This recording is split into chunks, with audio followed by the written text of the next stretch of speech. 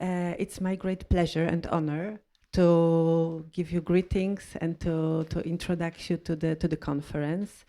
The conference will be dedicated to the personal accounts.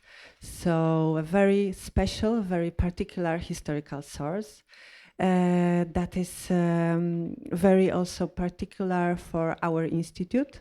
It was developed yesterday during the introduction and the keynote lecture. The whole historical context of our collections, the history of our institute.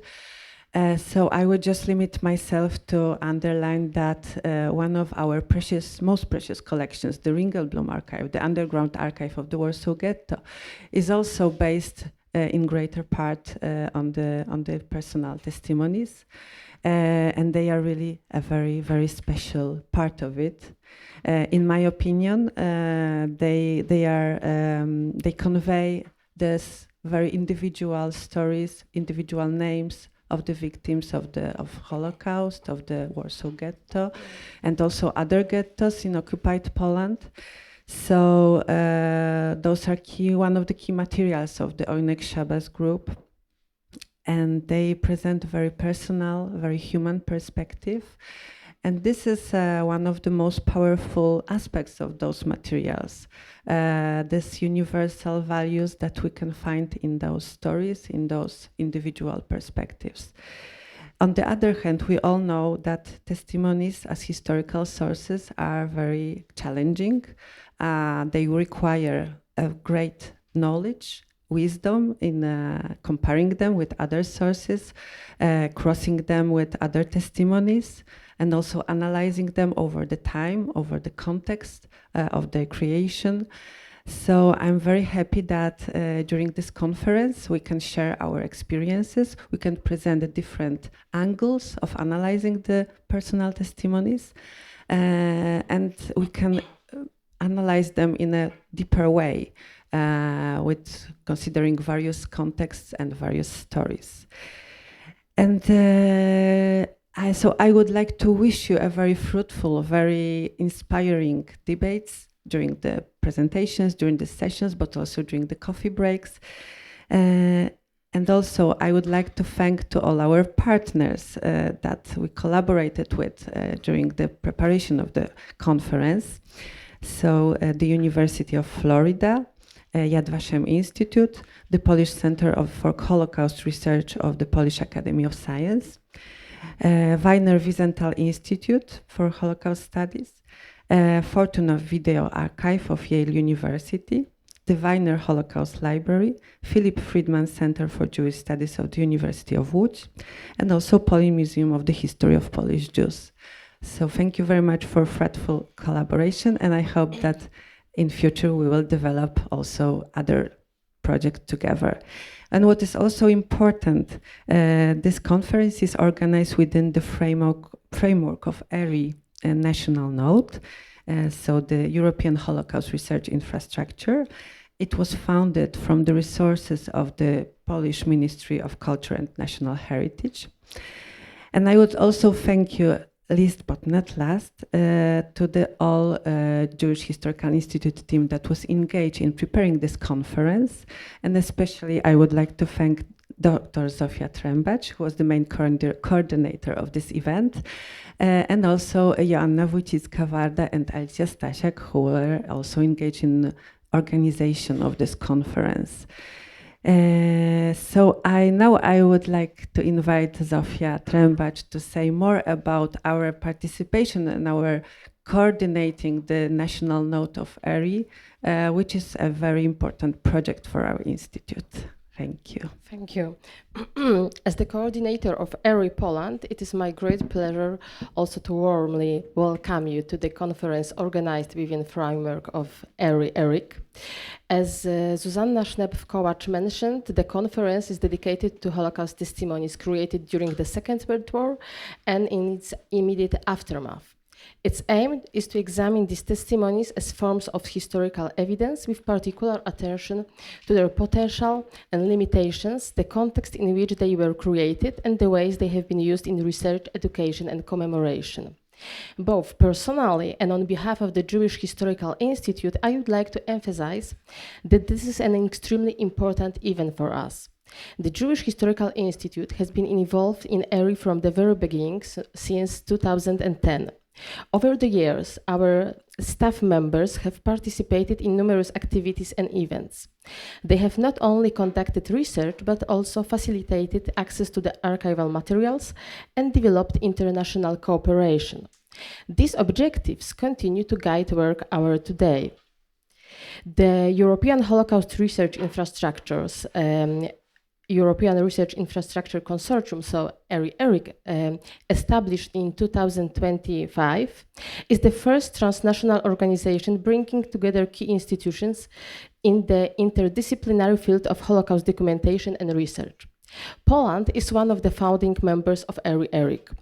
Within this infrastructure, the Polish National Node was established as a consortium of 3 institutions conducting diverse archival and scholarly research on the Holocaust. The Jewish Historical Institute as a leader, and the Polish Center for Holocaust Research at the Institute of Philosophy and Sociology of the Polish Academy of Sciences, and the Philip Friedman Center for Jewish Studies at the University of Łódź as partners. One of our most important goals is to initiate and strengthen cooperation between researchers from national and international institutions, including the development of the research, new research directions and methodological approaches. I strongly hope that our conference documenting the Holocaust testimonies as historical evidence will make a significant contribution to achieving these goals. I also hope that over the next 2 days it will provide an inspiring space for fruitful discussions, the exchange of ideas and experience, and the establishment of new collaborations. Thank you all for joining us, and I wish you a very engaging conference. Now we'll start the first session, which will be guided by Dr. Krzysztof Persak from the Polin Museum.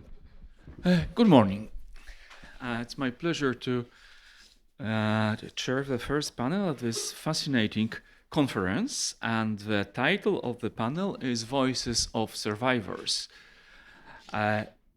which are probably our most important source of knowledge of what happened.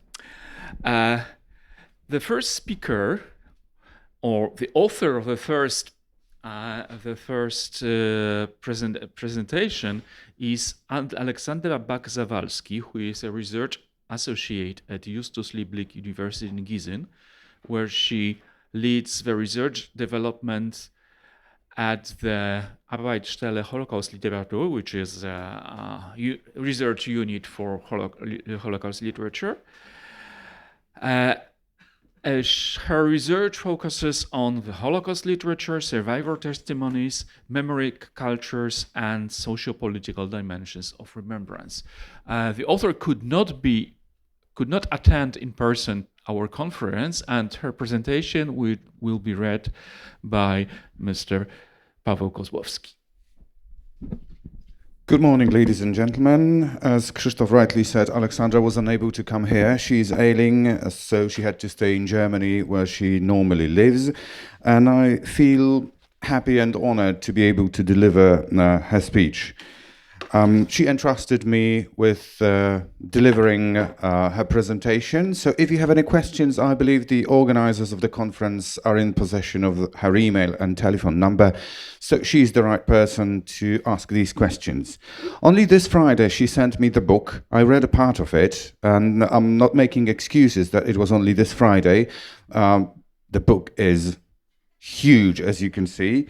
But, you know, it was kind of appropriated by my teenage daughter, who is very much into history. So we had to share the book. I'm going to finish it after the conference. And she said the book was really compelling. So I believe this may serve as an extra suggestion to read. Okay? So I'll give you the book to circulate around the room, but I'd like to see it back because we are going to finish it. Okay, I was allocated only 20 minutes, so I'll try to read as much as I can from Aleksandra's presentation. I'll start my clock. And here is Aleksandra's text. Holocaust survivors' testimonies have traditionally been analyzed primarily as historical sources and records of individual experiences. However, the development of research on collective memory and the social functioning of testimony has drawn attention to the performative dimension. From this perspective, testimonies do not merely constitute accounts of past events, but also represent communicative acts embedded within specific social, cultural, and political contexts. This article seeks to analyze speeches delivered by Holocaust survivors during anniversary commemorations at Auschwitz as a distinct form of Holocaust testimony. Situated at the intersection of individual experiences and public practices of remembrance, these speeches function simultaneously as personal narratives, elements of commemorative rituals, and acts of participation in public discourse. The aim of the article is to examine how survivors employ this form of expression to construct their identities, shape historical narratives, and encourage audiences to reflect upon contemporary manifestations of exclusion, violence, and social responsibility. The point of departure is the assumption that testimony does not constitute a fixed and immutable record of the past, but rather a dynamic social construct whose meanings are subject to transformation alongside changing historical, cultural, and political contexts. Contemporary scholarship on collective memory emphasizes that memory is not a simple reflection of the past events, but rather the outcome of social processes of meaning-making, through which specific interpretations and functions are assigned to the past. Speeches delivered by survivors during the anniversary commemorations occupy a distinctive position within these processes. Unlike private testimonies or recorded biographical accounts, they operate outside traditional archives and documentary framework and remain part of a living practice of remembrance. They are produced within specific social conditions shaped by place, institutional settings, audiences, and broader political and cultural circumstances. From this perspective, commemorative speeches fulfill several functions simultaneously. They constitute testimony to the experiences of Holocaust, serve as public communications directed towards particular communities of recipients, and form an integral component of commemorative rituals. The hybrid character means that the message is not confined to the reconstruction of the past, but becomes a form of active participation in the process through which collective memory is shaped. Survivors not only recall their personal experiences, but also assign meanings to them in relation to contemporary social, political, and moral challenges. Understood this way, commemorative speeches constitute a space in which individual memory becomes incorporated into broader public discourse. Consequently, testimony functions not only as a source of knowledge about the past, but also as a means of social communication, transmitting values, articulating warnings, and shaping responsibility for the remembrance of Holocaust among future generations. The perspective adopted in this article is consistent with the findings of James E. Young, who emphasizes that Holocaust memory does not constitute a fixed and immutable repository of meanings, but is a subject to continual interpretation in response of changing social, political, and cultural context. This implies that the experience of Holocaust is not merely a closed chapter of history, but remains the object of ongoing social negotiations. Accordingly, the analysis of speeches delivered by Holocaust survivors during anniversary commemorations at Auschwitz requires consideration of their functioning within the broader framework of social production of memory. This perspective is particularly useful because it enables the material under examination to be approached not only as a collection of individual testimonies, but also as an element of a dynamic memory discourse shaped by the process of pluralization, universalization, and different contexts. In this context, fundamental point of reference is provided by the work of Paweł Greń, devoted to the media-related and social transformations of memory concerning Auschwitz. Greń analyzes anniversary commemorative not as a static form of remembrance, but as rituals of memory opening within specific social, political, and cultural conditions. He attributes particular significance to anniversaries as moments of intensified public discourse, during which dominant modes of interpreting the past and the social mechanisms through which meaning is distributed is especially visible. This adoption of Gręń's finding as a principal methodological point of reference stems from the complexity of this approach to the source material. Substantial body of scholarship on survivor testimony focuses on trauma, the representation of extreme experiences, or oral history. Greń directs attention to social functioning of memory and the transformations of public discourse surrounding Auschwitz. This makes it possible to analyze commemorative speeches not only as autobiographical accounts, but also as elements of memory, rituals that co-create meanings attributed to Auschwitz over successive decades. Of particular importance is the political science approach to memory proposed by Greń. He argues that the past does not function as neutral repository of meanings, but rather constitutes a space of competition in which the states, memory institutions, the media, and survivors are actors seeking to legitimize particular historical narratives. In this understanding, memory is not limited to commemorating past events. It is also a reconstruction of collective identities, the regulation of social emotions, and the organization of political communities. From this perspective, the experience of death and suffering likewise acquire special significance.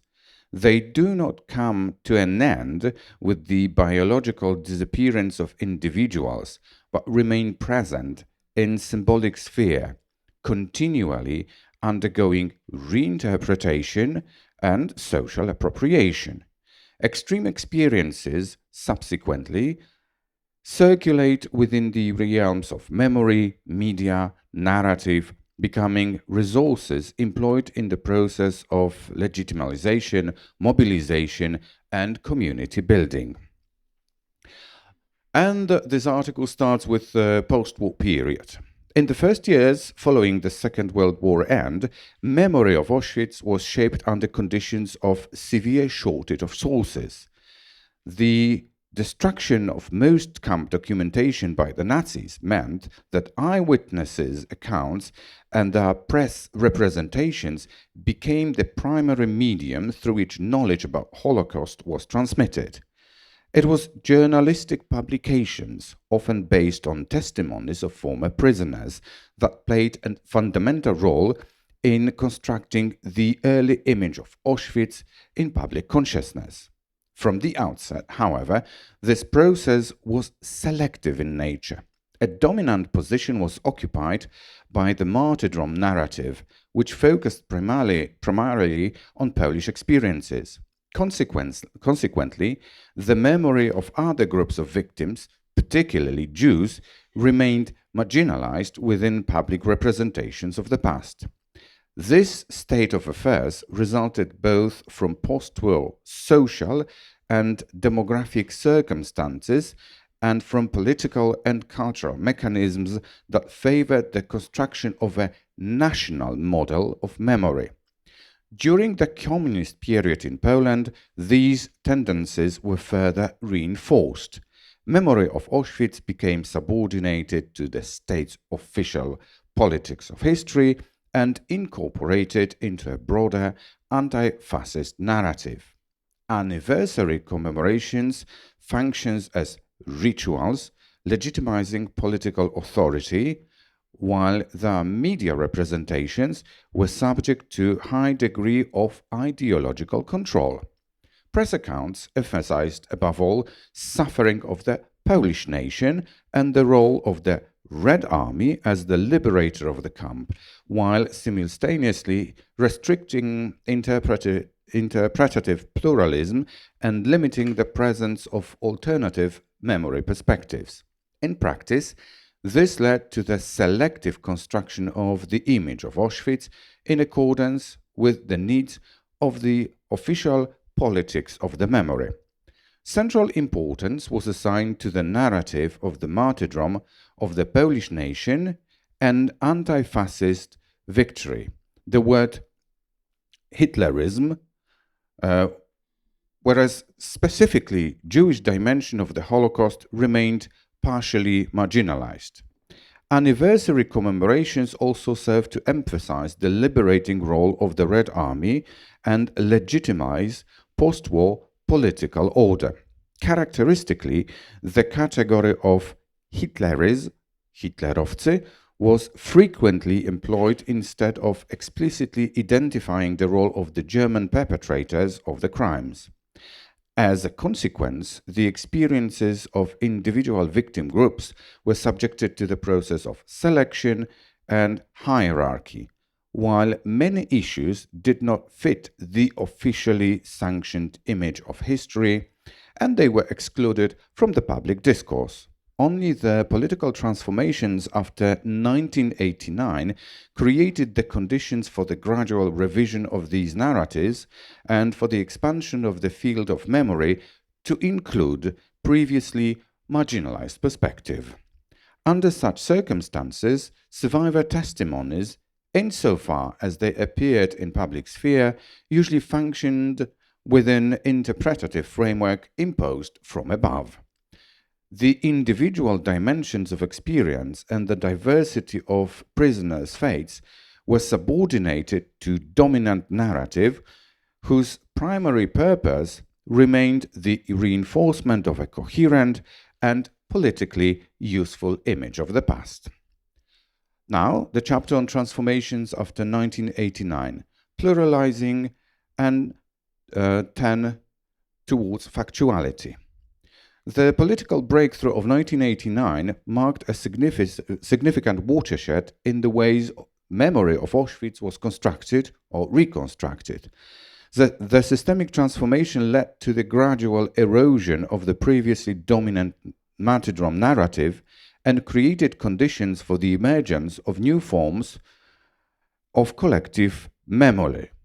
One of the most important processes unfolding during this period was the pluralization of memory, associated both with the democratization of the public sphere and with the development of independent media.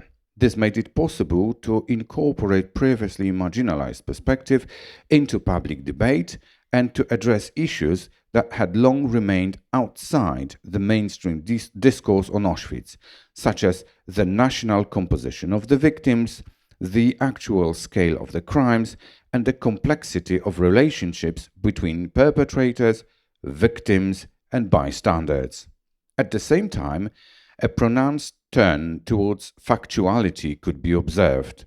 From the early 1990s onwards, media narratives increasingly confronted earlier interpretations with the findings of scholarly research, leading to the revision of perceptions of Auschwitz. This transformation was evident not only in the context of publications, but also in their form, which increasingly included most extensive reports, analysis, documentary materials. The character of anniversary commemorations themselves also underwent significant changes. They gradually moved away from the political and these legitimizing, strengthening the characteristics of communist period. They evolved into a space for more diverse and polyphonic practices of remembrance. Of particular significance was the establishment of the 27th of January as the date marking the anniversary of liberation of the camp, symbolically signifying a return to the historical chronology of events and underscoring the importance of factual dimension of the memory. As a result, the transformations that occurred after 1989, survivor speeches acquired considerably greater interpretative autonomy. Their content increasingly came to reflect not only the individual experiences of former prisoners, but also a growing awareness of multidimensional character of Holocaust memory, encompassing diverse victim experiences, different traditions of remembrance, and changing ways of social understanding of Auschwitz. Contemporary developments. In the subsequent decades, further transformations in the way of speaking about Auschwitz can be observed, most notably those associated with the process of universalizing the memory. Increasingly, exclusively national perspectives have given way to approaches emphasizing the transnational significance of Auschwitz as a symbol of genocide, dehumanization, and extreme violence. As a result, Auschwitz has ceased to function merely as a point of reference for the history of the Second World War and has become a universal category employed to interpret contemporary social, political, and ethical problems. In this way, the memory of Auschwitz has been incorporated into a global discourse of human rights, responsibility, and reflection of the mechanisms of violence. These transformations have also been accompanied by a redefinition of function of a testimony. Survivor speeches increasingly transcended the reconstruction of individual experiences and assumed the form of universal moral message addressed to an international community of recipients. In this understanding, testimony is no longer limited to transmitting knowledge about the past, but it becomes an instrument for shaping civic attitudes, ethical sensitivity, and responsibility for the future. Auschwitz thus functions not only as a site of remembrance for the victims of Nazism, but also as a space for reflecting on contemporary threats of democracy, human rights, and peaceful coexistence. Consequently, Auschwitz has gradually been transformed from a place rooted in specific history of Holocaust into a universal symbol warning against the consequences of exclusion, prejudice, and social indifference. An analysis of the speeches collected in the volume that is circulated around the room reveals the survivors' addresses that transcend the framework of individual testimony and function as an important component of broader process involved in the construction of collective memory. Their content, audiences, moral emphases, way of speaking about the victims, perpetrators, and the contemporary world clearly reflect the transformations that Paweł Grain describes as the transition from martyrdom narrative through pluralizing and factualizing the memory and its universal dimension. It should be noted, however, that the volume consists of speeches delivered within the context of an already established and institutional culture of remembrance. It does not include addresses from communist period in Poland, which means that a full understanding of transformations in questions require reference to a broader historical context. During the first post-war decades, commemorations of the liberation of Auschwitz remained subordinated to the dominant narrative, which focused primarily on experiences of Polish prisoners and on anti-fascist interpretations of the camp's history. Only the political changes after 1989 created the conditions for the gradual expansion of the field of memory to include previously suggested interpretations. This article is very long. My time is up. It is divided into specific chapters devoted to specific periods put into the context.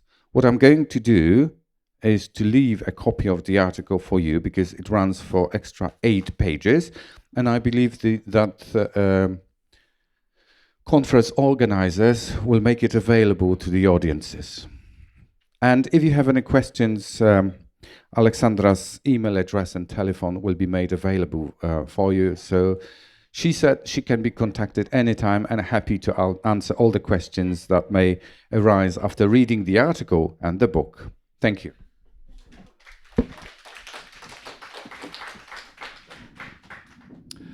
Thank you for this excellent. Oops.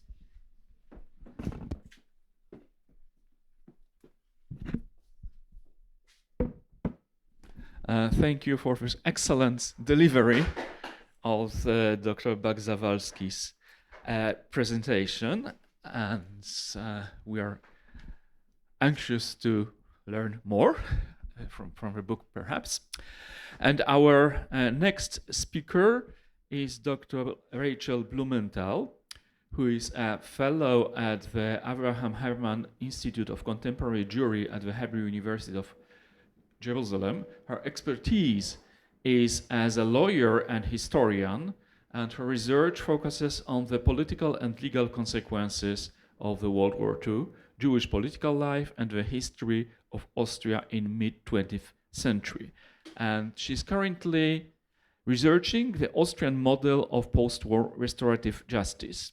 The title of the presentation is Legal Claims for Restitution and Compensation as Early Holocaust Testimonies.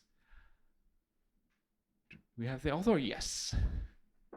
Please, the floor is yours, and you have 20 minutes. Yes, and I think it's in the computer. And what I forgot to do before the first presentation was to name the title. So last but not least, I will just read the title of the first presentation, which Mr. Kozłowski has just delivered. The Legacy of Survivors' Speeches, Holocaust Testimony in Auschwitz, Commemorative Ceremonies in the Context of Socio-Political Transformations.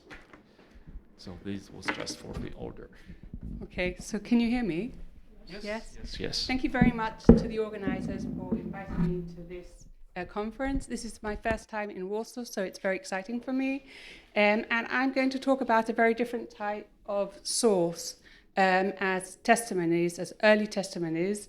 And I would be very happy to hear what you think, your ideas about my research in this context. So, does this work? Okay. So I will divide the talk into 3 parts. First, I'll talk about the legal basis for the claims, how the claims were filed. Then I will talk about specific examples of claims, what sort of information you can infer from the claims. And finally, I'll talk about the challenges you have with using this type of testimony for historical research. So we start with the legal basis. So shortly after the war in Germany, in occupied Germany, you have restitution laws in the 3 Western zones. You don't have, of course, in the Soviet zone, but you have already in 1947, you have restitution laws. And in 1957, Germany, West Germany, which is now the Bundesrepublik, enacts the German federal law on restitution. Austria is, of course, very different because Austria is not occupied. Austria is liberated. Austria was the first victim of the Germans, and they have a very different attitude to what happened during the war and very different legislation. So they eventually, under external pressure, enacted 7 restitution laws, but their restitution laws are much narrower than the German restitution laws, and they have this thing that the owner, if he's actually able to get back his property, he has to compensate the Aryanizer for his investment in the property, which is, to a lawyer, to anyone, very strange. And now to the compensation. So in 1949, the British and the French zones of still occupied Germany enact laws on compensation. The British didn't. The British didn't want anyone to get money and take it to Palestine. So the British didn't, and of course the Soviets didn't.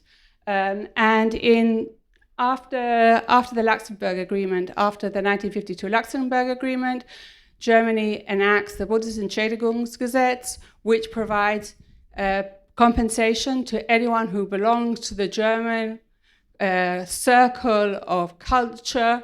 Very strange expression. It expressly excludes two groups or three groups. First of all, it excludes Austrians, it excludes Israelis, and it excludes anyone living over the Iron Curtain, because none of the money was supposed to go to over the Iron Curtain. So no one here was supposed to get compensation.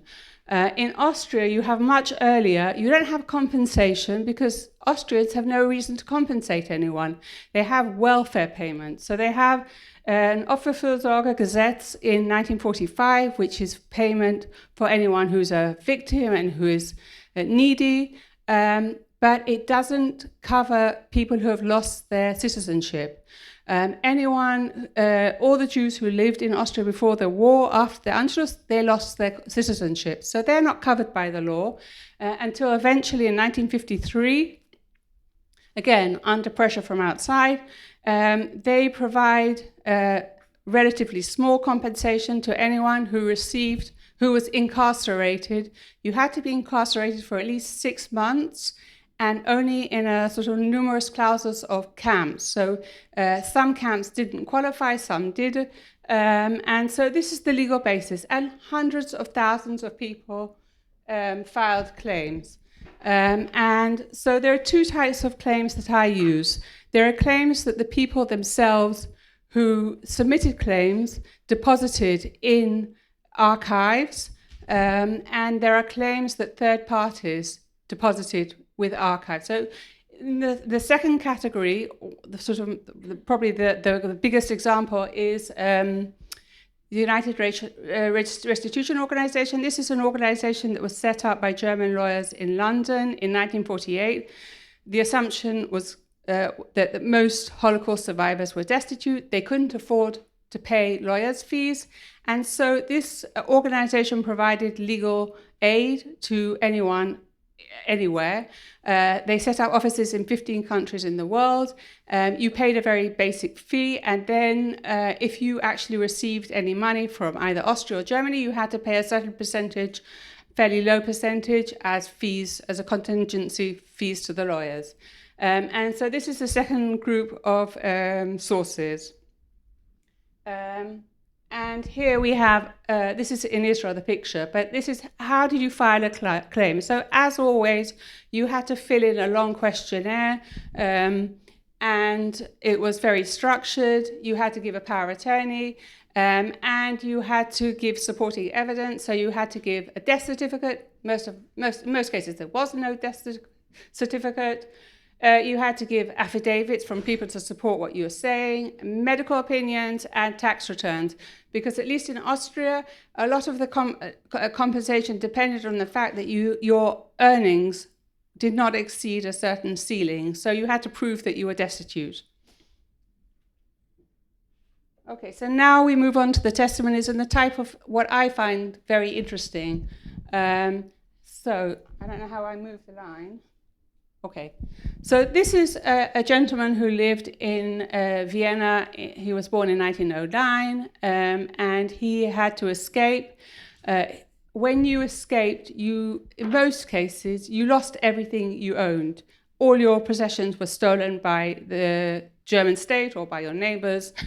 And he talks about arriving in Shanghai on the 31st of December, 1938, and had to live in a communal home for Jews in inhumane conditions. And I think, for me, it's striking the fact that lots of people use this term because they had no words to explain how you moved from this very comfortable bourgeois home in Vienna to this place which was totally different. You had nothing, you were no one. And so I think this is sort of silence sometimes speaks louder than words. I think this is very interesting.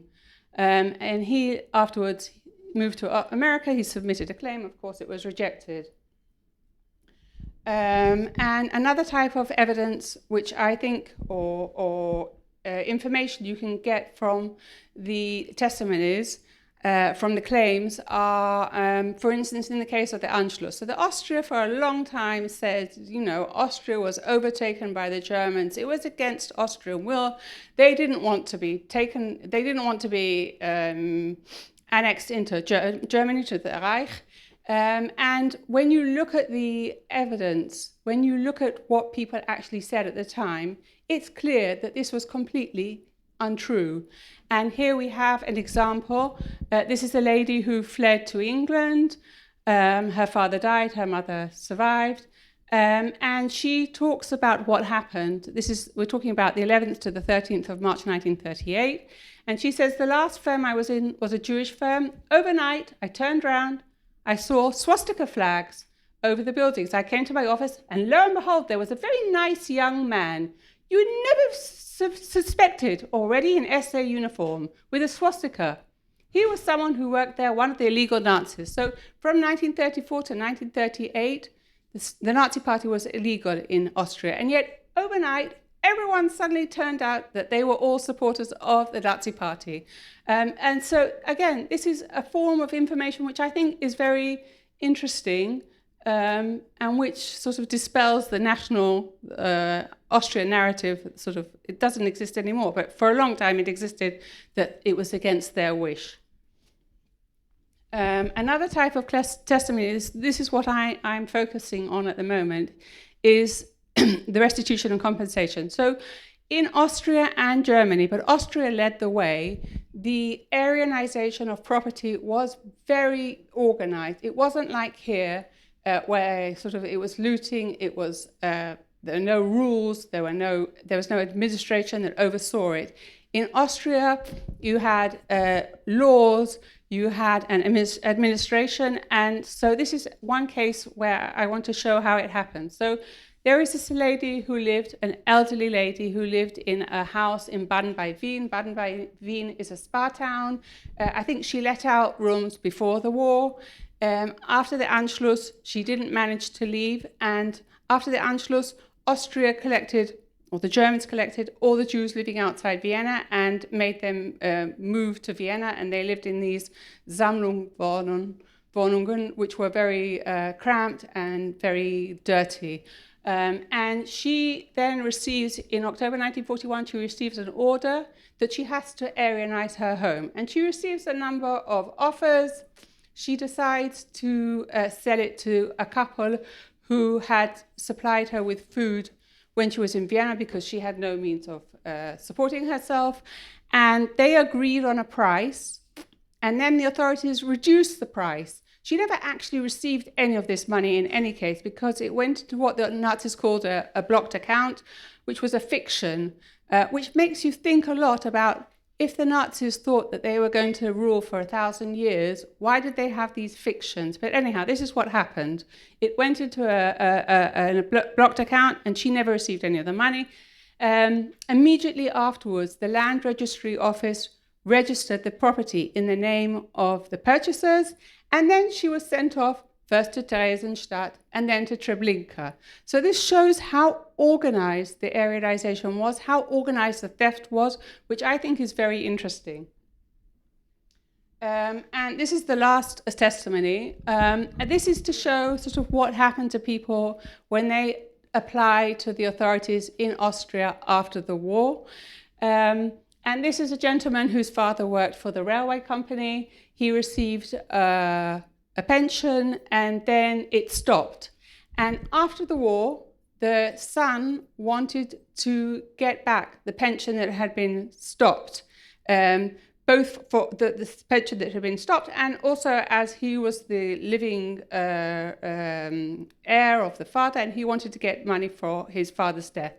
And he filed a claim, and this is what these are the different sort of stages of what the Austrians said. So the first said, the first response was the chief inspector appeared to have departed for Riga on January the 11th, 1942.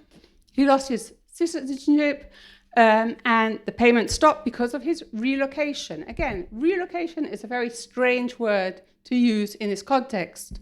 Then the claimant refused to give up and he applied again, and the case reached the office of the Chancellor, and the Chancellor said, of course, we can't intervene. The applicant has not submitted proof on when and whether the father died. And finally, the Chancellor again refused to intervene because he said that the claimant had missed out on the deadline. And so this is very informative about what happens after the war. Historians divide periods, they divide time into periods, but for ordinary people, time didn't stop on the 8th of May 1945. Time went on, and it's very important to see how people continued to deal with the after effects of what had happened during the Third Reich. And so now I want to talk about the challenges. So the first possible argument maybe against the use of these claims is that these were claims filed for the pursuit of legal remedies. What have they got to do with history? And I don't think this is a very strong argument.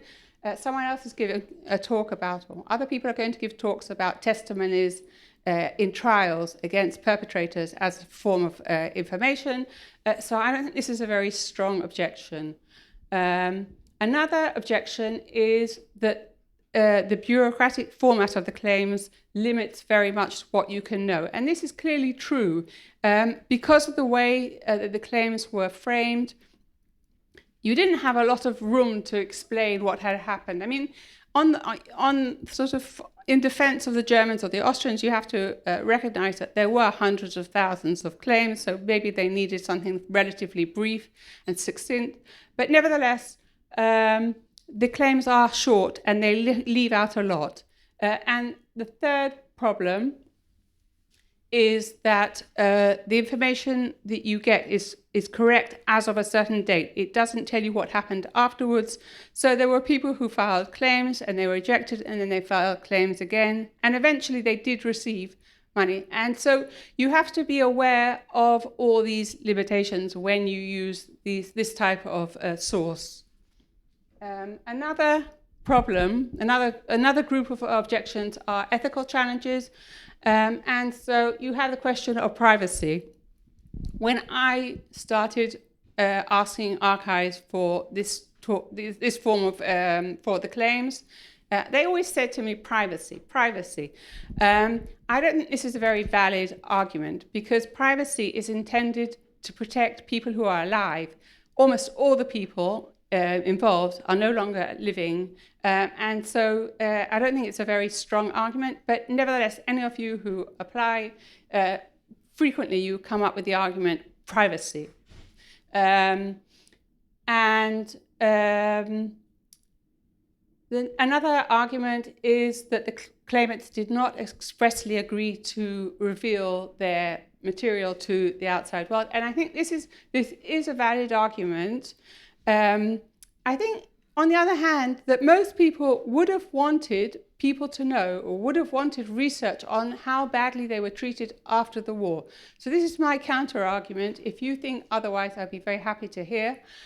Sort of from a strict legal point, they didn't give their consent. But on the other hand, there's no other way of researching it, and since most of the people are dead, I think I think there is a justification for using this source. And again, maybe here I should explain again what I said at the beginning, is that there are the claims which people themselves deposited in archives. I see no problem with using that, because the reason why people deposited their claims or their material in archives, I assume, is that they wanted research on it. So I don't think there's any problem with that. I don't think there's any problem using their names either. If it's deposited by the United Restitution Organization, or like in Austria, there's the state archives, it's more problematic. But I still think that they would have wanted people to know how badly they were treated. And so in the case of claims deposited by third parties, my solution is to use initials and not the full name. Although, again, this is not always a watertight solution, but this is how I deal with it. And so now on to my conclusions. So claims contain very valuable information on what happened before, during, and after the Holocaust. Bureaucratic format limits what they can reveal. And clearly there's nothing about emotions, there's nothing about memory. You need to be very careful when you use them to make sure that you are aware of the historical context, you apply the historical context, and you try to maintain as much as possible dignity and ethical considerations. And nevertheless, I think they are an outstanding source on how survivors sought recognition, justice, and redress. Thank you very much.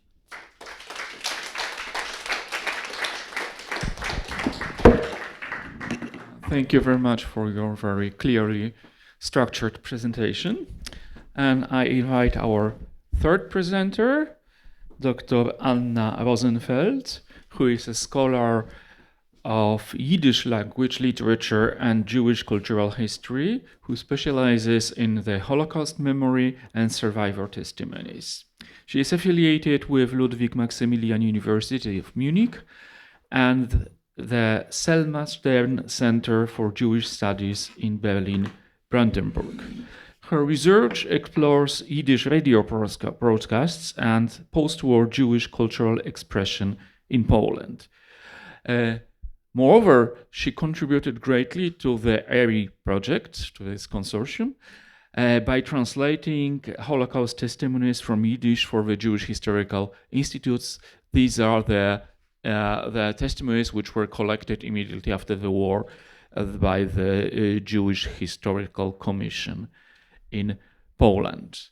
And the title of the presentation is Before the Archive, Voices of Holocaust Survivors on Yiddish Radio in Poland, 1945-1948. And I must admit, I didn't realize that there was Yiddish radio in Poland after the war. Thank you for the introduction. Thank you for the invitation to this conference.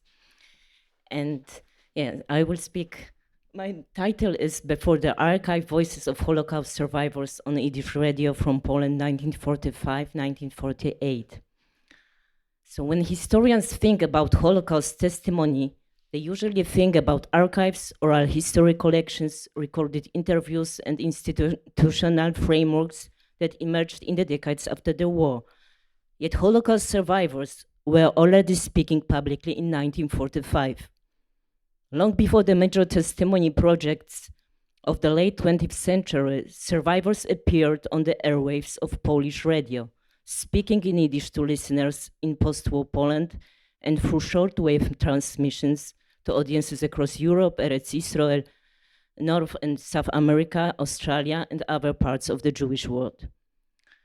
Yiddish broadcasts remained on the air until 1958. This paper focuses on their immediate post-war phase, particularly the years 1945-1948, when the radio became a crucial medium through which survivors, Jewish institutions, and dispersed Jewish communities communicated across borders.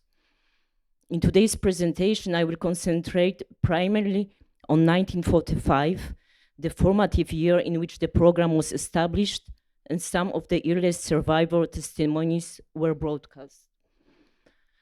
I argued that this broadcast, produced in the immediate aftermath of the Churban, the Yiddish term commonly used by survivors to describe the destruction of European Jewry, constitute a distinctive form of early Holocaust testimony. Emerging at a moment of extreme temporal proximity to the events themselves, these testimonies had not yet acquired the narrative conventions, institutional frameworks, and commemorative functions associated with later Holocaust memory.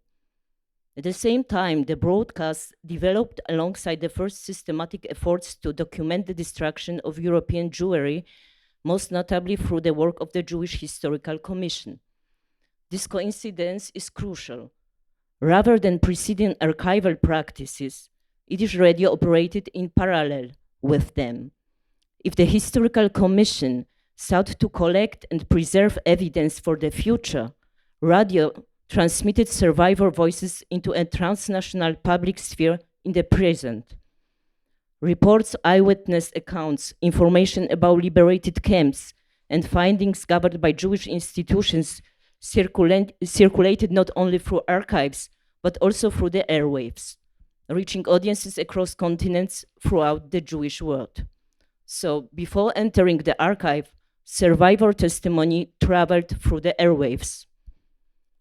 To understand how this broadcasting space emerged, we need to look briefly at the people who created it. The establishment of Yiddish broadcasting was closely connected to the efforts of Jonas Turkov and Diana Blumenfeld. Before the war, both enjoyed successful careers in Yiddish theater and film. They were among the very few actors associated with the Warsaw Ghetto's cultural milieu who survived the war. After escaping from the ghetto and living on the Aryan side under false identities, they arrived in liberated Lublin in September 1944 and immediately became involved in rebuilding Jewish cultural and communal life. Archival documents vividly illustrate the continuity between wartime survival and post-war reconstruction. A certificate issued by Polish Radio Lublin in January 1945 identifies Turkov as an employee of the station, yet it still bears the name Jan Tatarkiewicz Turkov. The name Jan Tatarkiewicz was the false identity under which he survived during the occupation. A wartime Ken Karte issued in 1943 records him as a Roman Catholic. These documents remind us that the institutions through which Jewish life was reconstructed after liberation remained deeply marked by the experience of persecution, concealment, and survival. The establishment of Yiddish broadcasting also coincided with the reconstruction of the Polish radio system under the Polish Committee of National Liberation, PKWN. From Lublin, then the temporary capital of Poland, programs were transmitted domestically and abroad through shortwave frequencies relayed via Moscow. While these broadcasts primarily served political and informational purposes, Turkov recognized their potential as a platform through which Jewish survivors could speak directly to the outside world. Discussions about the establishment of a radio program in Yiddish began in the fall of 1944, and the final decision to launch the program was made in early December 1944. Here we see on December 10th, the Jewish Telegraphic Agency reported the news received from Moscow on December 8th that a Yiddish language program would soon be broadcast from the radio station in Lublin. In his memoirs, Turkov recalled how he argued for the creation of a Yiddish program before Polish authorities. The world, he insisted, had learned about the destruction of Polish Jewry, but was still waiting to hear directly from the survivors themselves. Only their voices could convey the reality of German crimes and counter attempts to minimize or deny the scale of the catastrophe. At the same time, allowing survivors to speak publicly in Yiddish would demonstrate that Jewish life was being rebuilt in liberated Poland. The first Yiddish broadcast aired on 6 January 1945. It opened with a remarkable declaration. Brüder Jiden von aller Ecken Welt, hört in der Stimme. Mir, die kleine Zoll beim Leben gebliebene Jiden auf die befreite Gebieten von Polen, schicken euch über unser herzigsten jiddischen Gruß. Wir leben und wollen leben. Bravest Jews from all corners of the world, listen to our voice. We, the handful of Jews who survived on the liberated territories of Poland, send you our heartfelt greetings. We are alive and we will continue to live. These announcements defined the program's dual mission. It was both a message of survival and a call of communication. From its inception, the broadcast served not only as a platform for reporting on Jewish life, reconstruction, and the consequences of the Churban, but also as a means of reconnecting families, separated by war, deportation, and displacement. Yet reconstructing this broadcast presents a significant methodological challenge. Unlike later testimony projects, most of the programs from 1945 were not preserved as sound recordings. What survives instead are fragments, scripts, transcripts, institutional records, memoirs, correspondence list of names broadcast in the family tracing service, and a remarkable collection of radio monitoring reports and listening transcripts produced between February and June 1945. These documents are particularly intriguing. Although the broadcasts themselves were transmitted in Yiddish, the surviving reports are written in Polish and are preserved today in the archives of the IWO. Their original provenance, however, remains uncertain. We do not know who compiled them, for what institution they were produced, or through what route they eventually entered the IWO archive. Their form, however, offers important clues. Numerous technical annotations refer to the quality of reception, including remarks such as reception very poor, odbiór bardzo zły, or broadcast jammed, audycja głuszona. These notes suggest that the records were created through systematic radio monitoring and compiled directly while the broadcasts were being received.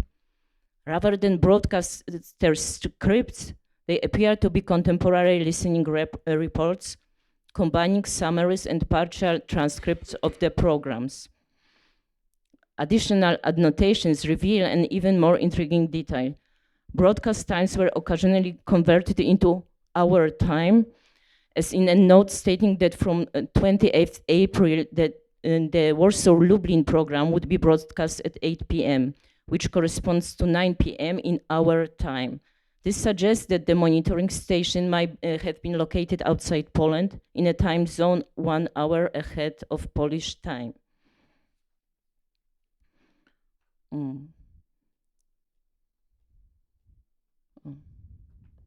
So these materials allow us to reconstruct some of the earliest testimonies broadcast after liberation. They contain reports on Auschwitz and other camps, eyewitness accounts of German atrocities, information gathered by the Jewish Historical Commission, and announcements concerning missing relatives. In many cases, these transcripts preserve voices that can no longer be heard, but whose words continue to survive in written form. The examples shown here come from the initial phase of broadcasting, first from Lublin, then during the transitional Warsaw-Lublin period, and finally from Warsaw. They reveal testimony in motion, collected, transmitted, received, and recorded almost simultaneously. Ironically, some of the earliest Holocaust testimonies broadcast on Yiddish radio survive today not as sound recordings, but as traces of listening. While many of the broadcasts discussed so far survive only as transcripts and listening reports, a small number of recordings have also been preserved. The recording I would like to play comes from late 1945, and it's the earliest surviving audio document encountered in my research. It contains Hanukkah songs performed in Yiddish by children from the Jewish orphanage in Otwocsk, followed by the recitation of a poem entitled Letter from a 17-year-old Auschwitz prisoner. Interestingly, although the program itself was broadcast in Yiddish, the poem is recited in Polish, reminding us that multilingual realities of post-war Jewish life in Poland. What makes this recording particularly moving is the fact that it preserves the voices of Jewish children who survived the war and the Shoah.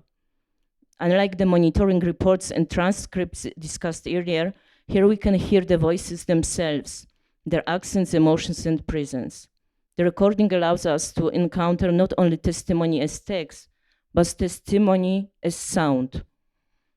In the recording, after the introduction by the radio speaker, a 14-year-old girl, Tamara Buchman, speaks. She can be seen in the photographs, second from the right. Among other things, she says, "Wir jüdische Kinder, durch unsere Lieder geben wir euch über, als wir sehnen du. We Jewish children tell you through our songs that we are here. Maybe our relatives on the other side of the world will hear us. For the first time in so many years, other peoples will learn that the Jewish children who have survived such a terrible winter are striving to build a beautiful new spring." Let's listen to this moving recording. I apologize for the quality, but first of all, it's a very old recording from a shellac disc and which has not been professionally digitized.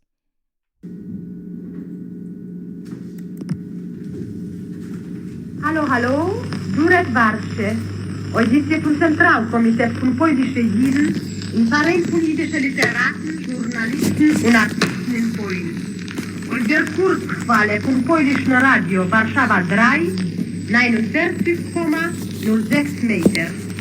Wir hören unsere musikalische Auditie. Vor dem Mikrofon steht der Kinderchor von unserem Kinderhaus in Otwock.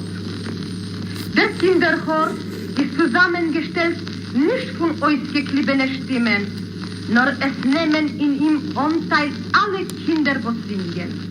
Wir beten nehmen in Acht, als die Kinder haben jetzt zum ersten Mal noch die scheuderliche Milchume-Überlebungen ungeheuben verstehen, wusste es Isasoins Gesang und ungeheuben begreifen, wusste es Isasoins ein kollektiver Zusammenstell von verschiedenen Stimmen.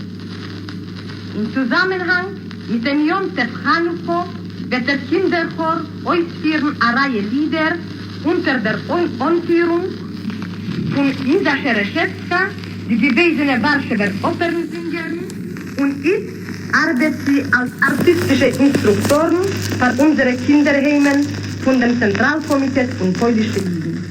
Beim Klavier Liliana Wagen.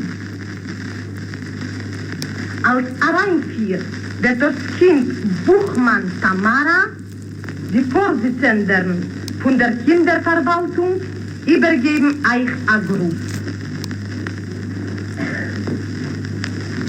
Liebe Schwestern und Brüder, zum ersten Mal in Mechek von 6 Jahren feiern wir als freie Menschen den Chanukah-Jontef, unser Helden-Jontef. Zum Undenken und die Dosike, welche alle Zeiten haben gekämpft für die Freiheit, warum wir singen euch im Anfang von der Auditie unsere Kindheitslieder, die Chanukah-Lieder. Wir, jüdische Kinder, durch unsere Lieder geben wir euch über, als wir sehnen da.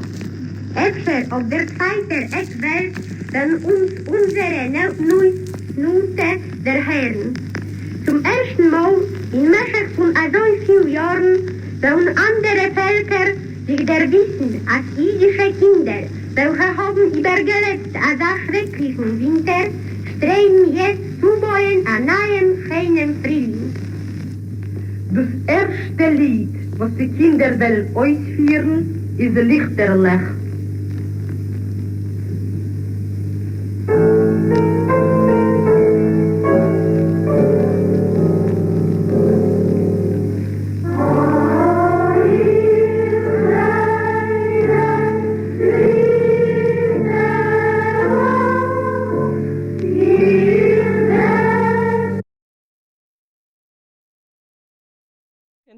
It's half an hour of songs, so but the second excerpt I would like to play begins with an announcement by the Yiddish language presenter introducing the young performer. Now you will hear a poem entitled "Letter from a 17-year-old Auschwitz prisoner," recited by 12-year-old Selina Mamet, the sole survivor of her entire family. During the Polish uprising in Warsaw, this 10-year-old child took part in the struggle as a nurse and messenger. She now lives in the children's home in Otwock, where she has the opportunity to study, develop, and grow into a useful member of society. Let's listen to her reciting the poem "Letter from a 17-year-old Auschwitz prisoner." Dies wird ihr hören ein Gedicht unter Namen List 17-letniego więźnia z Oświęcimia. Ausgeführt durch das 12-jährige Celina Mamet, welche ist von der ganzen Mischbuche eine allein geblieben. Bei dem polnischen Aufstand in Warschau hat sie als 10-jähriges Kind Anteil genommen in Aufstand als Sanitarke und in verschiedene Verbindungen. Jetzt ist sie im Kinderhaus in Otwock, wo sie hat die Möglichkeit, sich zu lernen, entwickeln und auswachsen auf einen nützlichen Menschen für der arumischen Gesellschaft. Najstraszniejsze są noce. Ściany olbrzymieją w mroku i tam, na korytarzu, głuchy odgłos kroków nie pozwala zasnąć. To nic, że tu sam, że ciasno.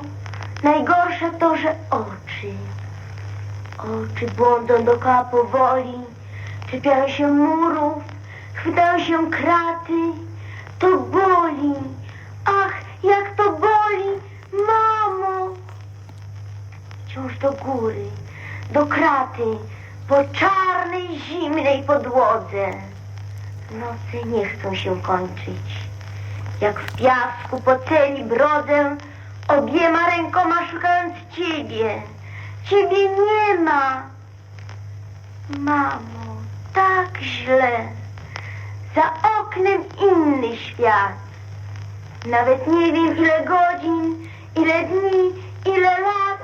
Matko!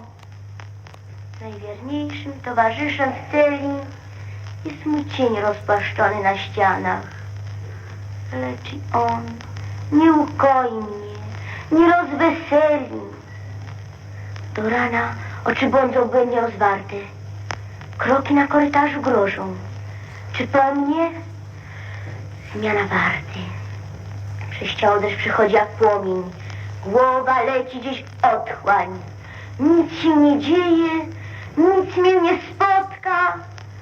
I tak noc po nocy, dzień jak co dzień.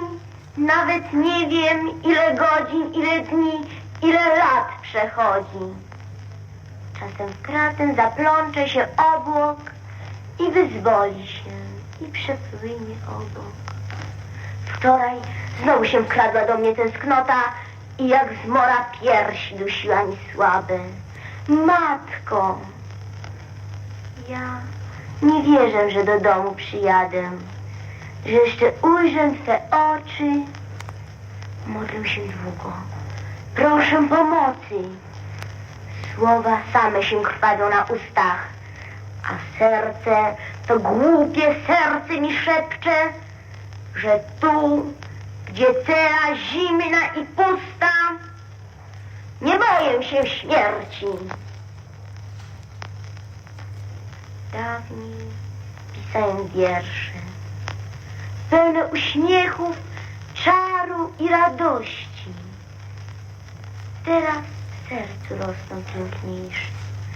Tylko w sercu rosną, to prościej.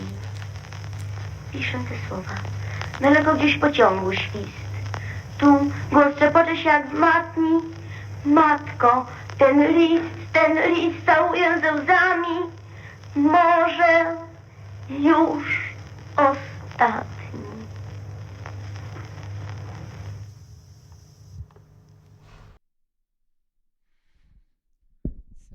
Although my examples today come primarily from 1945, the broadcasts continued throughout the immediate post-war period. After Turkov and Blumenfeld left Poland in late 1945, responsibility for the program was assumed by the Central Committee of Jews in Poland. The broadcasts increasingly addressed audiences abroad and became more firmly integrated into the institutional structures of post-war Jewish life. Yet they continued to combine information, commemoration, family tracing, cultural programming, and survivor testimony, preserving the transnational character that had defined the program from its inception. While the broadcast evolved during the years that followed, the formative period of 1945 allows us to observe most clearly how testimony circulated through radio at the very moment when Jewish institutions were beginning to document the destruction of European Jewry. The Yiddish broadcasts of Polish radio revealed testimony not as a finished historical source, but as a process unfolding in real time. In doing so, they allow us to hear voices of Holocaust survivors, not only before the archive, but also on the threshold of becoming history. Thank you.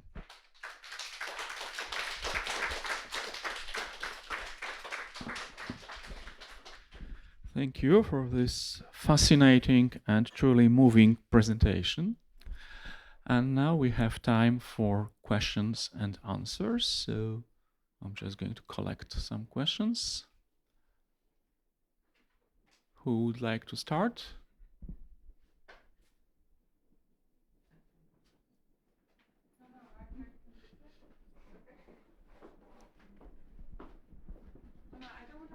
All right, so please take this. Mm-hmm.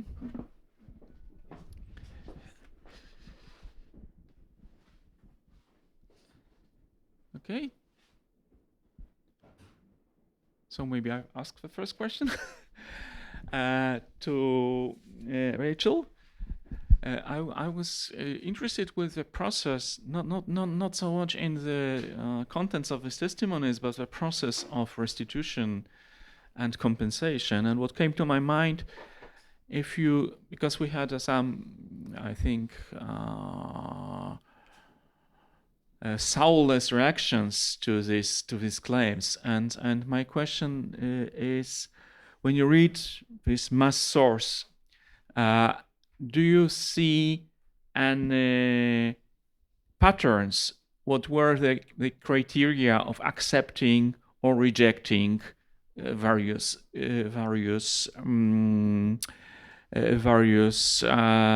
categories of claims? And for Anna, you said that we have very early Auschwitz, I think not only Auschwitz, but this 1945 transcripts of testimonies. Were you able to identify who were the authors, and do they overlap with some archival materials? Did you try to trace the testimonies archives in order to identify what was transmitted on the radio? Thank you.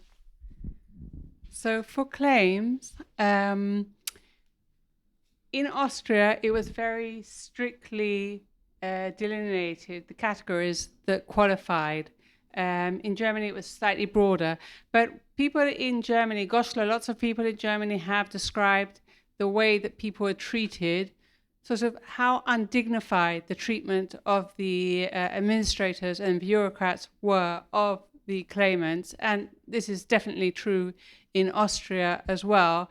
And part of the reason, which is so strange, is that the same people who worked for the bureaucracy during the Reich continued to work for the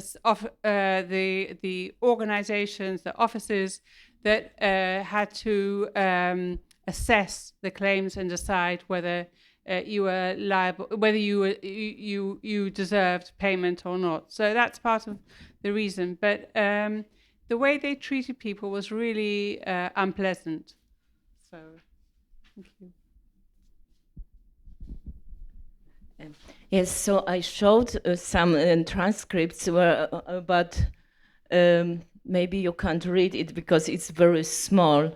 But there are Yiddish broadcasts from February, and also, for example, here's Rabbi Alter Schneider of Łódź, deported by the Germans from Łódź to Bełżec, recounts his experiences. So he talks about it after he was in Auschwitz, so the first testimonies. Then on 15 February 1945, reports from Auschwitz, in addition to the gas chambers and crematoria used to burn the victims, there were also experimental facilities in Auschwitz. It was very, I mean, every day come news and they reported it in radio. They also worked together with the historical commission. So all the discoveries, but they were aired and said to the world. Here, 8th of March, Jewish women from Romania, survivors of the camps in Torun and Auschwitz, speak of the brutalities committed by the Germans against women, of operations that left marks for the rest of their lives. The Germans carried out sterilizations on girls aged 17 and 13. One of them, with tears in her eyes, recounts, and then it's the testimony. So there were many testimonies, and all the news. Then then comes news. In Chemno, there was a new camp discovered. So it's in the present, happening in the present. I have noticed 3 people wanting to ask the questions. If I didn't miss anything, so Professor Alexion first. Thank you. I have questions and I have two. So sorry, we'll collect all the questions and Sure. answer them collectively. So I have a question for Rachel and for Anna. For Rachel, I wonder whether there is a way of tracing, however limited agency of survivors there might have been, how maybe some guiding one another about how one submits, what one says in what way. We all know that people who submitted for the Righteous Among the Nations knew what not to say in their testimonies so that the claim wouldn't be jeopardized. So I wonder whether you trace any of this kind of learning the system, however unfriendly. And for Anna, I wonder, this was absolutely amazing. I would like to just listen to it on loop until the end of the day.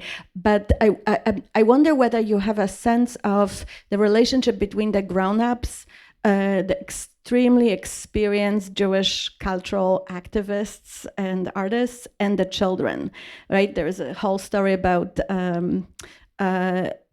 filming of, oh my God, and now I need another coffee. Unsere Kinder, right?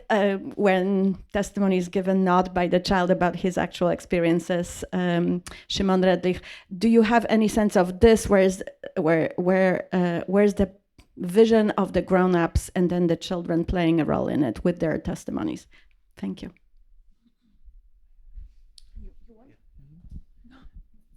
So thank you for these papers. They were great.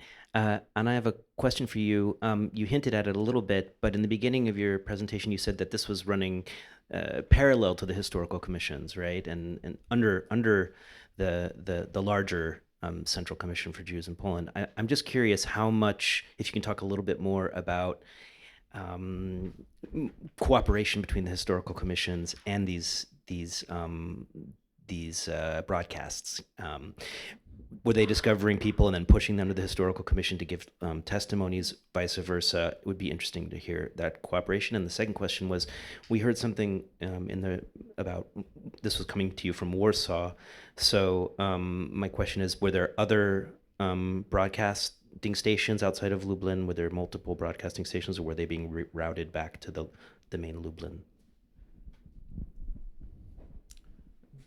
Karolina Szymanek. Thank you to both of you. This was fascinating. And my question somehow it repeats Natalia's question, so I'll just specify. Because you said, Anya, and this was really fascinating. I mean, you were showing us the recording of Tamara Buchmann, and you quoted her. But this is extremely formulaic. Yeah, this sounds like an academy, and this sounds like many other, artistic events prepared in cooperation with the grown-ups, as Natalia mentioned. So I was wondering what kind of, how you're inviting us, perhaps, this is how I see it, to rethink how we treat testimony. And I think that you hinted at it as well, that there is the second degree testimony. So we sense emotion, it's physical. I mean, it's something that we have access to, and it's maybe not about the words, but how they are pronounced, where is the trembling, etc., etc. So I think this is something that is really fascinating about your presentation. But I'm wondering, I mean, if you have a sense, because this really, what Tamara Buchmann says, it really sounds like a written and learned text. So if you have any sense of the background of these kind of broadcasts, thank you. Do you have more questions? Yes, and I also have one question. So, and the question is actually to you, Rachel.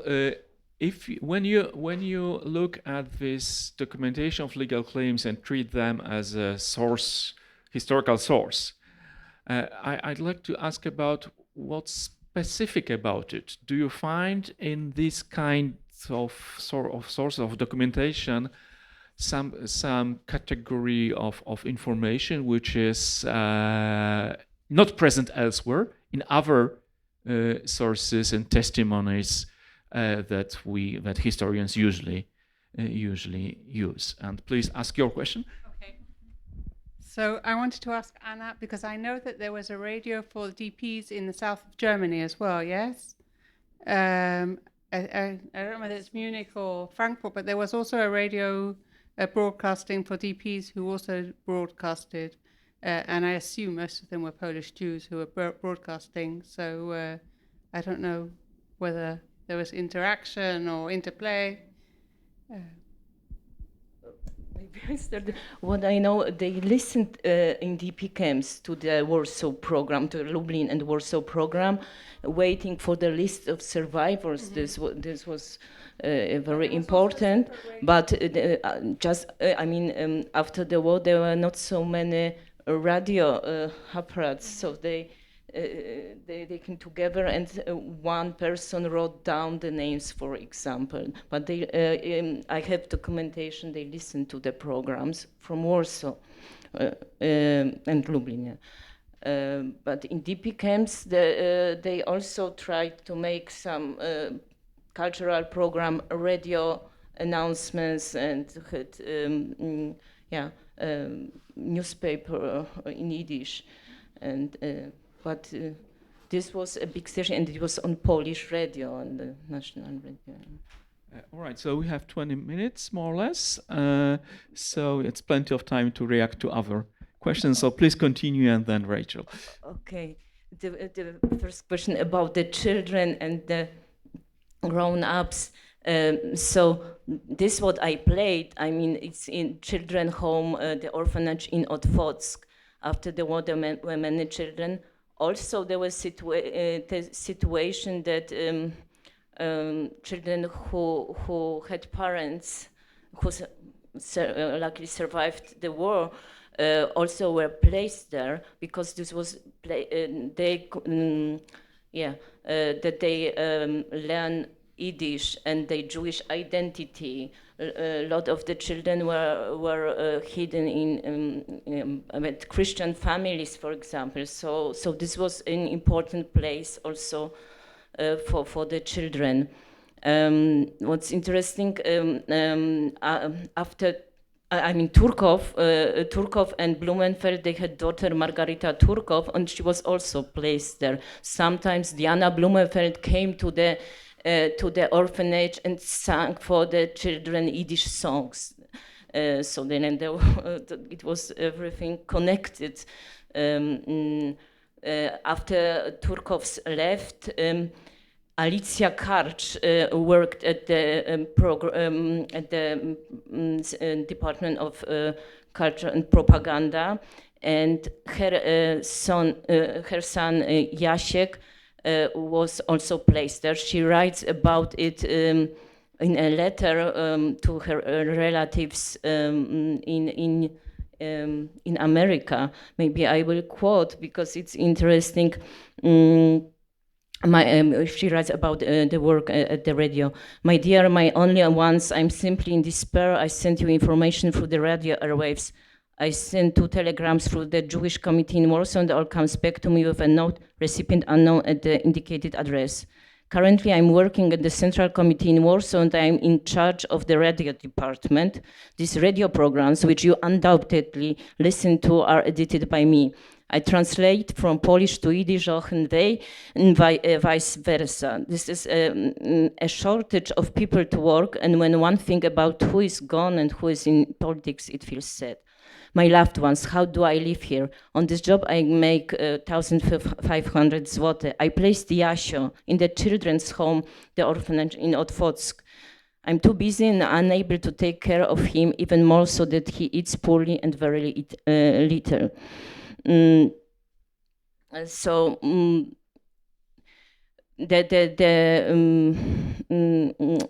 main aim of the children's home was to provide safe haven and support for Jewish children. And this radio program, I mean, they cooperated. And for the children, this is maybe also to answer the question of Karolina, it was a big experience to talk through their airwaves, I mean, the radio.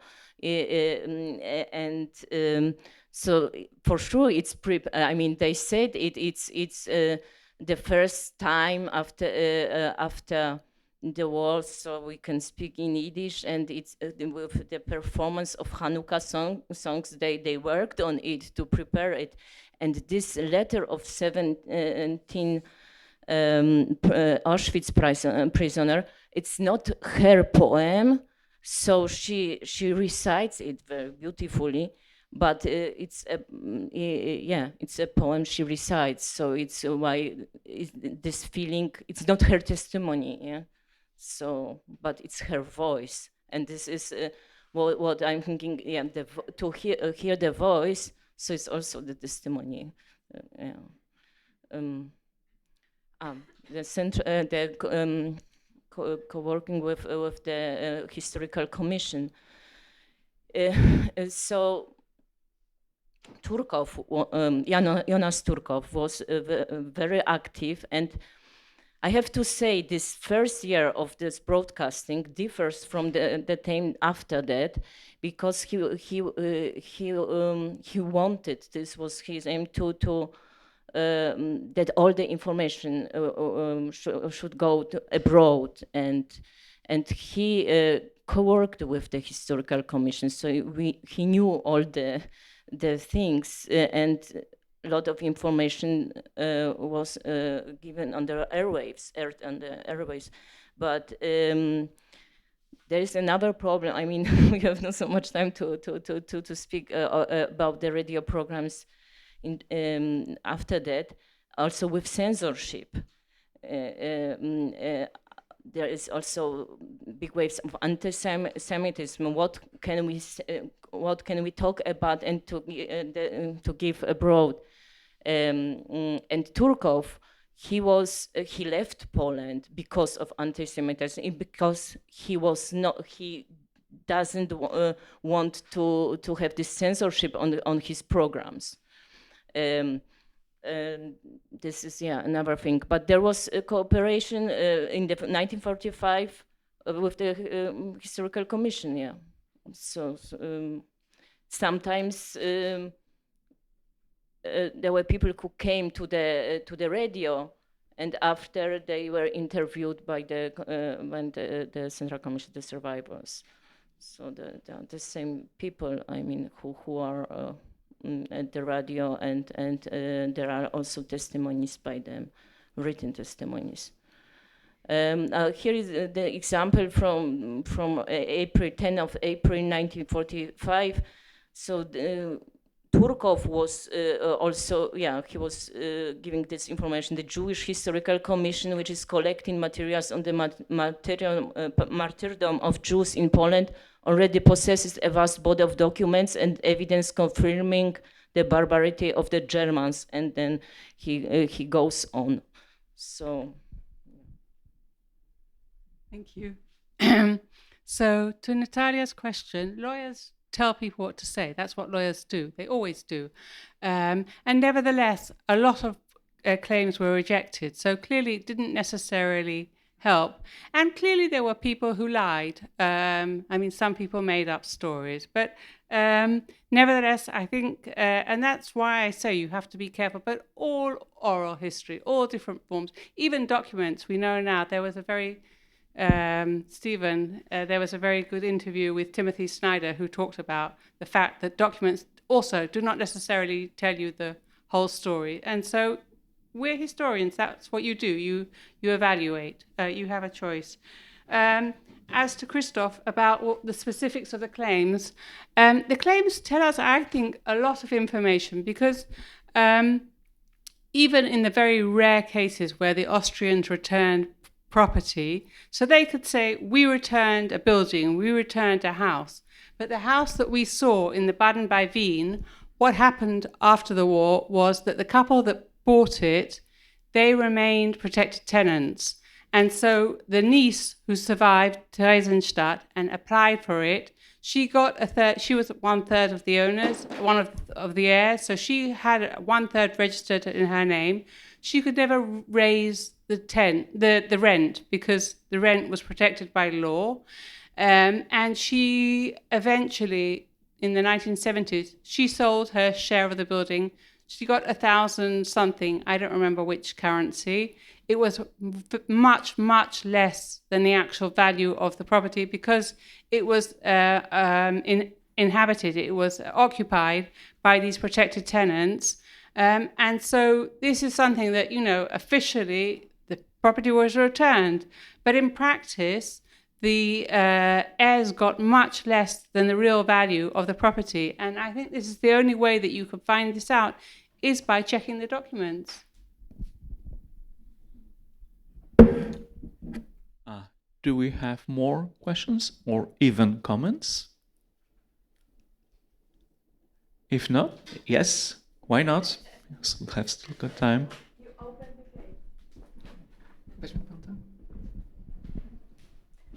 This is to Anna again, apropos, Krzysztof, you're surprised that there was a Yiddish radio. And I asked myself, how unique is that? Do you know of other Yiddish broadcast? I'm thinking DP camps, was that the case? And is there any kind of comparative framework for the kind of analysis you're proposing? And one more from me, because if I heard correctly, did this Yiddish radio exist till 1958, you said? So why it ceased to exist and how it happened, please?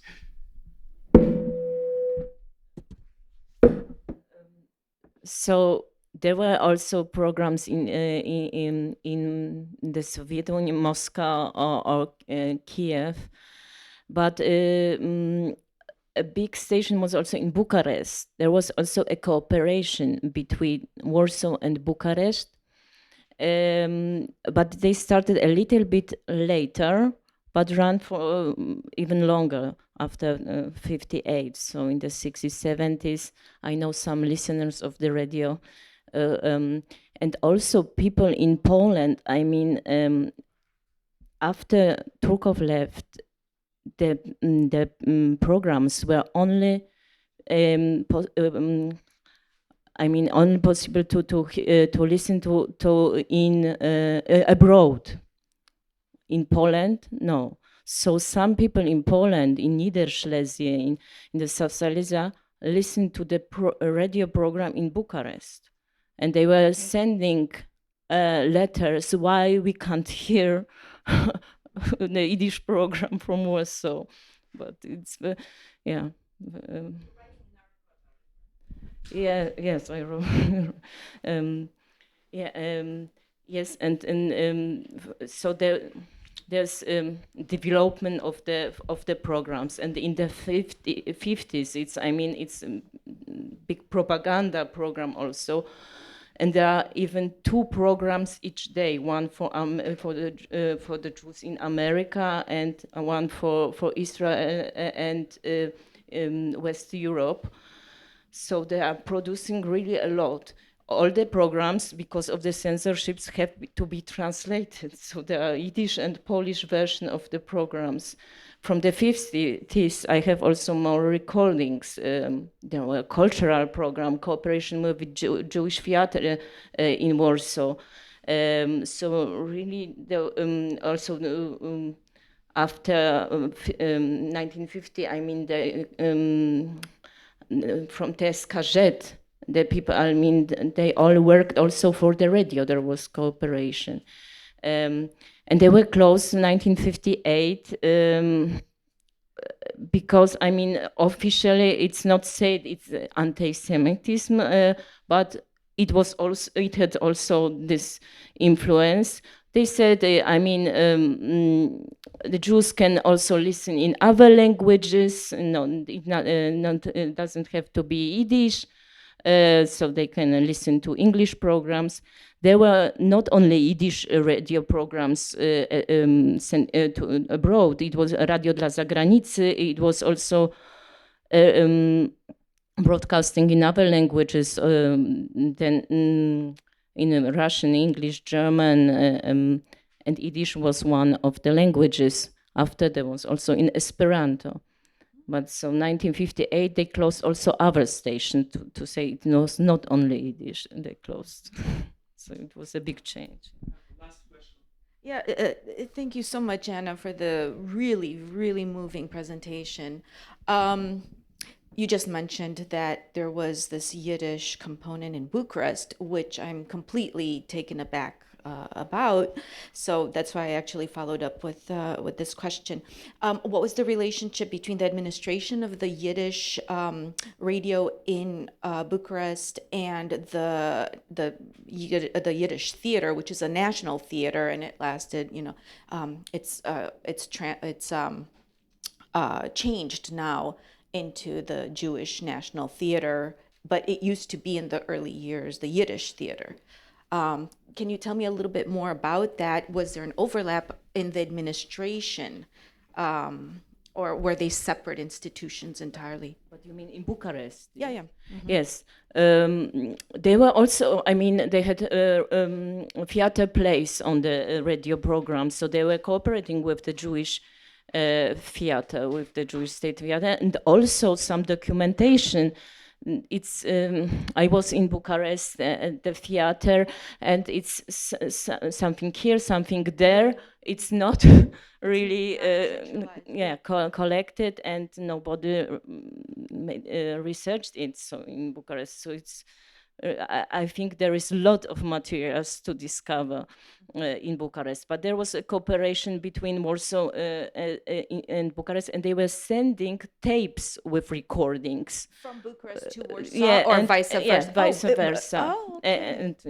And were there Romanian language programs as well, or was it exclusively in Yiddish in Bucharest?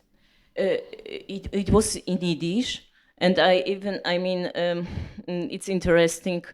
What's the difference? How I'm Yiddishist, so what's the difference between Yiddish in Warsaw, in Poland, and in Romania? There are some differences how they speak on the radio. So libet sucherere, so there are, yeah.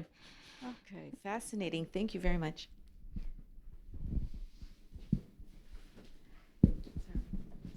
So, thank you for our speakers, thank you for the audience, and I think we all deserve coffee now. Thank you.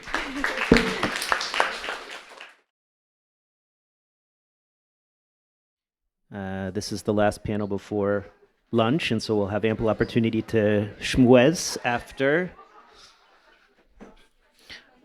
Okay. All right. My name is Stephen Nairn. I'm the director of the Fortunate Video Archive, and one of the organizations that's helping to sponsor or at least organize this event. And it's always an honor to work together with Sheikh. We see the Fortunate Video Archive as something of as having an inheritance from Sheikh and other and the historical commissions, and so it's really a pleasure to be here. The first panel was fantastic, so we'll keep this going. I think We've got 3 speakers, and I'm going to introduce them in right before they present and in order of the program. This panel is called Early Testimonies from the Balkans. I think it should be Early Testimonies from maybe areas formerly occupied by the Ottoman Empire. We're including Romania here. There are two papers from Romania. And we'll begin with our first speaker, which is Andrea Rudorf, and I'd like to invite her. Hi. We haven't met, so it's a pleasure to meet you. I'll just say a few words about Andrea. Andrea has her PhD in history from the Center for the Research on Anti-Semitism in Berlin, and her dissertation was on some of the subcamps of Gross-Rosen. She is a historian specializing in the history of the Holocaust, history of concentration camps, and war crimes trials, and she's been at Fritz Bauer since 2021, and she's working on a research project concerning Polish post-war trials and against members of the Auschwitz camp personnel. Her paper today, however, which I'm assuming is also related to the Fritz Bauer materials, but we'll see, is the Bucharest collection of early survivor testimonies. And the floor is yours. Thank you. Does it work? Yeah. Thank you for having me here. It's a really important and interesting program. And at the beginning, to avoid any misunderstandings, I want to clarify that the testimony collection I want to present today was compiled in Bucharest. That isn't actually considered part of the Balkans, since it lies north of the Danube. And the contributors to these collections came from all parts of Europe, but rather not from the Balkan Peninsula. This is just for your information. I nevertheless feel pretty comfortable on this panel.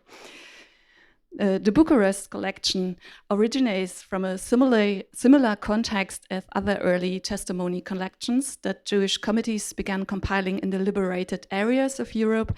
And we are all familiar with collection 301 of the Jewish Historical Institute here, reports that had been recorded by Jewish committees throughout Poland. Of similar significance are the so-called DEGOP reports, which were recorded by staff of the Hungarian Deportee Welfare Service in 1945. And the Bucharest collection has a similar background, but due to its complicated history of transmission, it has been taken into account in research only rarely. It is preserved today at the Lavon Institute in Tel Aviv, a small archive dedicated to the history of workers' movement in Israel. Not the kind of place one would expect to find key Holocaust documents. Some copies you can find scattered in other archives. For instance, the 301 collection here holds 86 records of Polish Jews taken in Bucharest. The USHMM has a copy of the entire collection, but no inventory and no permission to duplicate or publish documents. And today I learned that the Ghetto Fighters House has also a few copies. The collection contains more than 900 survivor accounts compiled in Bucharest very early, from March 45 on. Although it must be noted right away that these accounts give voice to far more than 900 individuals, as many were written by groups. I discovered this collection while searching for early survivor accounts of Auschwitz and the death marches for the volume 16 of the Thors edition, The Persecution and Murder of European Jews, which was published in Germany 8 years ago and soon will be published in English as well. A few volumes are already published in English. I prepared this volume 16 and added some of the Bucharest accounts into it. Since then, this collection has been on my mind, and I started cataloging the testimonies I had photographed in the Lavon Institute, which make up about a third of the total. And on this basis, on the basis of this sample, I will make my statements here. However, I had not yet the opportunity to work on the entire collection, so this is more an introduction, and many questions remain open, and I would also like to discuss what possibilities exist for making this collection more accessible. I will describe the collection's origins, then move on to the question which survivors gave testimony here, and what experiences they went through before. Then I will tell something about the structure and content of the reports, the history of the archival transmission as far I could reconstruct it, its reception, and finally offer an outlook on what could be done with this collection in the future. So now the question, how this collection came about. The Romanian capital, Bucharest, had been liberated from the Germans and occupied by the Red Army in late August 1944 and soon became a hub for Jewish repatriation and emigration to Palestine. At 128 Kalea Moshilor Street, the Jewish agency established with the help of the American Jewish Joint Distribution Committee a so-called House of Refugees, where Holocaust survivors who had arrived in Bucharest received support. Beginning in early March 1945, they were additionally asked to report on their experiences of persecution. This a picture I took from Google Maps, that you have an idea how the house looked like. The first reports in the collection were given by Jewish survivors that escaped from death marches from the Auschwitz camp complex or had been liberated in Auschwitz-Birkenau on the end of January 1945. On this map, the area around Auschwitz is marked with a red dot and Bucharest in yellow. 1,000 kilometers lie between Auschwitz and Bucharest, a distance the first survivors covered within 5 weeks. It is important to remember that transportation options at that time were very limited, and all of them describe extremely exhausting journeys during which they traveled mostly on foot and only occasionally picked up by military convoys or traveled on trains organized specifically for repatriates. The first statement recorded in Bucharest on 1st of March 1945 was given by 17-year-old Miklos Kleinmann, who had hidden in Monowitz for 2 days during evacuation and then escaped from the camp. Soon, still in March 1945, survivors arrived in Bucharest who had traveled an even longer distance. They had fled death marches from the Stutthof and Groß-Rosenkamp complexes in a region that is marked in green on the map. As the Red Army approached the area in January 1945, the SS forced the prisoners on death marches westward into the Reich territory. But since it was clear that to everyone that the Red Army was right behind them, in some cases the sound of artillery fire could already be heard, the willingness and courage to escape among these prisoners was very high. The situation was promising for escape because the German population in this region had often been evacuated shortly beforehand. That meant that there was hardly anyone left who could report the escapees to the police, and there were many empty houses where they could find clothing and food. Consequently, there was a very high escape rate among prisoners here. I wrote about it in my book about the Groß-Rosen women's subcamps, which was published also in Polish 3 years ago. And one of the most famous survivors was Ruth Klüger, who also escaped in this area with her mother and the sister. Those who fled usually hid in empty houses and were liberated a few days later by units of the Red Army. They sent the survivors mostly towards Poland, where Jewish committees already existed and cared for Jewish survivors. Most of the Bucharest refugees reported that they made intermediate stops at Polish committees. After the end of the war, survivors from throughout the whole Reich territory began arriving in Bucharest.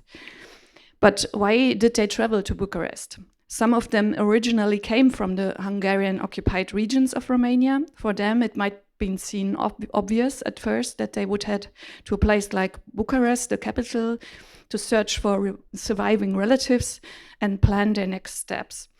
But among those interviewed were also many survivors who came from Germany, the Czech Republic, Austria, the Netherlands, Belgium, France, Greece, Lithuania, and Poland. Why did they make this long detour and did not travel direct to their hometowns? Some accounts provide clues as to the reasons. For instance, Ingeborg Gersonbrien from Berlin explained that she was told at the Jewish committee in Łódź that Bucharest was the only place where one could make contact with overseas. Frieda Axen and Gerti Katz from Vienna stated that they were told that from Bucharest one allegedly could send a telegram abroad. The information had spread that Bucharest was a good place to leave Europe. We can conclude that these testifiers were particularly active survivors. Many of them had the courage to flee death marches, that they were physically capable of covering such a long distance within a few weeks, despite the serious transportation problems, and that most of these survivors were strongly motivated to leave Europe and reach Palestine or the United States, depending on where any remaining relatives might be waiting for them. Now, how are the reports structured? Similar to the collection 301, these were semi-standardized interviews based on a flexible guideline. At the beginning, date and location of the interviews was noted, following by personal details such as name, date, and place of birth, occupation, and very often even the camp number. This was followed by a description of the stages of persecution, usually beginning with ghettoization. It also frequently happened that they referred to a previous protocol, that they stated that they experienced the situation, for instance, in the Munkac ghetto exactly as described in Protocol 115, and the situation in Auschwitz exactly as in Protocol 35. It is unlikely that they read through hundreds of reports to find the references. I suppose they rather looked through a kind of inventory and found their survivor names, with whom they had been together in the camps and who had already submitted a report they agreed with. An important part of the reports were listed names of peoples and their places of death, and on the other hand, of people they knew that they had survived. At the end, they were asked to describe their plans. Most wanted to find family members, to leave Europe. Many described an uncertain future. Overall, the reports were usually 2 to 5 pages long, but who had more to say was free to do so. The longest report in my sample was 13 pages long and dealt with conditions in Theresienstadt. Each report was signed by the person taking the minutes. My sample includes 12 people listed as interviewers. In total, there were likely several more. They covered various languages, so that most people were able to recount their experiences in a language they were fluent in. Some of the interviewers were survivors themselves who had recently given their own accounts. Among them was Ingeborg Gerson-Breen, which I mentioned already, who in early April 1945 reached Bucharest after escaping from a death march from a Stutthof subcamp. After giving her testimony in the House of Refugees, she became an interviewer herself. And for the Shoah Foundation, she recounted in detail how that happened, and if everything works was like intended, we can listen now to a brief excerpt. But then there was a man who brought the laundry to the hospital from Bucharest, which is the capital of Romania. And he said, oh, there is an American... Yeah, so we skipped this. You have access to this video archive, so you can hear what she is telling about her time in Bucharest, interviewing people. In conclusion, now very briefly about the dissemination of this collection. So far, I have found only one reference to what happened to these documents, namely a letter of Zev Abraham, the head of the Bucharest office of the Jewish Agency, who also recorded many of the protocols. He sent several reports to the Jerusalem office in December 1945. The fact that the collection ended up in Tel Aviv may be connected to the affair surrounding Pinchas Lavon, who fell from grace in 1954 and was a close friend of Nathan Schwalb, whose collection is also preserved in this archive. The collection was seldom used in research or investigation. Only once I came across the protocols in the investigation material of the first Frankfurt Auschwitz trial. The protocols from the prisoner doctors Erwin Valentin and Paul Pollack. The handwritten note on the first page suggests that Erwin Valentin submitted his own private copy when he was called as a witness in 1959, but there was no systematic evaluation of these protocols. However, these reports are too significant to be forgotten. Their importance lies in the fact that they were written down so early. For many camps, they are the earliest existing reports at all. And the survivors recall names with great precision, including those of the perpetrators. For some subcamps, the names of the staff are mentioned only here. And I did a lot of research for subcamps, and I know how difficult this is to find information about the staff. Sometimes there exists memorial initiatives for certain former subcamps, and they are often completely unaware that such early reports exist. Like other early accounts of Holocaust survivors, the reports are particularly powerful. They were often written at a time when no established language yet existed to describe the unprecedented crimes. The survivors faced the difficult task of articulating and documenting what had been done to them.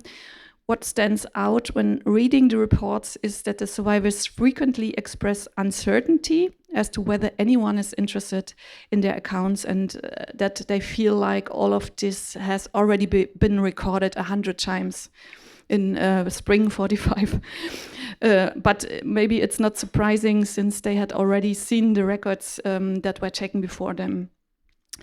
Especially in light of the current discussions surrounding the passing of eyewitnesses, we should turn our attention to such forgotten documentaries.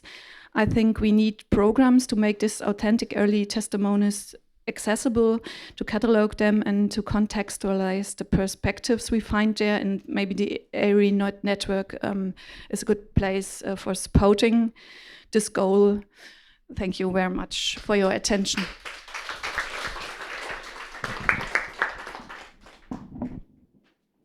Thank you so much, and thank you for keeping to the time.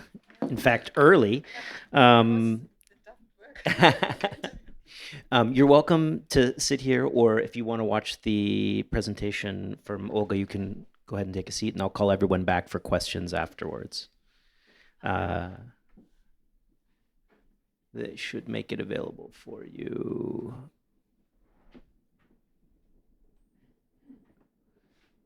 See, they have remote control of your laptop. So, all right. While we're waiting, so Olga Stefan is just recently received her doctorate from the historical in historical sociology at the Alexandru Ioana Cuza University in Iași, Romania, and her dissertation was on the Vapniarca concentration camp. She has many publications to her name, and in fact, a number that are forthcoming. I won't. We can look at the abstracts and bios that everyone has with them. I won't name them all, but she also, and I'll mention this because I think this is a great opportunity for you all to take a look at her work. She's the founder of a site, an institution called The Future of Memory. And if you Google that, you'll find it. It's a transnational platform for Holocaust remembrance through art and media. She's also a documentary filmmaker. And with that, I'll hand it over to her. Her presentation is titled From Courtroom to Archive, Early Holocaust Survivor Testimonies in Romanian War Crimes Trials.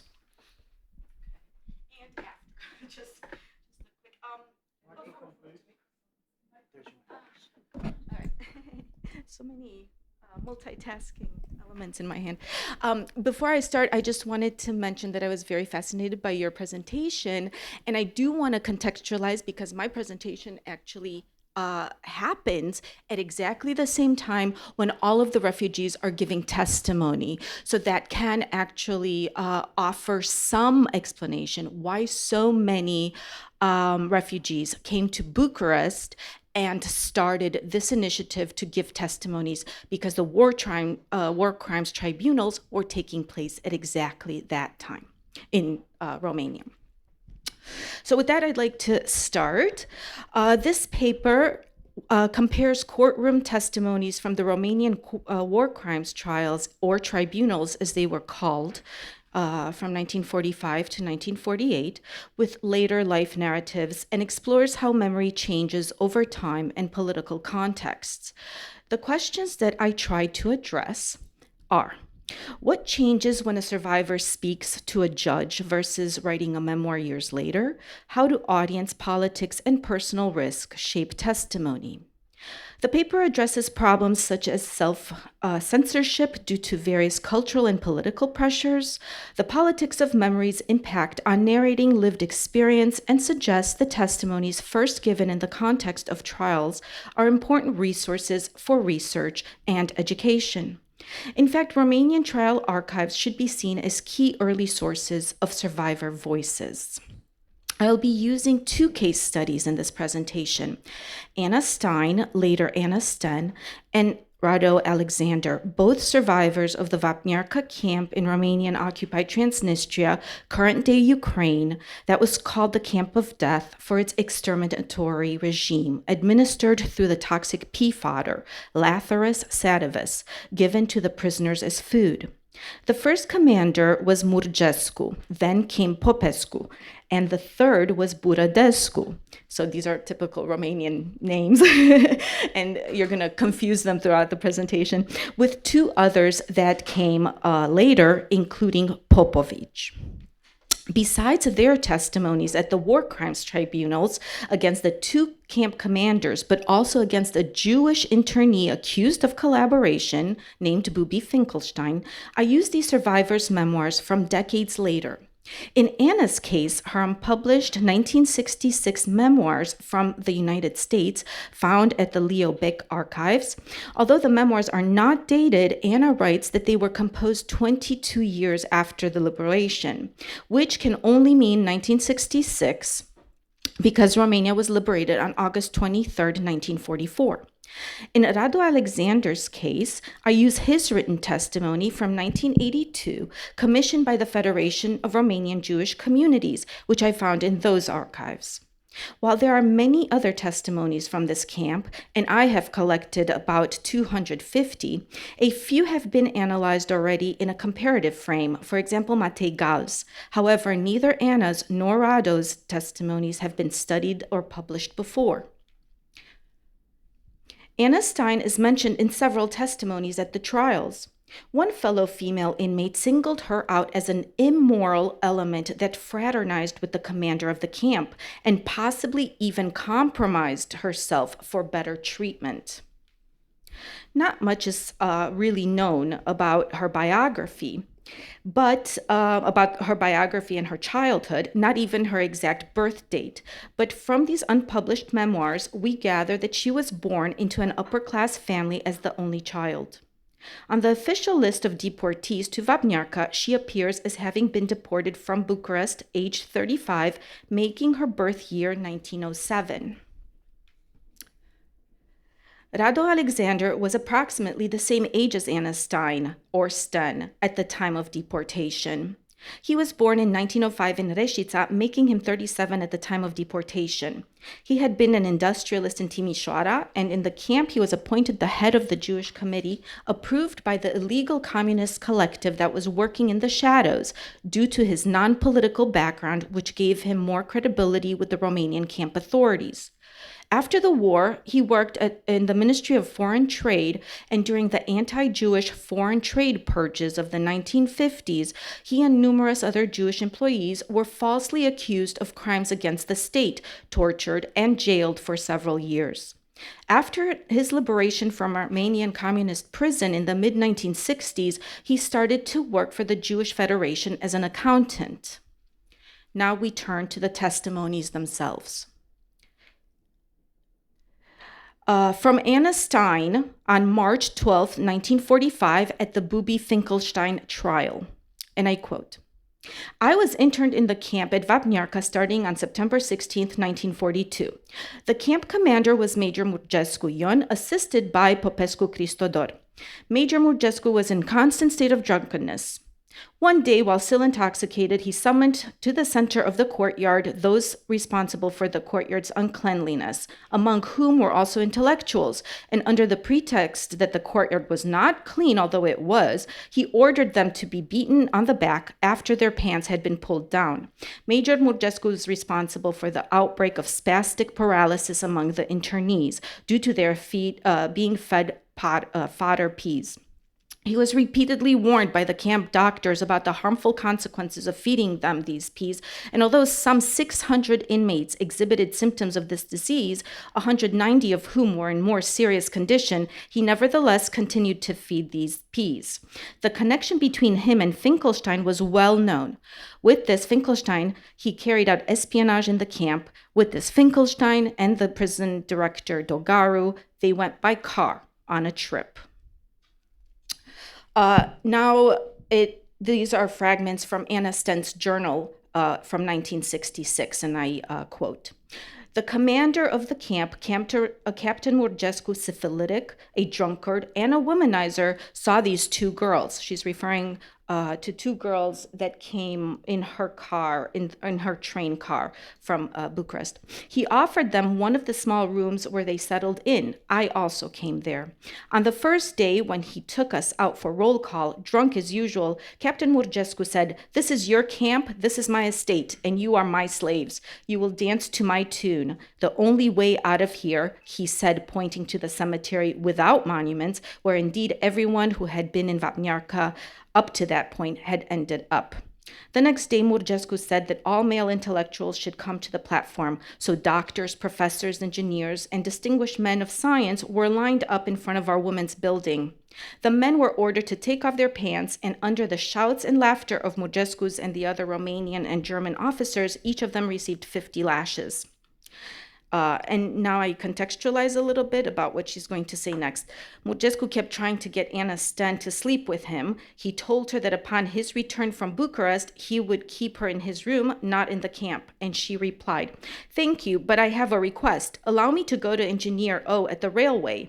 "I'm jealous," he said. "You don't need to be," I said. "I'm going to his wife." "Ah, yes, then you'll leave with me in the car and with a guard." When the engineer and his wife saw me with the major in the car, they were stunned. All three of us, plus the guard, escorted the major to the train. Knowing how to arrange things with the money from the Red Aid, they, the communists, found a man who was flexible when it came to money. He wasn't a communist, had a wife and 4 children back home. The internal communist leadership of the camp arranged for Murgescu to leave with his driver to Romania, take the money, and bring back packages from the communists.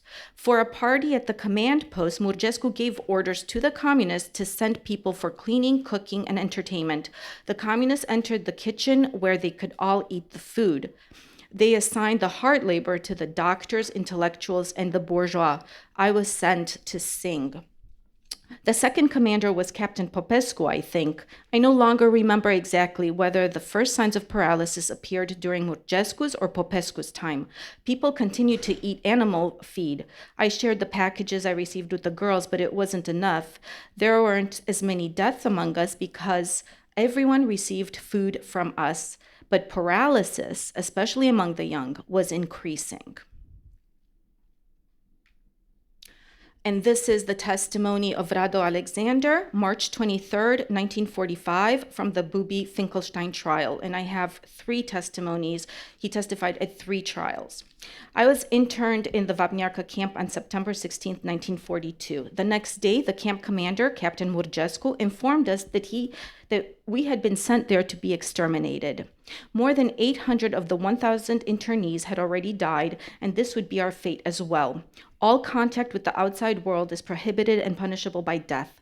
This is how our life in the camp began, receiving 200 grams of bread and 300 grams of pea fodder. Constant filth, with water allowing for drinking only 2 to 3 cups a day for cooking, washing, etc. And in the following weeks, we had no water at all. Accommodation in 3 barracks without windows, beds, etc. By mid-October 1942, following an agreement with Major Murgescu, he allowed us to set up a canteen, and he received 10 to 20% commission from the intern Buyum Mihailovic, currently in Galați. In mid-October, he informed us that he was making a trip to Iași to bring money for us from our families, and for this he requested 30% commission plus an amount of 200,000 to 300,000 lei. He collected this money from Iași but gave us only 25 to 30%, keeping the rest amounting to 70,000 to 100,000 lei for himself. During my entire time there, he did not allow any contact with the outside world. On the contrary, toward the end of October, he played a prank on us, telling us to write postcards that he would send. Instead of sending them, he burnt them. This was from the Bubi Finkelstein trial. Now from the Popescu trial. Captain Popescu Christodor, upon being appointed the commander of Internal Region 2, banned shopping for the sick, closed the canteen, and reduced the daily wood ration without the slightest reason, and did not intervene to change the peas, the food, the fodder, until after our collective protest, giving us 300 grams of potatoes after lunch, which we ate with the skins on. All in all, it was so little. He assisted and supported Captain Buradescu in all his measures against us, such as beatings, searches to prevent food from reaching the sick. He took part in the beatings ordered by Captain Buradescu without making the slightest effort to stop these barbarities. And this is the final testimony from 1945 at the Buradescu trial. Captain Buradescu arrived toward the end of January 1942, and before he was appointed commander of the camp, the officers said that he had made statements against us and that the regime would become harsher. In fact, he immediately introduced the following measures. Roll call in the courtyard during winter in Transnistria when it was negative 30 degrees Celsius, and not even half the people had proper clothing. He gave us only bread and polenta to eat and completely forbade any contact with the outside world. He gave us only 200 grams of bread and 300 grams of potatoes instead of fodder peas. That was enough, he said. He beat us. In February, he gave us 5 to 6 pieces of dry bread. Okay, and then he continues with very specific details about the type of food that they were given. And then he goes on to say, things started changing slightly when Lieutenant Popovich took command of the region and we were allowed to buy food and open the canteen. Buradescu sent 100 to 200 internees to work in the stables with empty hands. He brought criminals into the camp to watch over us and steal the few things we had. He provoked the criminals to beat us as a pretext to shoot us, but the guards did not shoot. It did not fire at us. He did everything possible to torment us. In May, he said that those who had come from prisons should be separated from us and subjected to a regime of extermination. He ordered a team of inmates to dig a hole 2.5 meters deep to be used as a holding cell. And this is Rado Alexander's testimony from 1982. We were informed that on the first evening we would enter 2 of the buildings and stay there until morning, when we would be organized by the commander. We each lay down wherever we could find space. The halls and rooms were large, and there was enough air since the windows were all broken and the doors were missing. Before entering the pavilions, Major Murgescu, at our request, allowed us to send delegates to the market in Vapniarka once or twice a week to buy supplies. And we also took glass and nails from the destroyed buildings to make beds and repair the building. We were told we would receive 200 grams of bread per detainee, pea soup for 2 meals a day, a little salt and oil. We immediately set about repairing the water pipe as it provided very little water, certainly not enough for cooking, cleaning, or drinking at the same time. During this time, the camp administration requested more skilled workers from us to repair the military hospitals in Vapniarka and the surrounding area. Those sent to these places managed to obtain a little food, talk to the soldiers returning from the front, and acquire newspapers. Murgescu remained in charge of the camp for about another month. After him, a Captain Popescu took over and imposed a harsher regime, no longer allowing us to buy food, and as we had done before. However, work at the hospital and the trains continued, which was very useful for establishing connections to the country. To give you an idea of how much water each detainee received for personal hygiene, I can say that with 2 or 3 cups of hot water, we would wet ourselves soap up and then rinse with another 2 or 3 cups. We were completely deprived of vitamins, and our food consisted of 200 grams of bread. Additionally, 2 or 3 times a month, we received a portion. In November, a new commander arrived.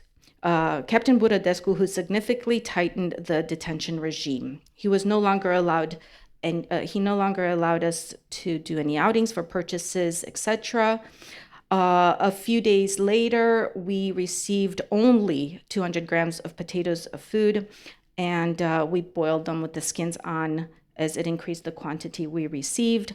Buradescu found 2 or 3 informers among the detainees, such as the driver, Bubi Finkelstein. At the end of February, a new commander named Popovic showed more understanding to our demands. He granted me an audience, during which he approved most of our requests. I will skip over a bunch of details about the Ukrainians and the relationship between the Jews and the Ukrainians and move on. Internal comparisons between 1945 and 1966 in Anna Stein's testimonies. The tone and the focus change a little bit from formal and accusatory. She focuses on Murgescu's crimes, the latrus sadivis, the paralysis, the public humiliation, and Bubi Finkelstein, whereas in 1966 she becomes more personal, narrative-driven, and introspective. Murgescu, the details about Murgescu, she emphasizes his drunkenness, brutality. He was systematically cruel. In 66, she adds a lot of personal anecdotes about him and portrays him as violent, but she manipulated him. She was able to manipulate him based on her beauty and her desirability. Camp conditions, she focused on the physical abuse and the medical consequences, expands on daily life in 66. In 1945, her self-perception is just as one of the detainees, the prisoners, but does not mention her social status, whereas in 1966, she talks a lot about it, her social status, an upper-class background, and she also talks about how she was a barterer, and through her beauty and through her ability to manipulate Murgescu, she really helped the other prisoners.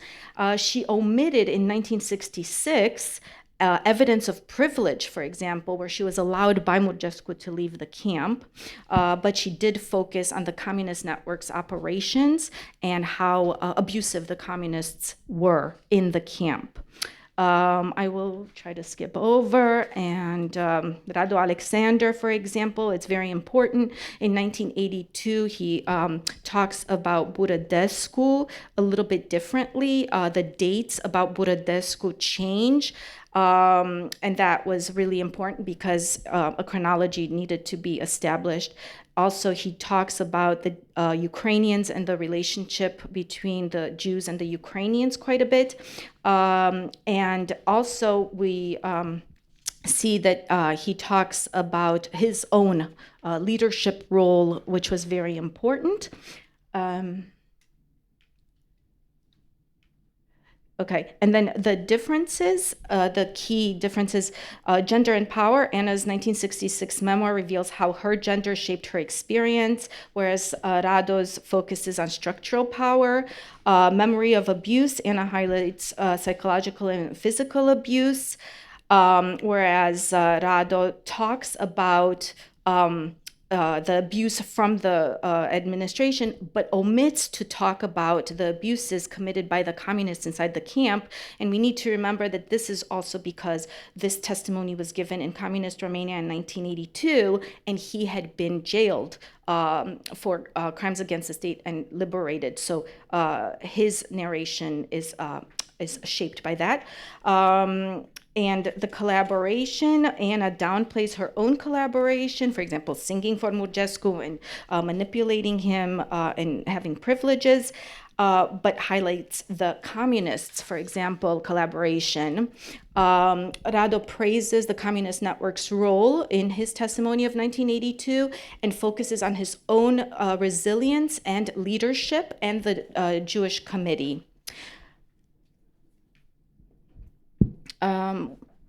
In the immediate post-war testimonies, both testimonies focused on crimes and were less personal. The goal was to secure convictions. Decades later, however, they shift to personal narratives, adding emotional depth, survival strategies. Anna defends her actions. Rado explains his leadership. Dates and names become unclear, and imprecise or actually wrong. Gendered versus structural perspectives. Anna's later testimony centers her individual experience. Rado's focuses on the system. And memory as resistance both use later testimonies to reclaim their own agency. Anna by explaining her choices, Rado by documenting his leadership and resilience. The trial testimonies of 1945 serve as a legal evidence, while the later memoirs, serve as historical and personal records. Anna's accounts reveal how gender and class shaped survival, while Rado's highlight how leadership and politics defined his experience. Together, their testimonies illustrate how memory is not static, it evolves with audience, purpose of use, and passage of time. But the testimonies from the war crimes tribunals should be seen as crucial documents to be further explored. Thank you.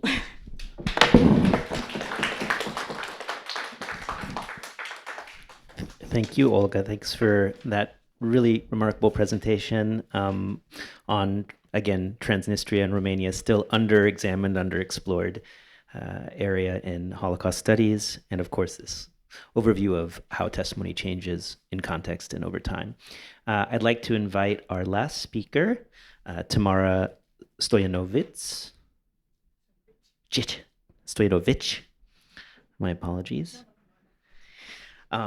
She is a research coordinator at Haver Serbia. And if you don't know about Haver Serbia, everyone should Google them after this meeting because they're doing wonderful work. She's a historian and the senior archivist specializing in Holocaust studies, anti-Semitism, and World War II, the crimes of World War II in Yugoslavia. She's worked for almost 8 years as a senior archivist at the Archives of Yugoslavia, doing everything from arrangement, cataloging, digitization, and digital archival databases. As an archivist, I feel your pain with this list of duties, all duties, and other duties as assigned. She worked on the Stolperstein project and has delivered a number of several lectures and publications, and has been active in the field of digital humanities. She has her PhD from the University of Belgrade, and today Tamara is going to tell us about her paper's titled Between Testimony and Evidence, Jewish Survivor Statements and the Documentation of the Yugoslav State Commission. The floor is yours. Thank you. Thank you very much.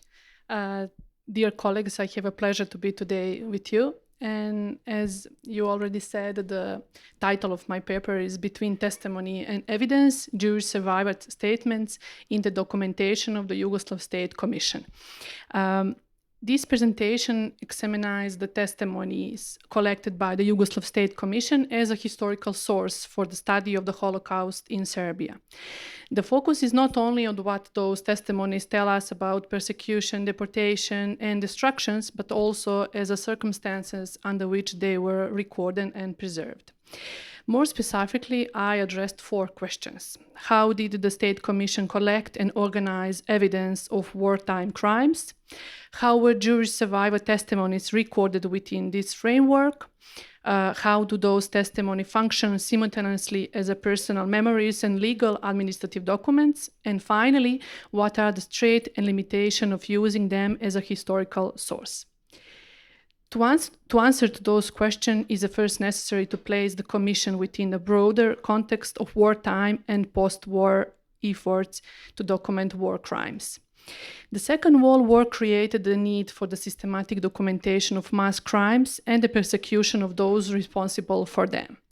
Already during the war, Allied governments began discussing how evidence should be collected and how perpetrators would be brought to justice after the conflict. An important step of this process was the establishment of United Nations War Crimes Commission in 1943. The Moscow Declaration of November 1943 emphasizes the responsibility of state to investigate the crimes committed on their territory and prosecute those who were responsible for them. In the line of those developments, the process of creating an institutional framework for investigation of war crimes also began in Yugoslavia during the 1943. By decision of the Anti-Fascist Council for the National Liberation of Yugoslavia, adopted during the second session in Jajce in Bosnia and Herzegovina on 30 November 1943, the State Commission for the Investigation of Crimes committed by the occupiers and their collaborators was established. The Commission was tasked with documenting war crimes committed during the occupation, identifying perpetrators, and collecting evidence for future justical process. In the course of its work, it gathered a vast amount of material, including official documents, photographs, reports, and the most importantly for this study, testimonies of survivors and witnesses. The Commission was active until 1947, when it was dissolved by the Yugoslav authorities. For this study, the most important sources are testimonies of Jewish survivors preserved in the archive of Yugoslavia in Belgrade. It's important to emphasize that those testimonies were not collected as memory or oral history interviews in the modern sense that we have today. Their primary purpose was investigated and evidentiary. The Commission sought to establish facts, identify perpetrators, as I said, reconstruct crimes, and prepare material for future prosecution. As a result, survivor statements often followed standardized forms and focused on information considered legally relevant, such as names, dates, location, and description of crimes. A crucial role in the process of collecting information was played by a network of commissioners and local commissioners who gathered information directly in the field. Their work was organized systematically, often from house to house, and separate reports were compiled for every crime, every victim, and every perpetrator.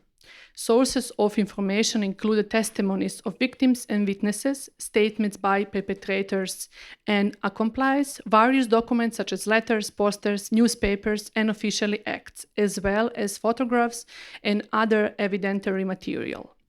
Reports contained strictly defined elements, including information of location, victims, and times of crimes, evidence, material damage, and signature of commissioners and witnesses.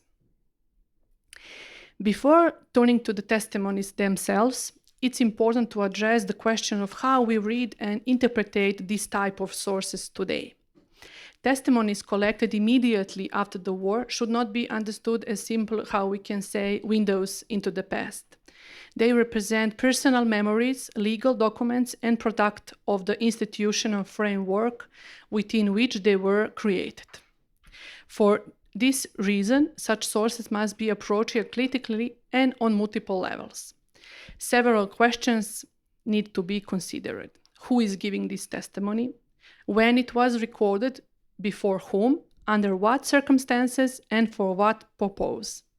It is also important to take into account the age of the witness, the temporal distance from the events being described, the possible impact of trauma, national or ideological bias, and the ways in which questions were posed by the commissioners themselves. At the same time, the fact that those testimonies were created within a specific political and institutional context does not diminish their historical value. Having outlined the institutional framework of the State Commission and the regional commissioners, the second part of this presentation will focus on the analyze the testimonies collected by the State Commission immediately after the war.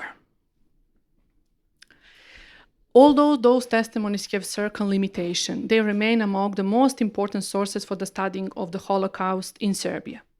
They provide information not only about arrest, deportation, and execution, and everyday mechanism of persecution implemented against the Jewish population, while also preserving some of the earliest records account of survivor experience. For historians, their significance lies not only in the fact they contain but also in the way survivors understood, remembered, and interpreted their own experience.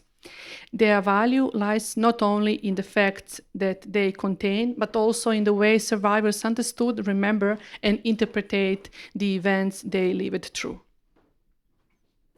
When examined as a whole, those testimonies reveal several recurring themes.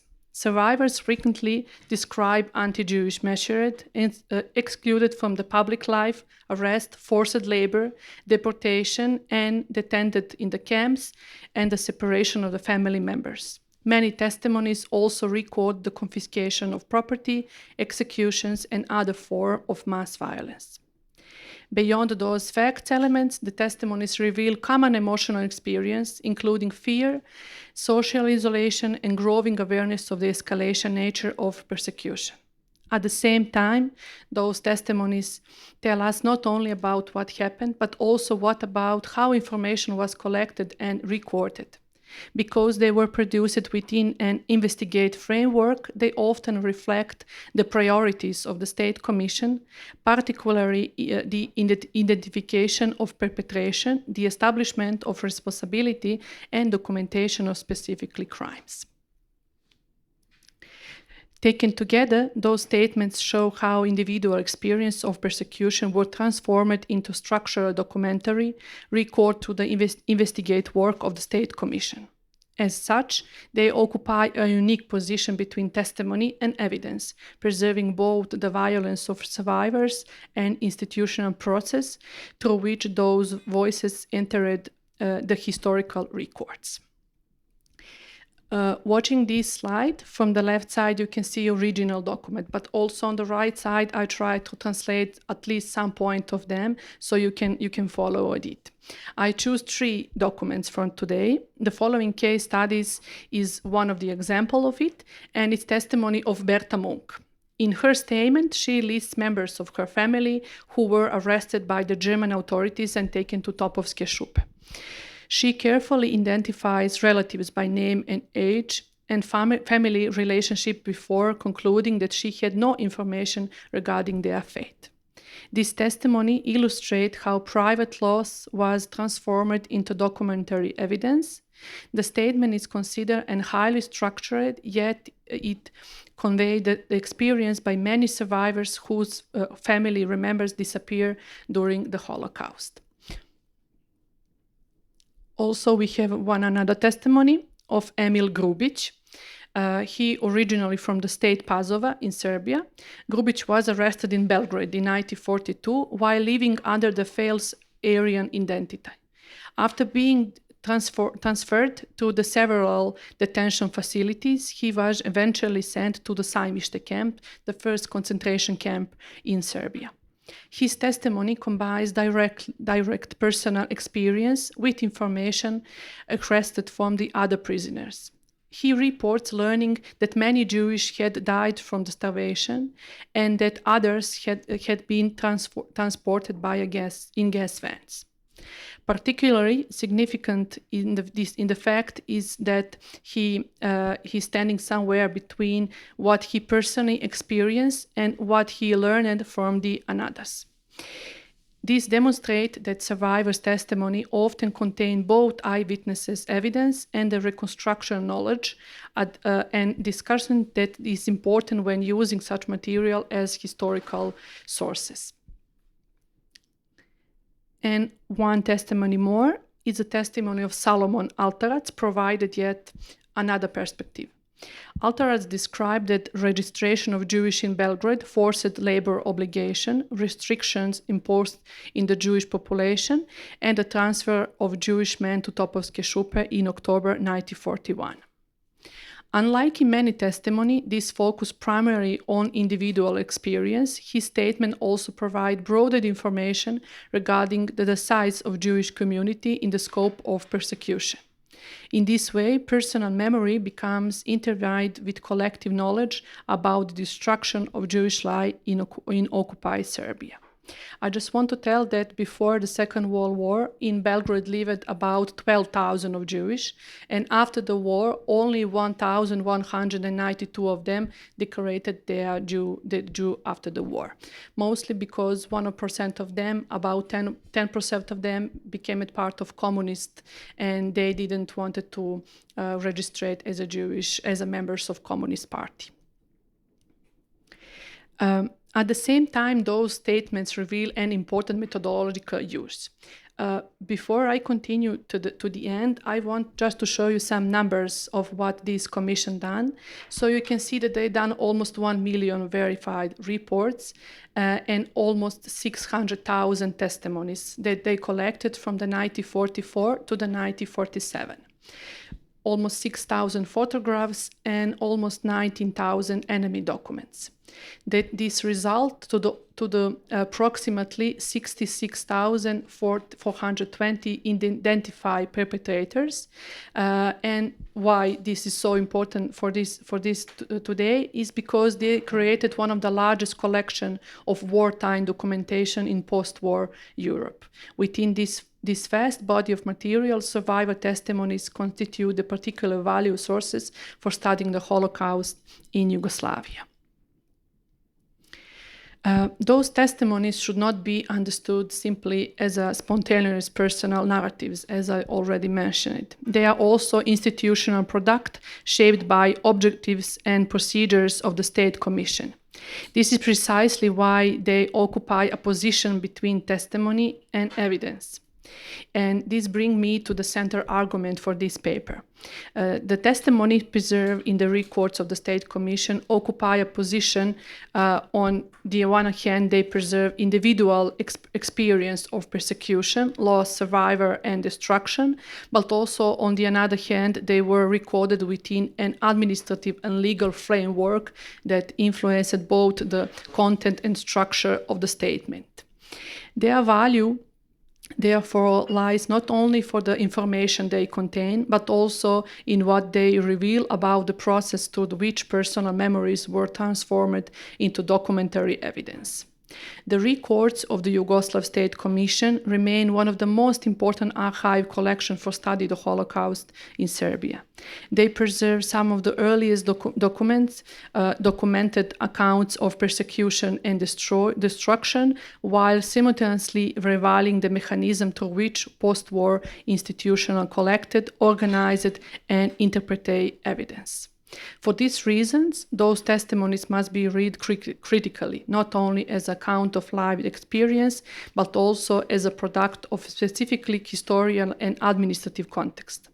This position between memory and evidence is what makes them both very valuable and methodologically challenging sources for contemporary Holocaust research. Thank you.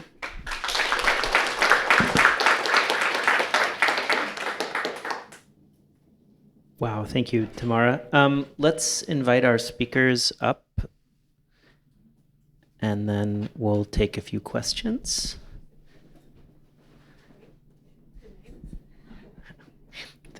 The names might be a little... Okay, great. All right, first question. Okay, I already got Go the ahead. mic. Magdalena Waligurska, Humboldt University, Berlin. I have a question to Olga. I found it very interesting in the sample of Anna Stein's testimony that you quoted, all of the things that she doesn't say, actually, and the motive of sexual abuse that comes up there. And I noticed that both other people and she uses euphemisms and is stressing her own agency rather than victimhood. But I would like to know more about whether at any point in her earlier or later testimonies, she is actually addressing the fact whether she was a victim of sexual abuse there, or whether she is just masking that whole situation as her manipulation of the perpetrator. I would like to hear more about her strategies of coping with that. Yeah, that is really fascinating indeed, because actually this journal, or it wasn't a journal, it was more like a memoir, and from '66, it's a handwritten notebook of about 70 pages, handwritten, and you saw the cover. And the cover is called, on the cover, the title of the notebook is The Truth of the Suffering.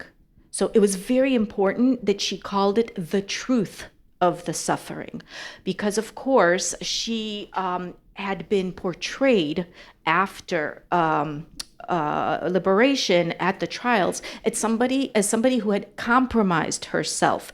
So the term to compromise yourself was used very, very often to denote very questionable behavior from specifically women, but not exclusively, but really specifically women who might have used their sexual attractiveness to get better treatment.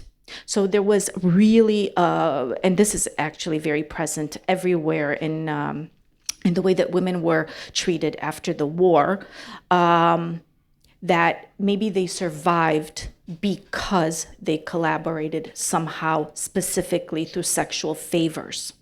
And we see this very clearly in the way that one of the testimonies, but not only one, referred to Anna Stein's actions vis-a-vis Murgescu.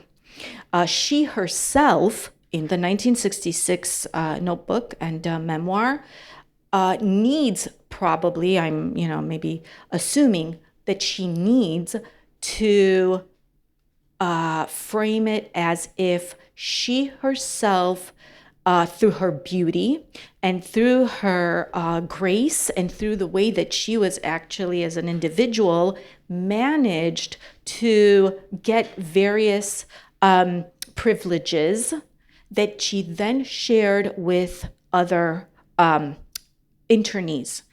And of course, I didn't, go into all of the details of how she represents that, but it's very present in this memoir that she put a lot of weight and a lot of importance on her looks and how she was perceived by the guards, by the other authorities, by the colonel, his name varies, captain, major, by the camp commander. So this was an extremely important element in her self-narration. She never says that she was a victim. Of course, she was one of the victims of this camp, suffering, etc. But she also needs to frame it as though it was something very special about her that allowed her privileges that she could then share with the rest of the internees to help them.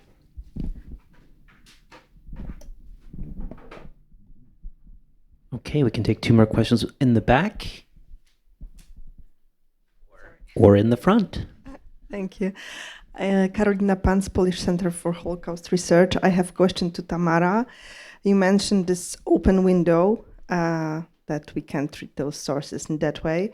I love the expression of Carlo Ginzburg, Italian microhistorian, about glass with the structure, and I think that what you showed us was this knowledge of the structure of this glass.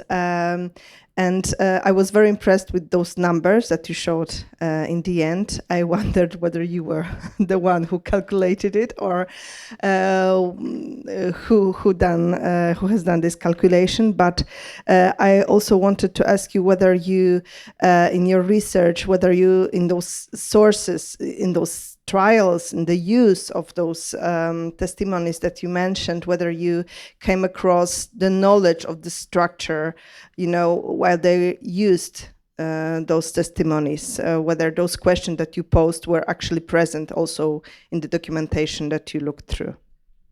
Thank you very much. Thank you very much for your question. Well, of course, I didn't calculate them.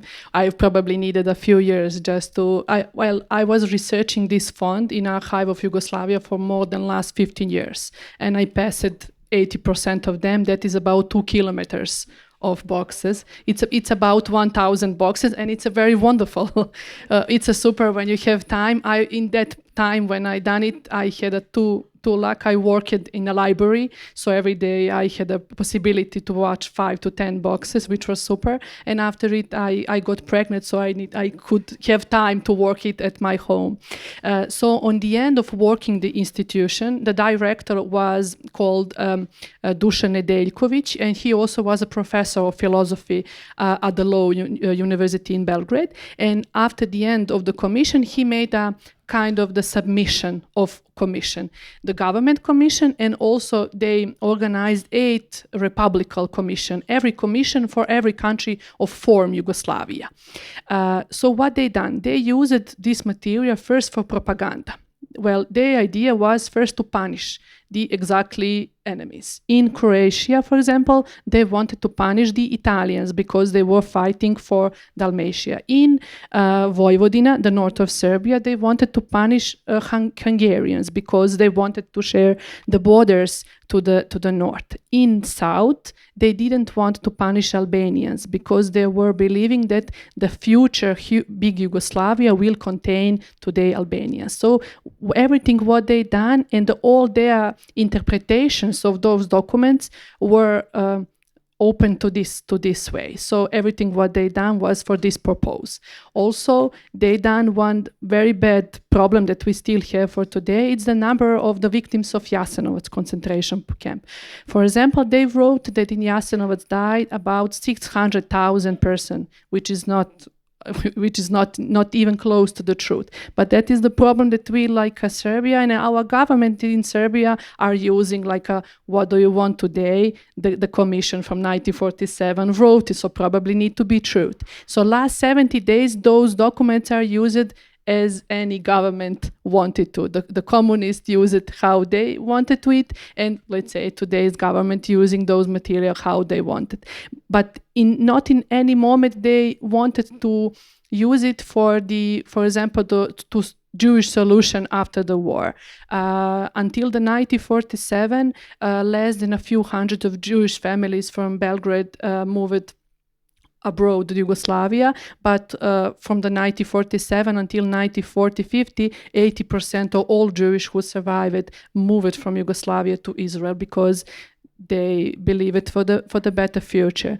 And everything what they had, and they had very, very little, they needed to live in Yugoslavia. So process of restitution in Serbia started 2016. And from 2016, we are again opening those questions, and only last 10 years we are remembering their lives and how many people died in the war. I hope that I answered you on some of those questions. Okay. Thank you very much to all three of you for very interesting papers. I also have a question to Tamara, and you already actually also answered some of my questions that I wanted to ask after Karolina, but I didn't get actually whether those testimonies were treated as like pre-trial depositions that were later actually used to put on trial some of the perpetrators, and how much of those depositions would actually address the anti-Jewish violence during the war. Thank you. Yes, thank you. A lot of those materials have been used for the Nuremberg trial. We had one representative, his name was Albert Weiss, and he's one lawyer from Yugoslavia who unfortunately lost all members of his family in the Second World War in Sajmište concentration camp. So he thought that his obligation to go and represent Yugoslavia, and also he was dedicated to the communism after the war. And he was the one who sat for 4 years in Germany and started first collecting materials against enemies who run from Yugoslavia, and asking to them to come back to bring them back to Yugoslavia and to put on justice. Unfortunately, for all of those numbers that you saw, more than 66,000 for the more than 66,000 perpetrators, less than 5% of them were even brought to justice, and for this number, 5%, for 4% of them, they were liberated after a few years. So we are speaking for less than a few hundred people, but from that number, 90% of them were Chetniks. So that is why, yes. So they collected evidence about all enemies and all perpetrators, but on the end of the story, they just were forced to punish the Chetniks on the head with Draža Mihailović, the leader of Chetnik Pokret and Yugoslav army.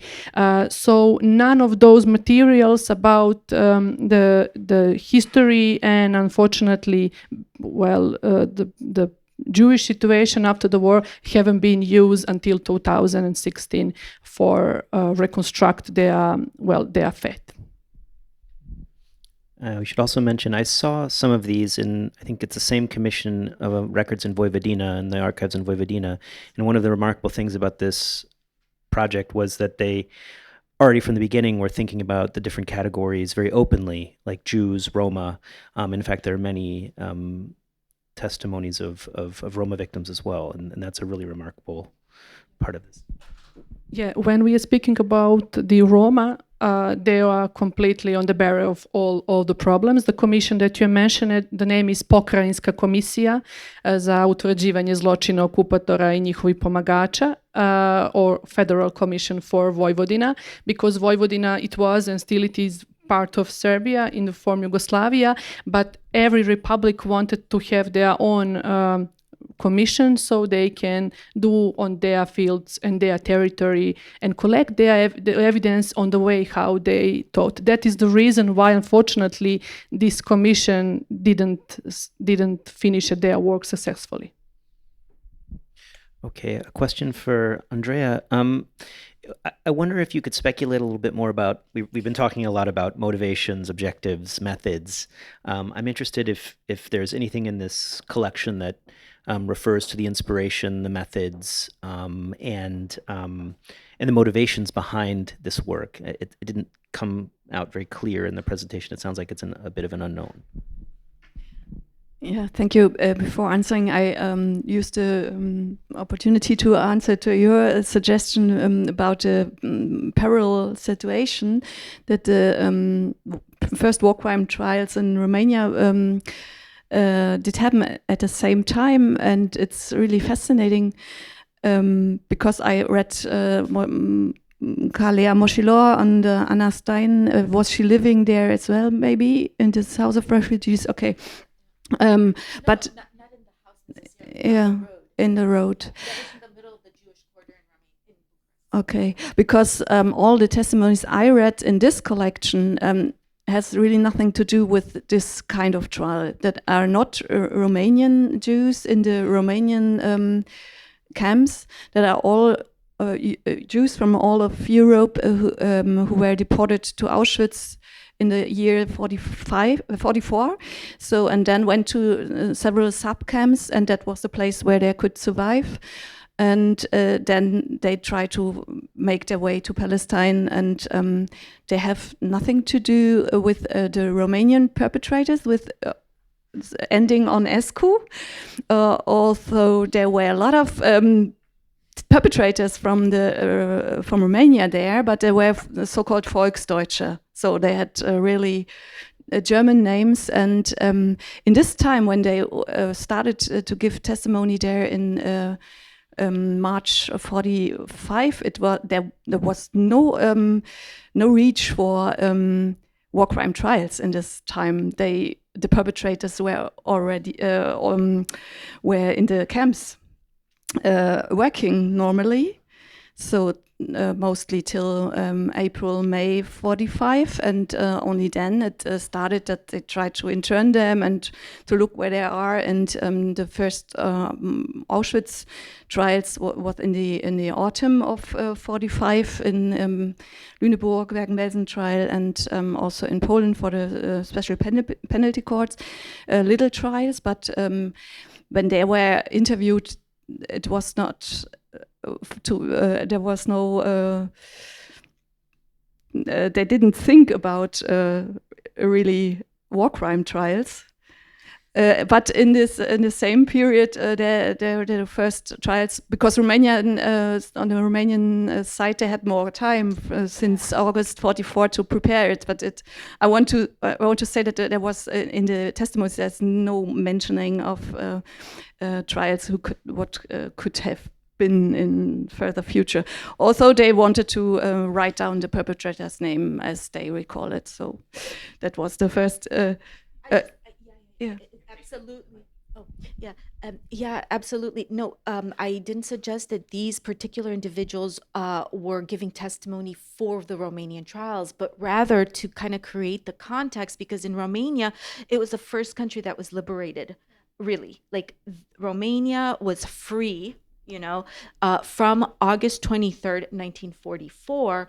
And a lot of the Jews from Transnistria had already started coming back even before then. So they were coming back from deportation, and the atmosphere in Romania, starting with liberation, 23rd of August, was really different. Like, already Jewish agencies were in the country collecting testimonies. They were already helping the former deportees who were returning. There were a lot of people from various international Jewish organizations present in Romania, trying to do the work, Joint and others who were supporting these deportees who were, coming back and who were destitute and who were desperate and so on. So in that context, it's much more logical that these types of things were happening because they had indeed, as you suggest, so much time to work on this type of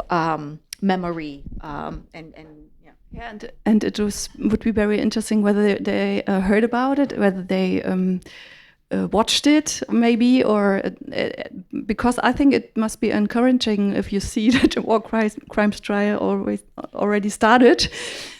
So much for the topic to the motive. So maybe the whole situation, but I think it is a quite natural motive because it happened all about Europe, so that the committees are collecting the testimonies. So after an event like this, it's quite natural to think about writing it down.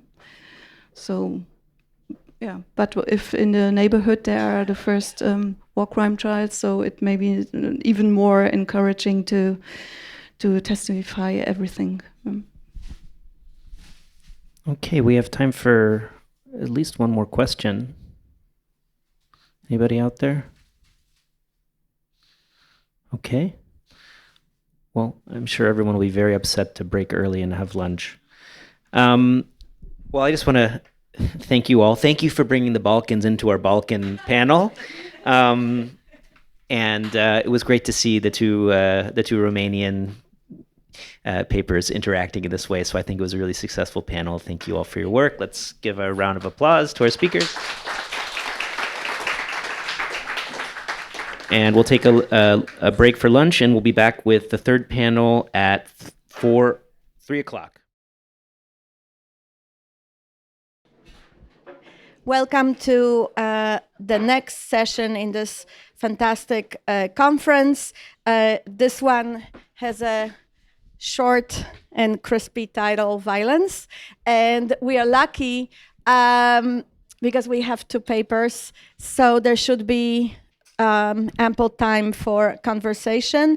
My name is Natalia Aleksiun, and I teach at the University of Florida, but I'm also connected with the Philip Friedman Center at the University of Łódź, and it's my honor to be part of this bigger family of how this conference came about.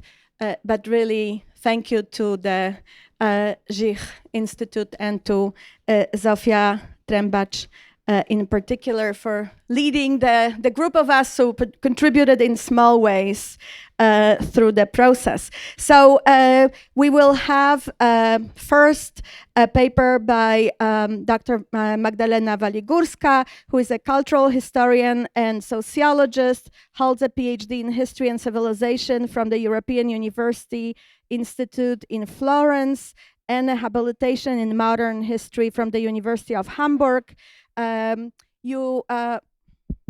You have her longer bio, I think, but I will just add that I've been following this big project that Magdalena is chairing over and leading at Humboldt University on dispossession, on materiality, that is both interdisciplinary and extremely ambitious in its scope. So I'm looking forward to hearing it, and I also very, very highly recommend her publications from her earlier projects, Afterlife, Klezmer's Afterlife, and Ethnography of the Jewish Music Revival in Poland and Germany, and Cross-Purpose Catholicism and the Political Imagination in Poland. You get a sense of broad research questions and the cultural bent of her research. So Magdalena, the floor is yours, and I will introduce Talia when she's about to speak. I think you have a generous 20 little bit plus minutes. Thank you.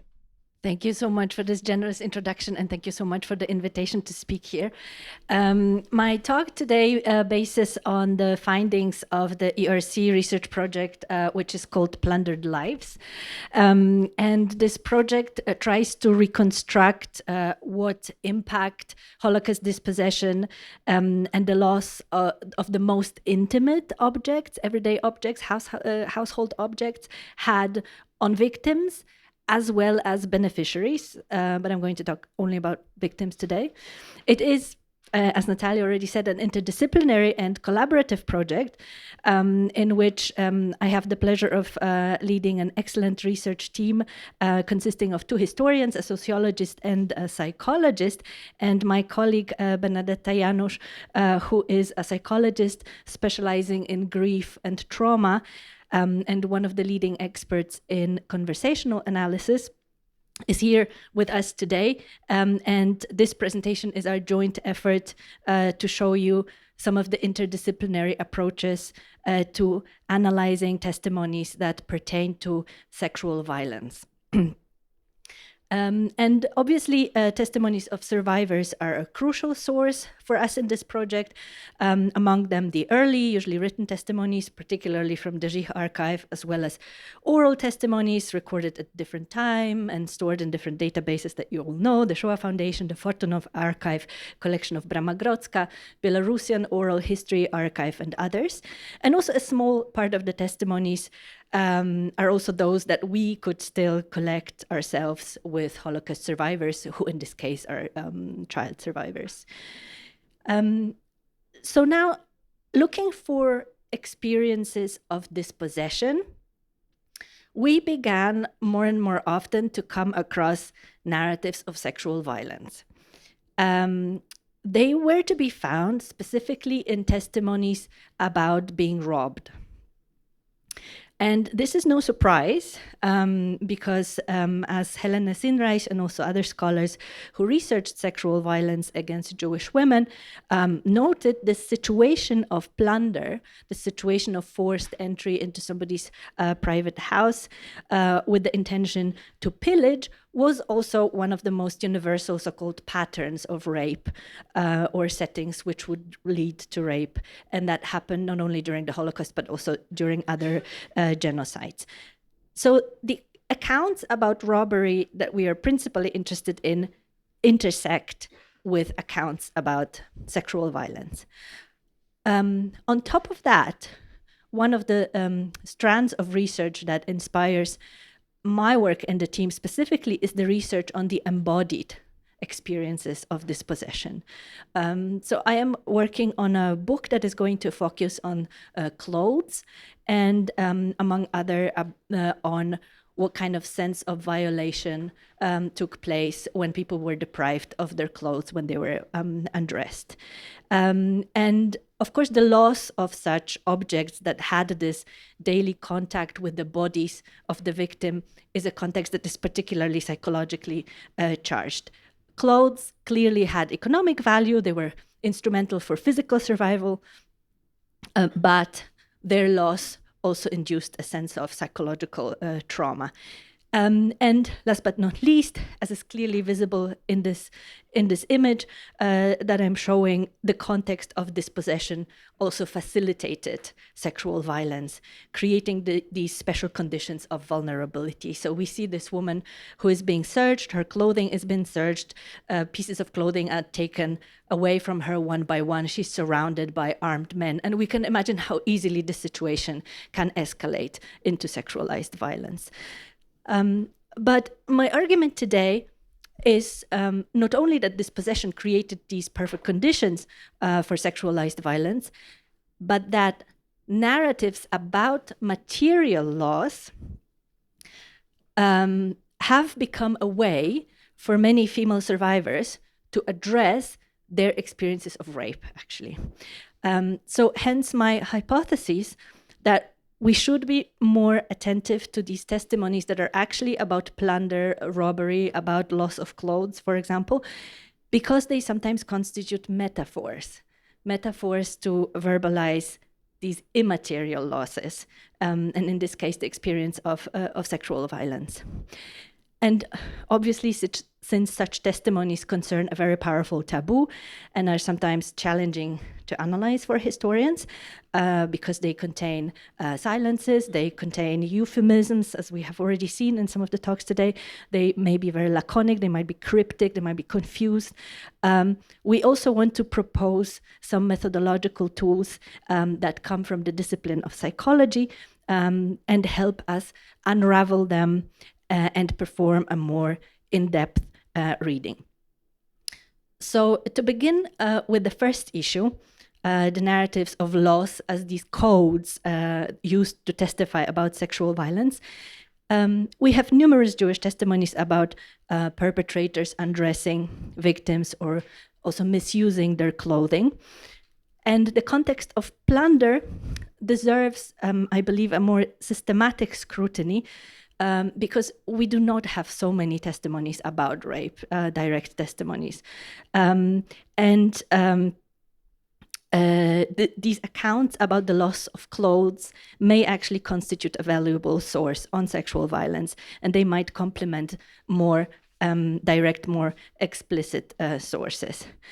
To begin with the first testimony that I wanted to introduce today, it comes from a 14-year-old girl, Róża Nasibirska, who was evicted from her hiding place near Izbica, eastern Poland.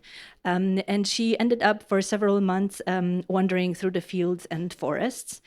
And in 1948, she gave a testimony in front of the Jewish Historical Commission in Warsaw. So it's a relatively early testimony in which she recounted what happened to her during that time in the forest. This is the Polish original. I'm going to read the English translation. I could not pass as Polish because I was in tatters and everyone could recognize that I was Jewish, gdyż byłam odarta I każdy poznawał we mnie Żydówkę. The firemen from the nearby villages robbed me, pulling my clothes off me and left me just in a coat. They took away my dress and my pullover. So although there's no mention of a sexual assault in this testimony, we can picture the situation of a defenseless teenage girl in a forest alone with a group of men who are undressing her. It kind of leaves to me no doubt as to what likely happened. What we can see in this testimony are the many rephrasings, many crossed out words. It gives us the sense that this part of the testimony was particularly difficult.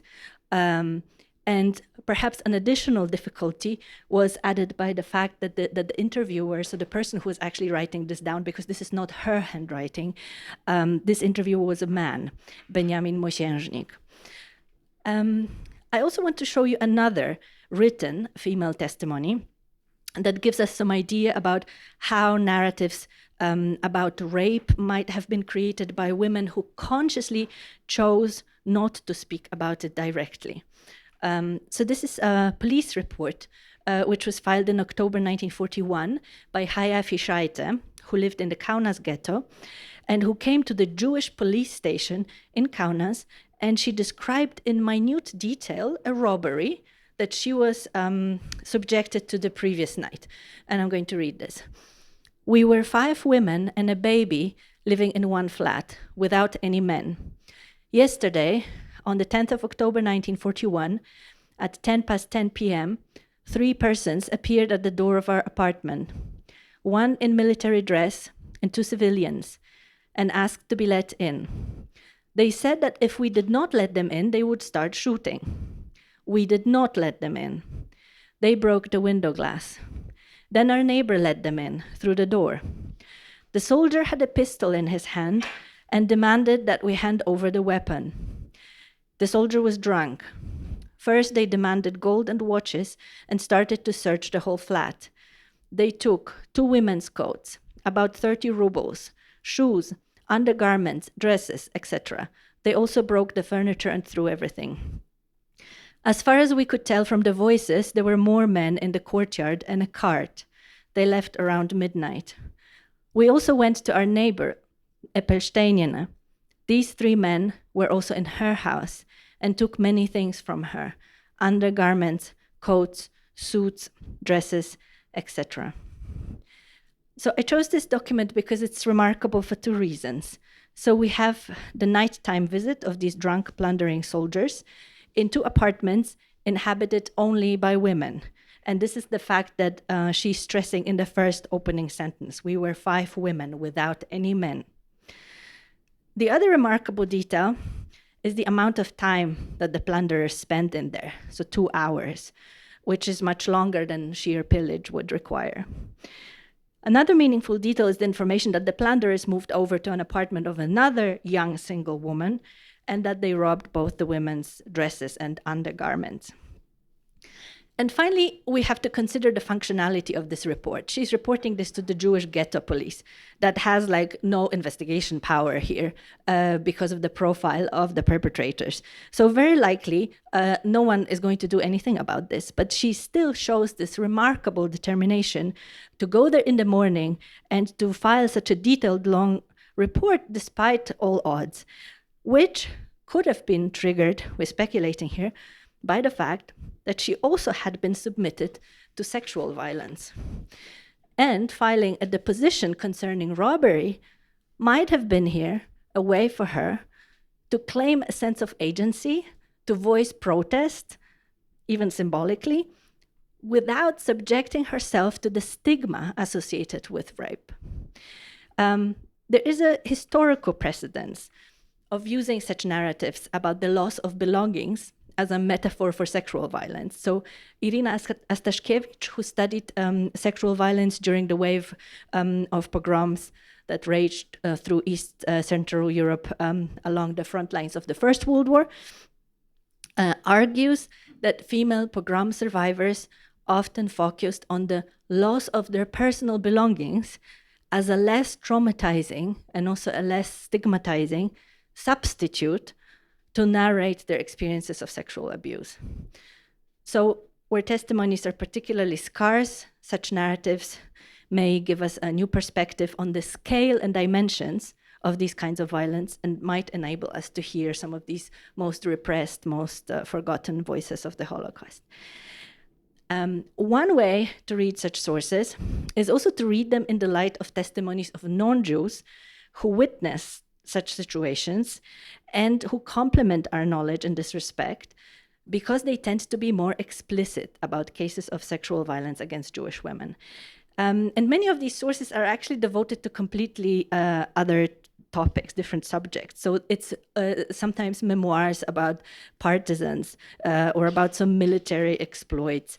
And such scenes of sexual violence appear only on the margins, and it's also difficult to find them there. But I have one example here. Stanisław Kisiel, who was a pre-war communist, and under the German occupation, he was operating as a partisan in the area of Lida, today's Belarus. He was in a Soviet partisan unit. And in 1946, he wrote a diary, an unpublished diary, in which he described several instances of rape on Jewish women who were hiding in the forests. And one time he was walking through a forest and he heard a woman crying. He goes in this direction and he meets two Jewish women, Sarah and Rahela. And his descriptions of victims of rape come across quite graphic and straightforward. I apologize if this is maybe a bit triggering, but it's not an easy passage to read. I noticed a girl lying on the ground. When she saw me, she began to move convulsively like fish on land, trying in vain to stand up. I lit up a match.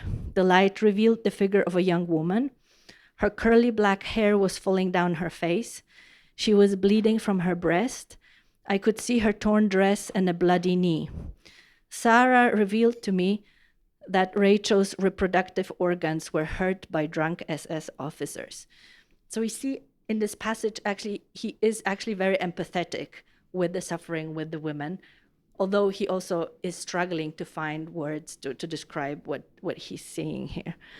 And during just this one journey through the forest, this is May 1942, this one Polish partisan meets 3 female rape survivors, and he's kind of collecting them and escorting them to a still existing ghetto in Michaliszki, which is also giving an idea of the scale of this phenomenon at this point. So Diaries of Men who are witnesses to violence against Jewish women, we have more such sources. We have very well-known diary of Kazimierz Sakiewicz from Ponary, a bit less well-known, perhaps, diary by Zbigniew Jakubik from Józefów Biłgorajski, who was also a partisan. Although they actually focus on something else, they allow us to position such incomplete and self-censored narratives of Jewish women in a context. So this is one way of approaching these sources. Another way to approach such testimonies full of silences, or also including refusal to speak about rape, especially if these are oral sources, is a micro-analysis informed by conversational analysis. And let us look at the testimony of Dora Rosenthal, which was recorded for the Shoah Foundation in 1995. Dora survived in hiding in the area of Czyżew, and she is one of relatively few female survivors who actually admit that sexual violence was a very common occurrence for Jewish women in hiding. And she also admits in the interview that she was familiar with such cases, that she came across it numerous times. In this interview, we have a female interviewer, Naomi Rappaport, who is slowly and cautiously preparing the ground to ask the question about sexual violence. And finally, we have this straightforward question that reads, as 2 young women, were you ever in danger as women? What we see now is a transcript prepared by Bernadetta Janusz that uses all kinds of visual markers to capture these additional nonverbal information. So the length of pauses, patterns of breathing, emphasis, changes in volume, changes in speed, nonverbal conduct, and so on. So ask the question about sexual assault. Dora first lowers her gaze and utters this word search, and a half-second pause. Her response is uttered rapidly. She says that very fast. And it is only minimally elaborated, and the speaker closes her eyes repetitively. These features point to resources through which the speaker tries to manage a potentially difficult topic. After the interviewer asks the follow-up question, how did you handle it, which is asked in a much lower voice, there is a long, conspicuous silence of 8 seconds before answering. And during this time, Dora is taking a deep breath and then breathing out, which is a device for regulating emotions.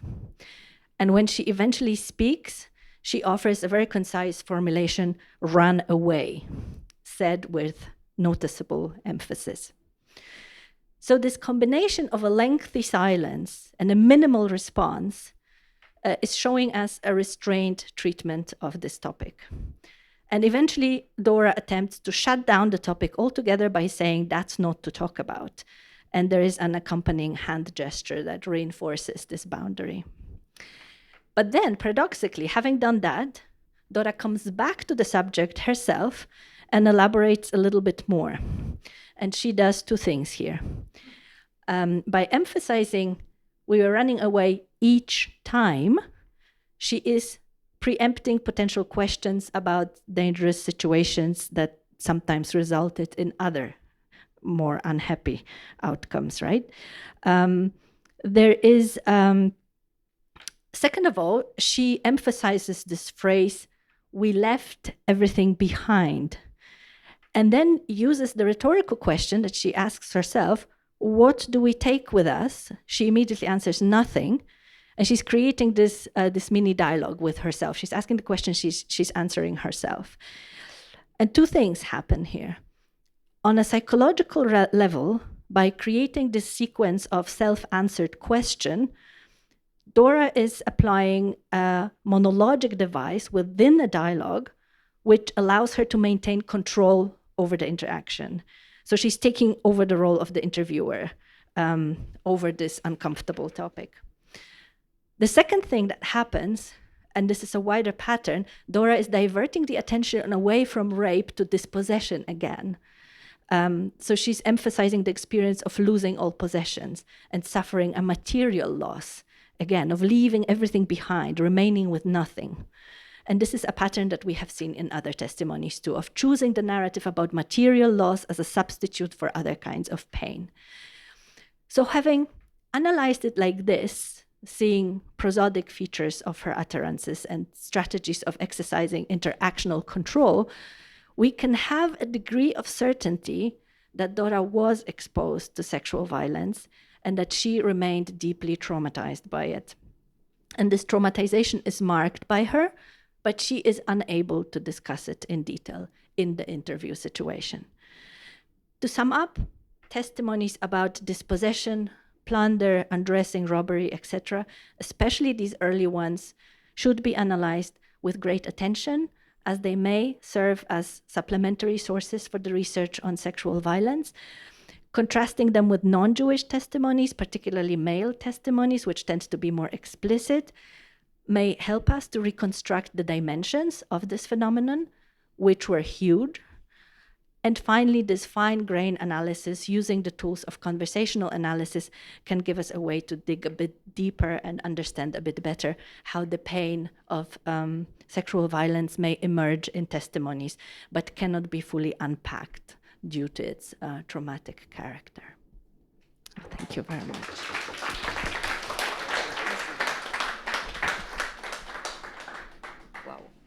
This is the moment when it's hard to kind of go to formal procedures.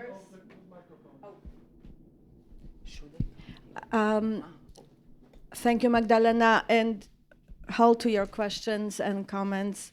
We will hear now from Dr. Talia Olshansky-Farkas, who is working at the Open University of Israel and the Levinsky College of Education, has worked on small and medium-sized ghettos and camps, is completing a book on Tarnów, and in that context of the Szebnie forced labor camp, but also a microhistory of Viennese Jews deported to Opole. You can see her title here. I don't want to waste time on reading details of your biography, academic biography. Talia, the floor is yours. Thank you so much. Hi, everyone. Good afternoon. And thank you for the opportunity to present my research here.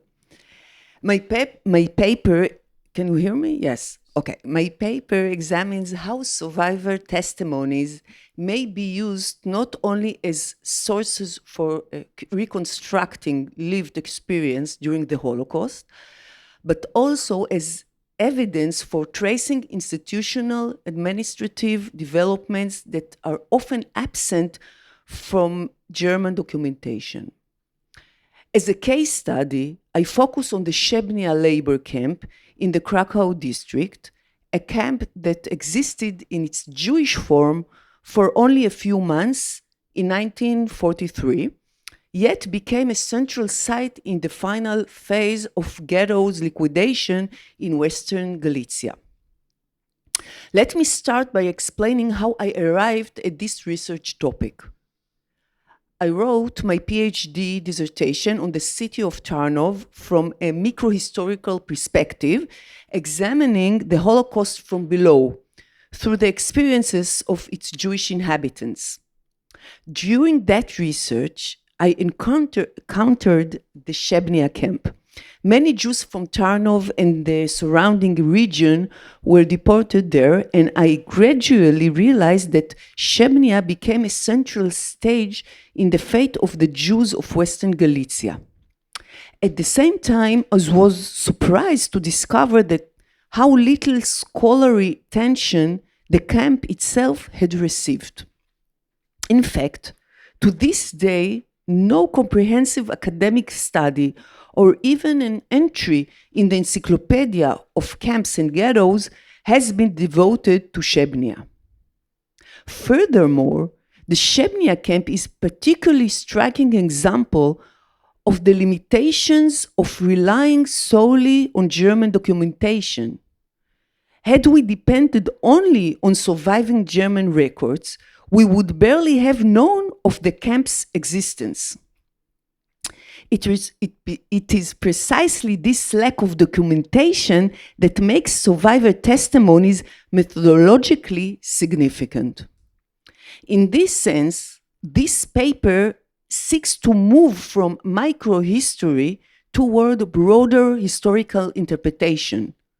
Instead of treating testimonies primarily as sources for social history or lived experience, as Holocaust scholarship has often tended to do, I propose reading them also as evidence for understanding larger institutional and policy-oriented processes during the final stages of the Holocaust.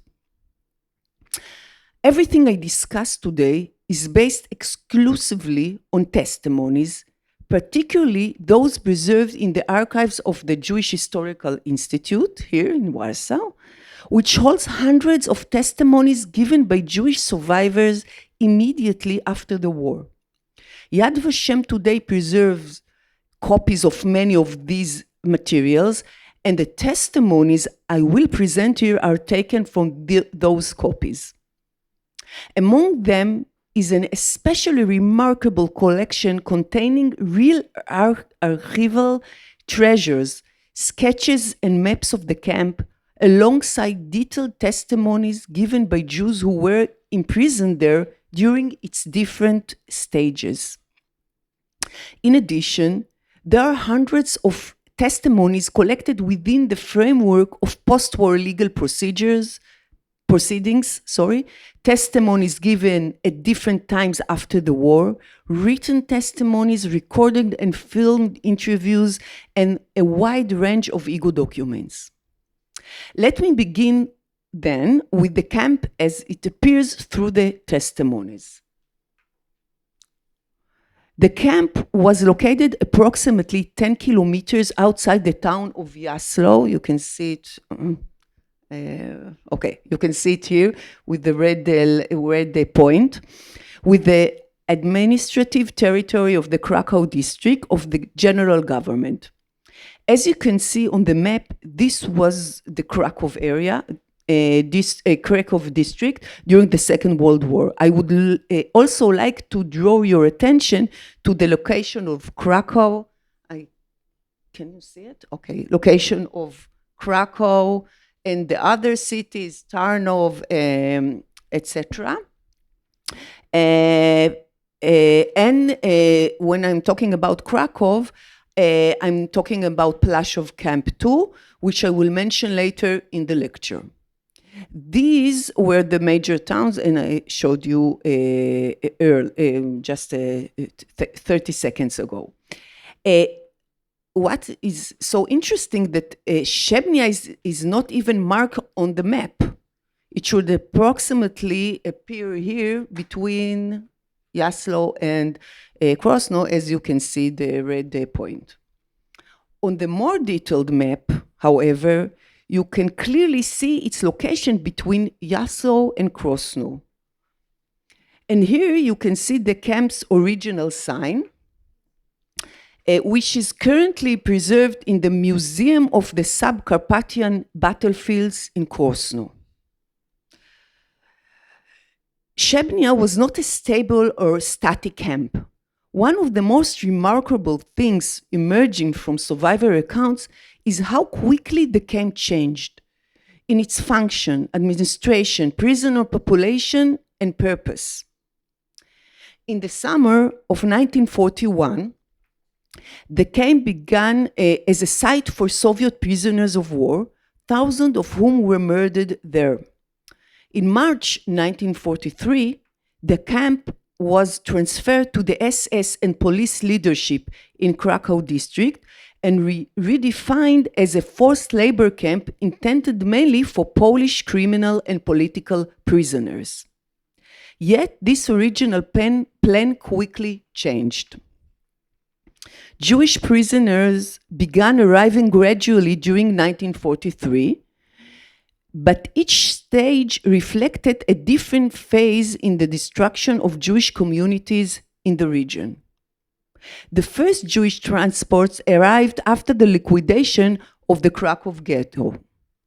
During the following month, Jews from nearby ghettos who were considered employable or still useful for labor were deported to Shebnia. The dramatic transformation occurred in September 1943, following the liquidation of the remaining ghettos in Western Galicia. Within a very short time, thousands of Jews from Bochnia, Przemysl, Tarnów, and other ghettos were deported to Shebnia. Within only a few months, the camp was transformed from a relatively marginal site into a major Jewish forced labor camp holding around 5,000 Jews, who soon became the majority of the camp population. And yet, only 2 months later, in November 1943, the camp was liquidated. Most Jewish prisoners were deported to Auschwitz-Birkenau, while others were executed on the spot. These transformations raised 3 important questions. First, regarding the camp's institutional affiliation. Second, regarding its changing purpose and function. And third, regarding the remarkably short period of its existence. Why did the camp operate for only several months? And what factors led to this or to its liquidation? Together, these questions allow us to move from the local history of Shebnia toward broader questions concerning German anti-Jewish policy during this final stage of the war. Let me now turn to the first of these questions, the institutional affiliation of the camp. Since no surviving German document explicitly defines Shebnia's institutional affiliation, the question becomes, how can we reconstruct its chain of command? Based on testimonies, I would like to suggest a careful and informed assumption, namely that Shebnia was under the direct or indirect authority of Amon Goth and the Plaszow camp administration. Goth, you can see his picture here, whose brutality is well known, became a central figure within the SS and police system in the Krakow district after his promotion in summer of 1942, following his success in establishing the commanding the Plaszow camp. He took an active part in the liquidation of ghettos and administration of forced labor camps throughout the region. Let me briefly explain how I arrived at the conclusion that Shebnia was connected to Goth and Plaszow camp administration. First, testimonies indicate that Goth played a direct role in the establishing in the camp in March 1943. Here you can see two examples of testimonies given by Jews who were among the groups transferred to Shebnia in March 1943. Both accounts explicitly mention God's involvement and the timing of these events. Based on these accounts, as well as others, it appears that God sent several small groups from Plaszów apparently in order to establish the camp's infrastructure, barracks, electricity, clinic, and so on. Second, the post-war testimony of Kellerman, who served as commander of Shebnia during the camp's peak period, points to a close institutional and professional connection between Shebnia and Plaszów. As you can see in his testimony, Kellerman explicitly refers to his training Plaszów before assuming his role in Shebnia. Finally, God's involvement with Shebnia also appeared during post-war legal proceedings. One of the accusations raised during his trial in Poland, itself based largely on survivor testimonies, concerned his role in the extermination of prisoners in Shebnia. Taken together, these accounts suggest that Shebnia functioned, officially or unofficially, as a kind of a satellite or sub-oriented camp connected to Plaszów. This conclusion becomes especially significant in light of an order issued in August 1943 by Scherner, the SS and police commander in the Krakow district. As you can see in this document, the order stated that Jewish laborers in the Krakow district were to be employed only within the Plaszów central labor camp and not in workplaces outside it. And yet, despite this order, thousands of Jews were transferred to Shebnia only a few days later, as I mentioned, in early September 1943. I believe this contradiction further supports the argument regarding the camp's connection to Plaszów and God's sphere of authority. I would like to stress once again that all of these conclusions are based almost entirely on testimonies. The next question that emerges from the testimonies concerns the purpose and changing function of the camp. Here again, the picture that emerges is far from clear. As I showed earlier, God selected the first group of Jews from Plaszów and transferred them to Shebnia in March 1943. Jews from this group later testified that a new camp was intended to function as a penal camp for Polish prisoners. Here, for example,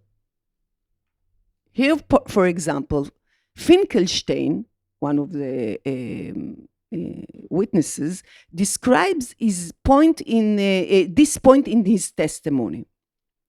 Kellerman, whom I mentioned earlier, explicitly stated during his post-war trial that Shebnia had originally been intended as a camp for Polish prisoners. Yet, in practice, the reality appears to have been quite different. Regina Weiss, whose testimony you can see here, also confirmed that Shebnia had originally been intended as a camp for Polish prisoners. Yet her own description of the camp's daily functioning presents a rather different picture. According to her testimony, Polish prisoners were brought there temporarily after being arrested or punished, and were then transferred elsewhere after a period of a few days or several weeks. In other words, Shebnia functioned largely as a transitional camp for Poles rather than a permanent detention site. Her testimony therefore reinforces the gap between the camp's intended purpose and the way it actually functioned in practice.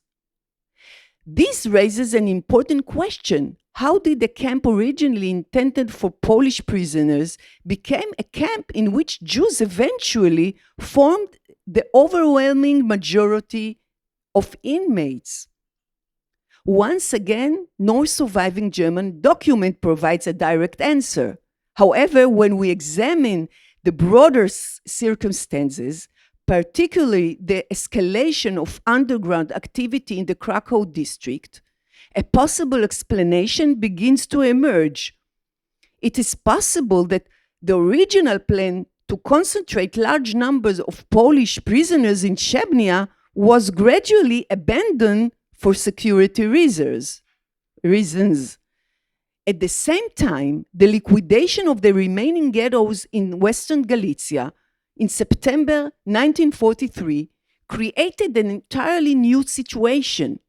Large numbers of Jews were transferred to Chechnya from the liquidated ghettos, together with workshops, machinery, and confiscated Jewish property. Survivor accounts describe extensive labor activity inside the camp, especially the sorting, repairing, and refurbishing of Jewish belongings confiscated during the liquidation process before their transfer to the Reich or to the Wehrmacht. Survivors also repeatedly described extensive preparation within the camp itself. The construction, the construction of new barracks, the renovation of existing structures, and preparing for additional industrial and workshop areas. It is worth noting that this map is itself part of survivor testimony. It was drawn after the war by the Jewish engineer Schoenberg, who had been imprisoned in Chechnya and sketched the camp from memory. As you can see on the map, in the additional section here, D, this area D, I hope that you see it, had already been designed for a future expansion. And yet, despite all these preparations and signs of expansion, the camp was liquidated only 2 months later. This brings me to the third and final question raised by the testimonies. Why did Chechnya exist for such a short period of time? And what can the fact that it was liquidated so quickly tell us about German policy during the final stages of the war? The first point to note is the timing of the liquidation. It took place on November 4, 1943, and included the number of most of the camp's Jewish inhabitants. The timing of the liquidation immediately raises a broader question. Could the liquidation of Chechnya indicate that the anti-Jewish campaign associated with Operation Ernstfest extended beyond the Lublin district? It was the same date. Significantly, 2 additional branches of the Plaszow camp system, Gulag 2 and 3, were also dissolved in mid-November 1943. For now, I leave this as an open question, since I have not found any surviving document indicating a coordinated order to liquidate Jewish labor camps in the Krakow district during November 1943. Another possible explanation may lie in the broader administrative changes taking place in the same time. In the late October 1943, the SS Business Administration main office decided to transform Plaszow into an official concentration camp under the authority of the Inspectorate of Concentration Camps. Within this process, Chechnya may simply have become unnecessary. To summarize, this lecture, what emerges from the case of Chechnya is not a picture of stable or coherent policy, but rather one of rapid institutional change, shifting priorities, and administrative improvisation during the final stages of the war. Through survivor testimonies, it becomes possible to trace these transformations even in cases where German documentation is fragmentary, limited, or entirely absent. Thank you so much. Thank you, Talia. And actually, this is a lesson that the chairing person should read the schedule. And I realize we don't have extra time. We have just the right amount of time for 2 papers. So what I would propose is collecting questions, and then the speakers can choose. And if there is extra, we'll do second round. Judith. Oh, well.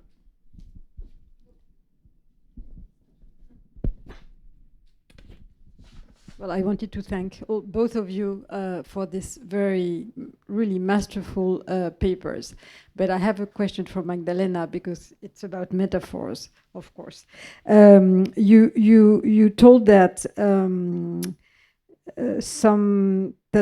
the narratives about material losses can be analyzed as metaphors of unmaterial or sexual violence. But I understand that it can be a substitute, but what is for you the relationship between substitute and metaphor? I mean, do you see really in the narratives like processes of metaphorization, or is it just a way for you to say that you have one word for another word? You see what I mean? Is there something like a trope in the text? Or for you, is substitute and metaphor is more or less the same thing?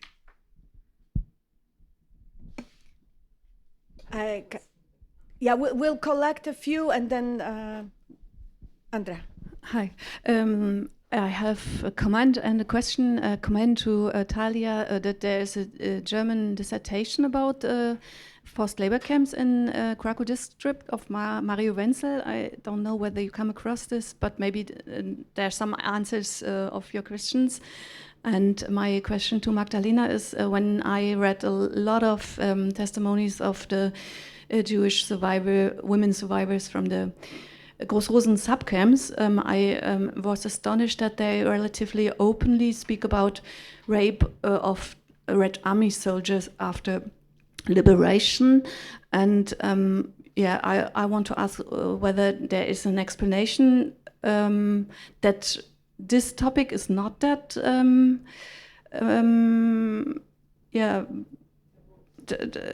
tabooed, like because you have a focus on the hidden people. So, but I think in the camps there are sexual assault and rape as well. And so it was, for me, it's an open question why they are talking about the rapes and sexual assault by the Red Army, but not before. So maybe you know more about it. I have 2 questions to both of you. So Talia, I wanted to indicate you that in Krakow archive, there is a whole collection of former Polish prisoner, Marian. Okay, you know it. It's also interesting because he somehow tries to substitute this lack of documentation, creating his own card filed, etc. And as for Magdalena, thank you for this presentation, because you spoke about such a taboo and difficult topic. What I came across, and I wondered whether you also found it, that usually they described or the sexual violence that happened toward someone that was next to her in the same room, in the same space, but not to me myself. Whether we can also interpret it in that way, as you did with this dispossession. And another thing is, how do you want to describe it? Because to what extent we can, reveal what we know what those people didn't want to, those women didn't want to reveal. How to describe it, how to put it into your narration. How to, do you think about anonymization? What to do? Okay, Luisa, and then I will ask mine and... Okay, thank you so much for, both of you for this very strong and moving text. And I have a question for Magdalena. If you know any visual testimonies of rape, because the most well-known testimony of rape is the testimony of Erna Rosenstein. And her written testimony, her oral testimony, is contradictory. She says something like, I was about to be raped, I was not, I ran away. But her visual testimony is very, I would say, yeah. So if there are any visual, traces, thank you. So I will just add to this, I think in some ways, following on some of the questions to Magdalena, I want to push a little bit on two things. Oh, I'll sit down. One is that you make this distinction of material loss, and material loss is not just a material loss, but material loss is never just a material loss, right? It doesn't need to indicate sexual and sexualized violence. It's a loss of family through things that belong to family. So there's always more embedded there. And then I was struck by, that's kind of a cousin of Carolina's question, I was struck by Dora's plural voice. And I wonder, we women were raped, right? She doesn't say I and she doesn't say they. It's we. So how much this is a pattern of telling collective rape, and the person who is giving testimony includes herself in that story. And I wonder about male testimonies by Jewish men who, and I don't mean necessarily who also might have perpetrated, but who witnessed. Because you have on the one hand Jewish women and on the other hand Polish non-Jewish witnesses who come upon them, but how about the Jewish men?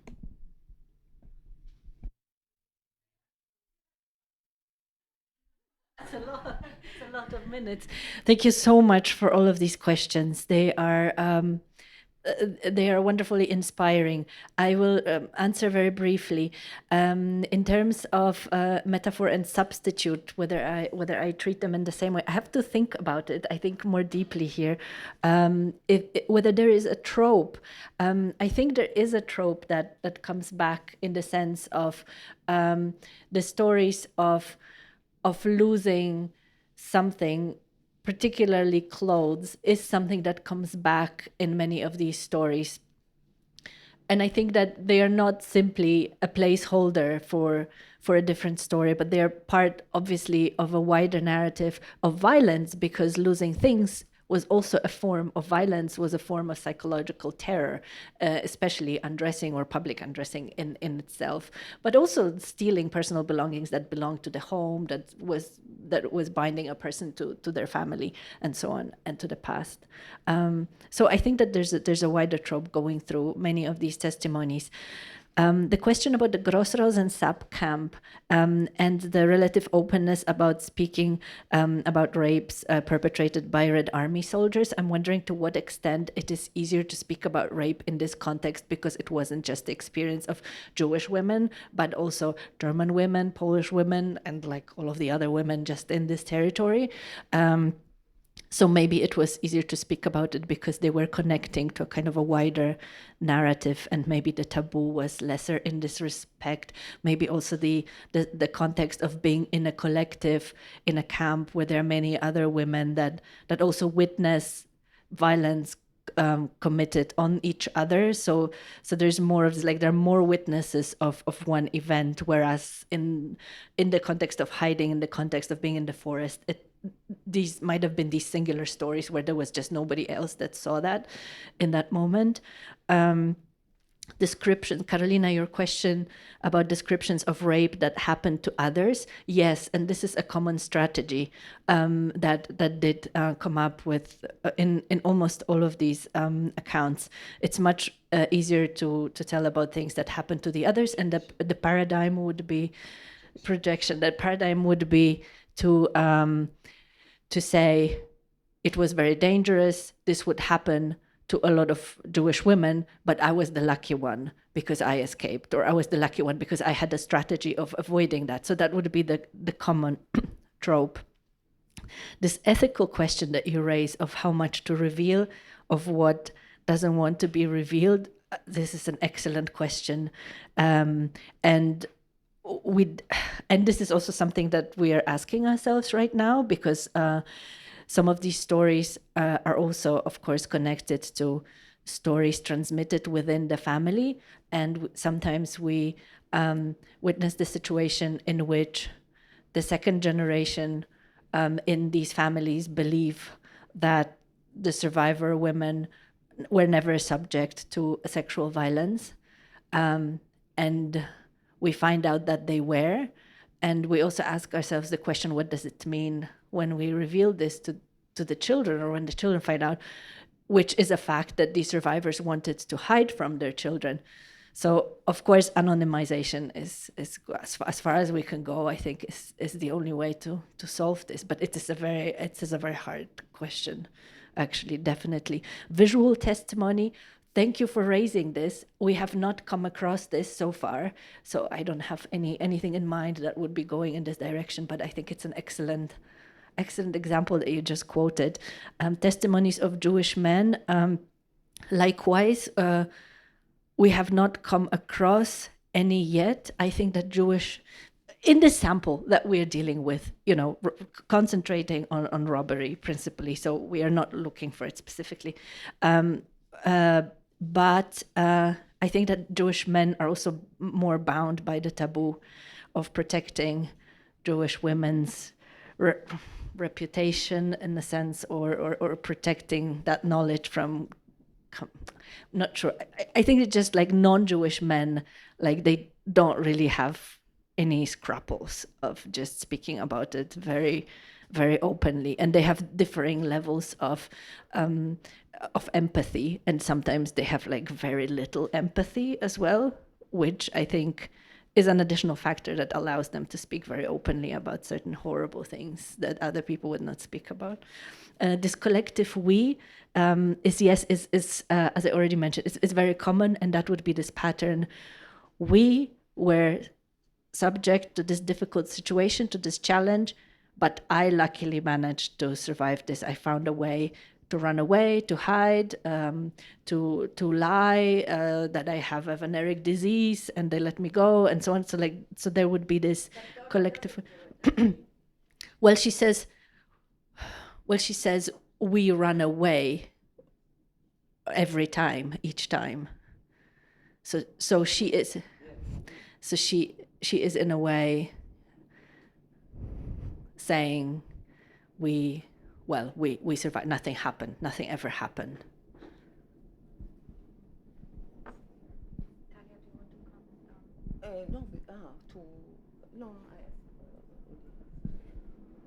I think let's squeeze one last. Okay, very quick. Okay. We can squeeze a few more. So just a follow-up question to Magdalena. Very, very interesting presentation. Which was raised here. These stories, did they? If I understand well, they came up in interview situation, or some of them. So there was an interviewer, an active interviewer in some cases, if I'm right. I'm just wondering the role of the interviewer. I don't know if you have ever analyzed whether the interviewer is able to clear these omissions, so is able to ask the right question because this what you presented, it seems they are like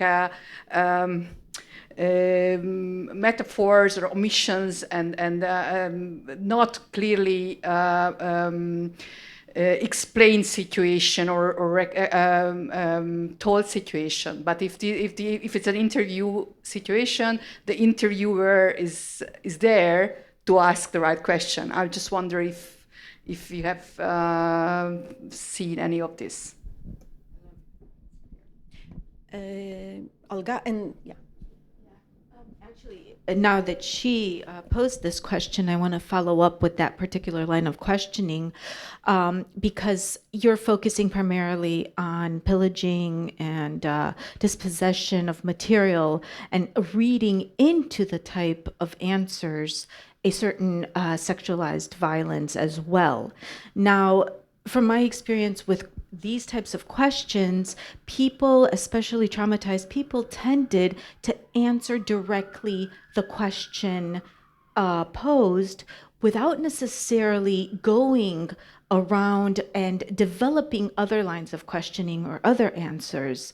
So is it possible that maybe they stuck to the type of questions that they were posed and answered them more or less directly without elaborating on other forms of violence that they were subjected to? So I have a question for Talia and one more for Magdalena. I wonder, I think, Talia, you made a very strong point in how you can use survivors, or Jewish, necessarily survivors, Jewish testimonies to write somewhat of a perpetrator history. It's a camp history.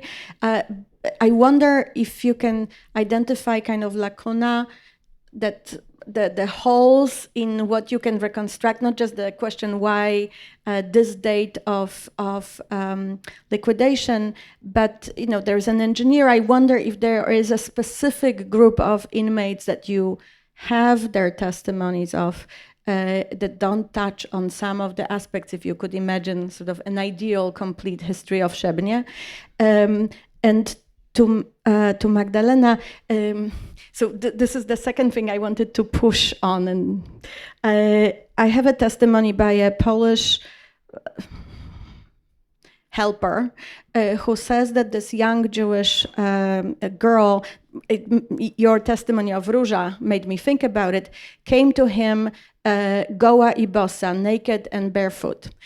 And I presented this testimony in a few contexts, and a lot of Holocaust scholars thought that this is a code for sexualized violence that this young woman, teenager, must have experienced. And I kind of wonder, because could we also read too much into it? Right? Is it possible that what he says is she ran away in the middle of a roundup and literally came with tatters, like Róża is saying. So I wonder whether there are moments when you think, is this a metaphor, a substitute, or is this just what the words seem to be saying on the surface? Just because I'm obsessing about this particular phrase, I wonder what your solution is. Thank you, Natalia, for your question. I think that there is a connection, and I'm so happy that Magdalena, you presented your remarkable research with me now, because now I think, according to your question, Natalia, I think that I can identify through your historiographic points that many of the Jews or maybe of the women in Szebnia could tell in their testimonies about raping Polish women, but they didn't talk about themselves. So they could tell, and even the men, the Jewish men, they talked about that the Polish women were, and even in, remind me on it? Marian told me about the collection that is, I think that is preserved in the Krakow archive. So I used the the copy in Washington that really, according to the testimonies, many women were raped there in this camp, but the Jews or the Jewish women and the Jewish men every time said it were about Polish women. So it's so interesting because now you gave me some tools to identify maybe this or to interpret these testimonies. Yeah. I would like to give the mic over to Bernadetta because she's the perfect expert to answer the question about the interviewing situation and also to what extent an open question is a good way of, I think that's good. Can you hear me? Thank you. So in this case of Dora, this interviewee was quite directly asking about sexual violence. Not because we in other interviews not necessarily, but in this case there was kind of introductory question about paying the price for receiving a shelter, and then there was this question: as two young women, were you ever in danger as women? So somehow she marked directly this direction of her question. And as Magdalena explained, that Dora dealt with this question in such a way that she made further questioning quite impossible. So she used the word every time we were able to escape. So let's not talk about that. Then shifted to another topic. So she used many interactional and conversational devices that every sensitive interviewer feels don't go deeper. So thank you.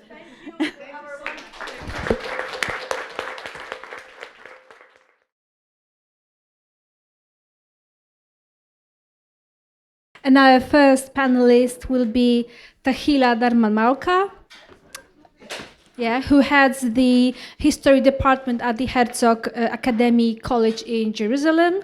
Her doctoral thesis, Between Survivors and Victims, Missing Persons After the Holocaust, explore missing persons' impact on personal, social, and national recovery post-war Second World War. She has published articles on this topic and also published a book by Yad Vashem. She has numerous fellowships and postdoc, and I wouldn't actually mention all of them. I just wanted to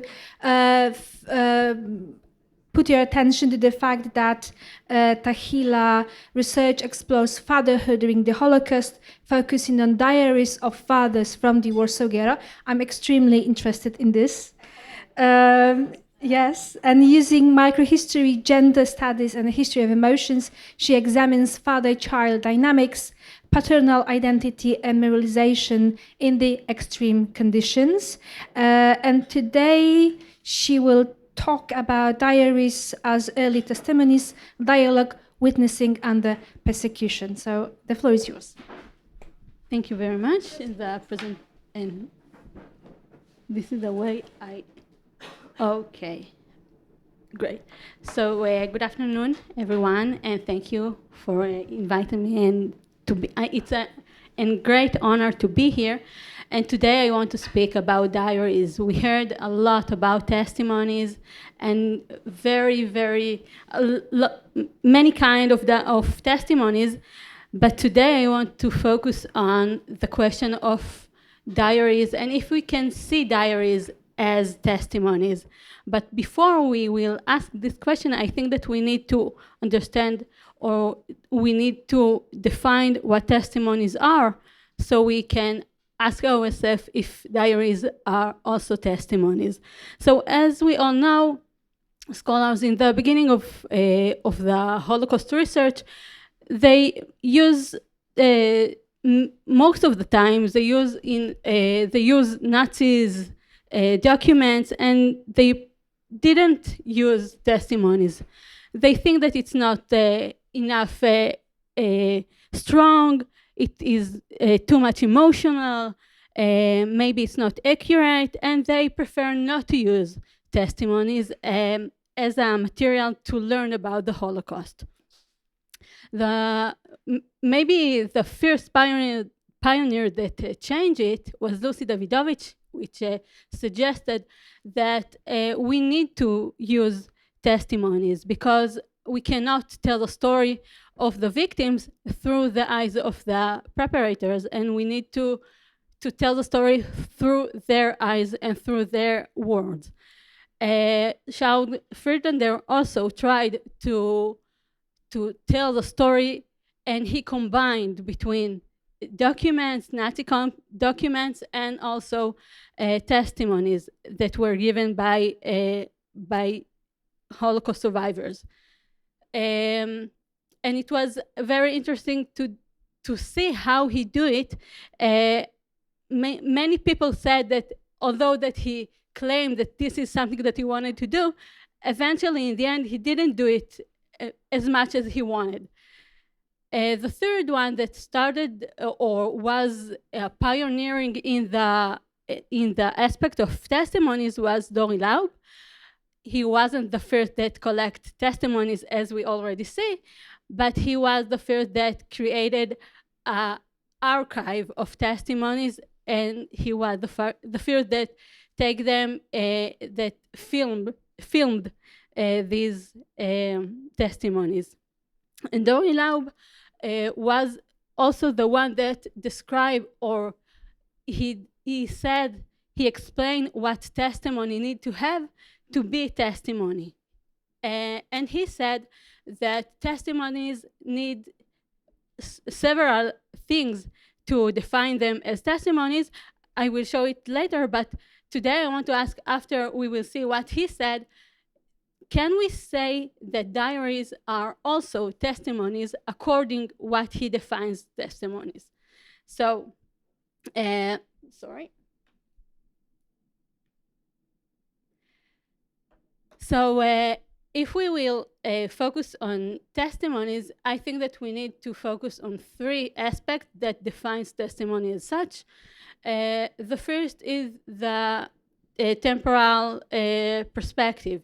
When someone gives testimony, a Holocaust survivor gives his testimony, he already survived the war. He knows what happened in the end. He already knows what happened in the end of the story. And when he gives the story, he chooses what to tell us, because he has this large narrative that he wants to tell, and he knows that he can't tell all of it, and he will pick what he wants to tell us about his story. And the second thing is the narrative. Testimonies, in most cases, not all of them, but in most cases, has a very there are a certain structure of testimonies. They start in before the war, what happened before, then the story of the war, and then after that, what happened, how I survived, and what happened in the end of the war. And I think that the third issue and the most important issue is the dialogic listener.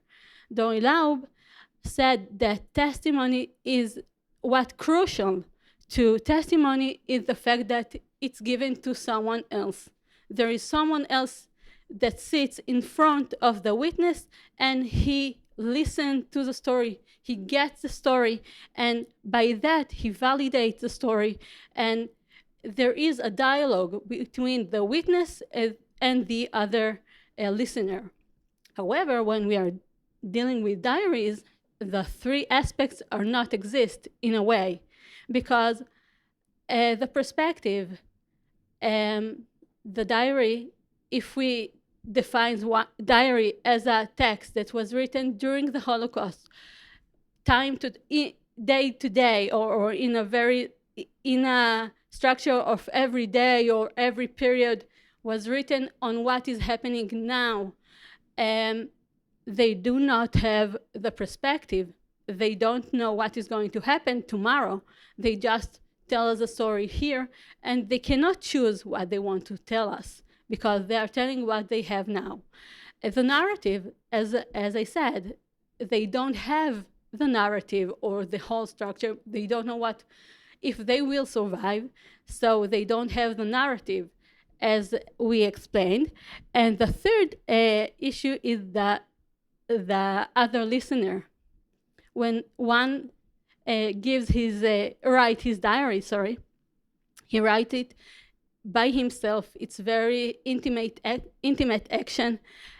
Some scholars said that one of the reasons for people to write diaries is because this was the only intimate action that one can do in the ghetto, because it was so crowded, it was so horrible, that to write your diary was the almost intimate, the most intimate thing that you could do. So there is no other listener.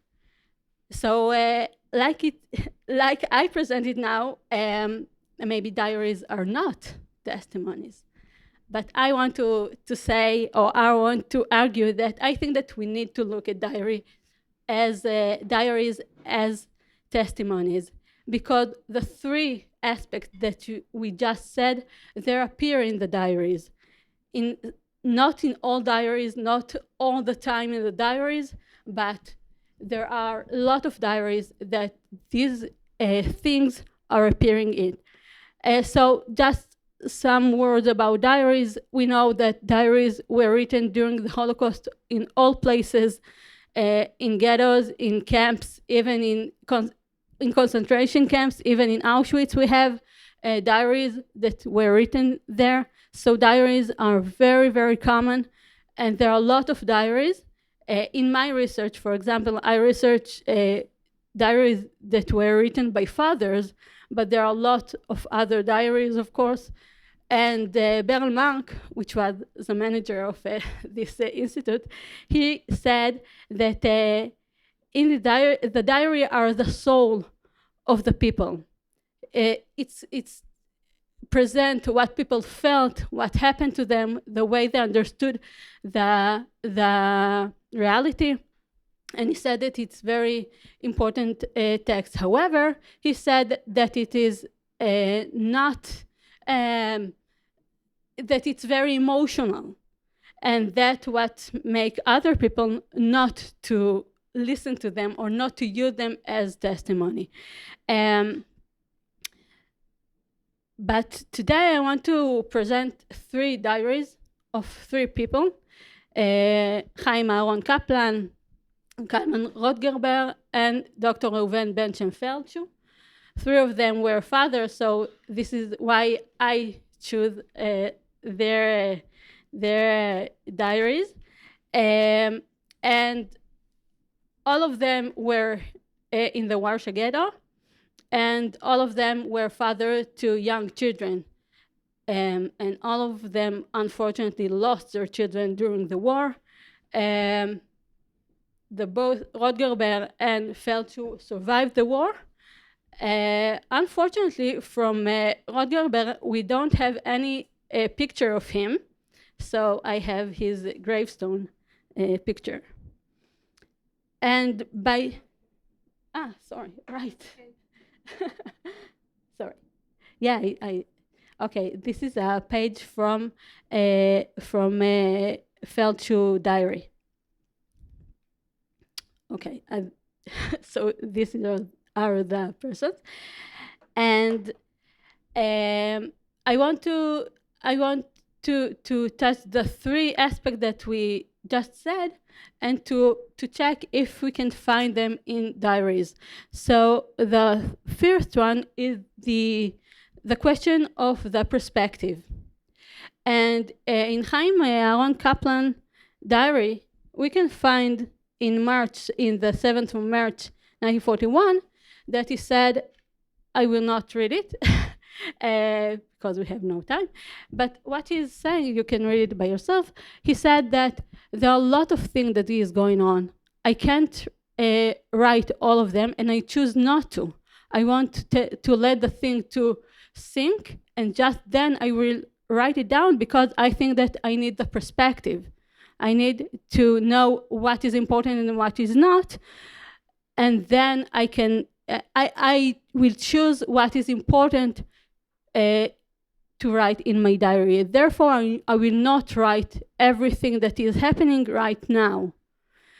So he have this emotion that he need, or understanding that he need the perspective, and he need to write his diary through a perspective of time and place. And without that, his diary will not official like he wanted to be.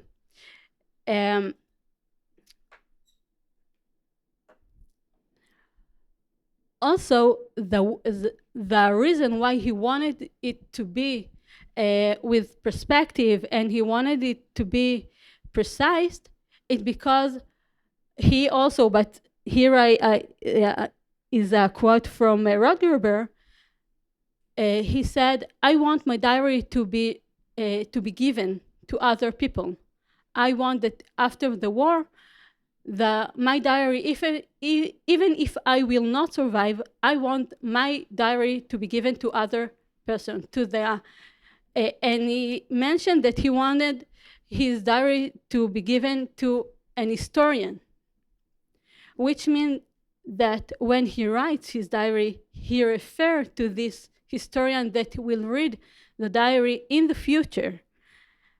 And all his writing is for him. So even we say that the diary is very intimate text, we can see here that is what he aiming to other person that will read it. And also Felchu mention it, and I will you will see it later.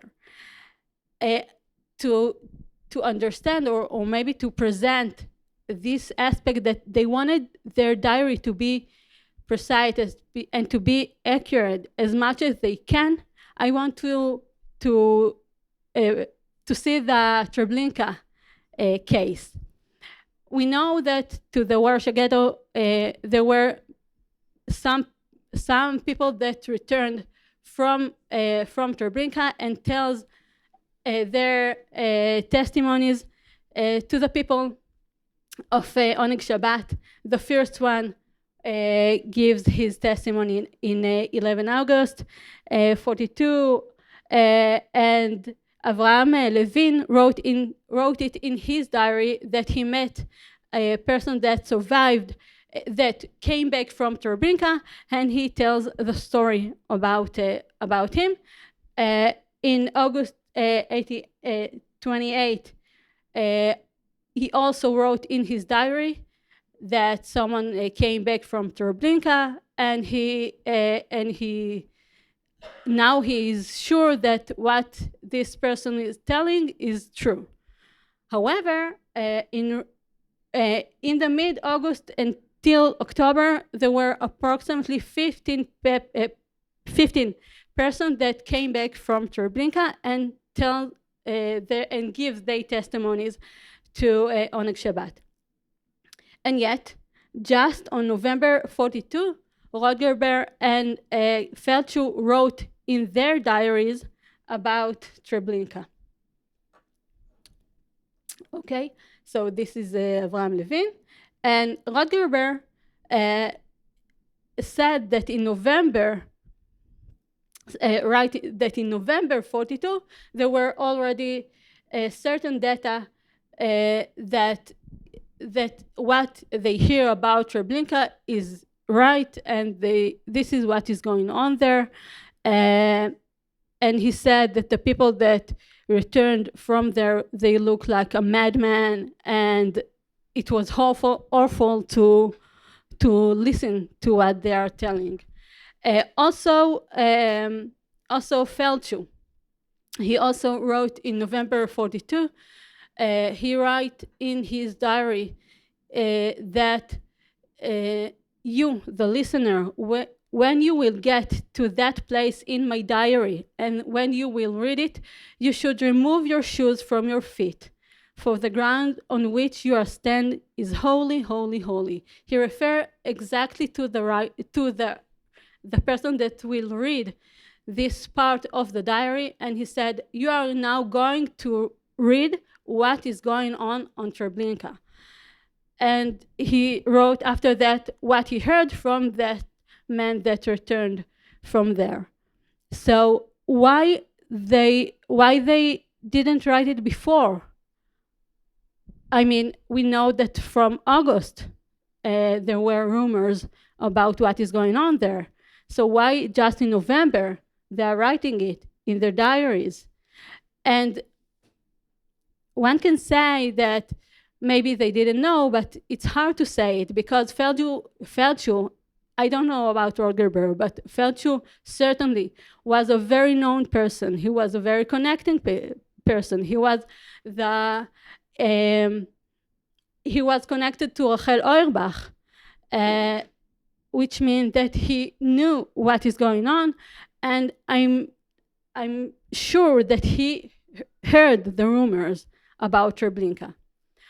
And what I want to suggest is that both of them, they choose to write in November what they heard about Treblinka because they want their diary to be precise, because they aim their diary to be testimonies, and because they doesn't want that their diary will be with rumors, so they choose to wait, and just when they were certain that what they are hearing is right and accurate, just then they wrote it in their diaries. And so if I I will conclude, I think that when we are looking at diaries, we need to check the aim of the person that wrote that diary. And in many, many diaries, we can see that most of the people wrote their diary to other persons.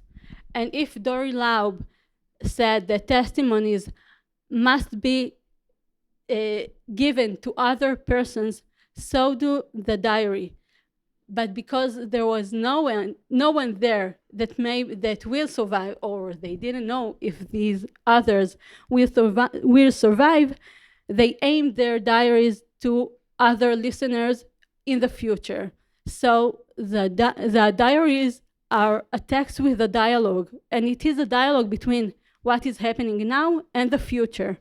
And in the future, it will be the historian, it will be someone else, someone from the family that will hear or will read the diary, but it is a dialogic text that is in the diary, and that's what I think make diaries also witnesses, some part of a witness.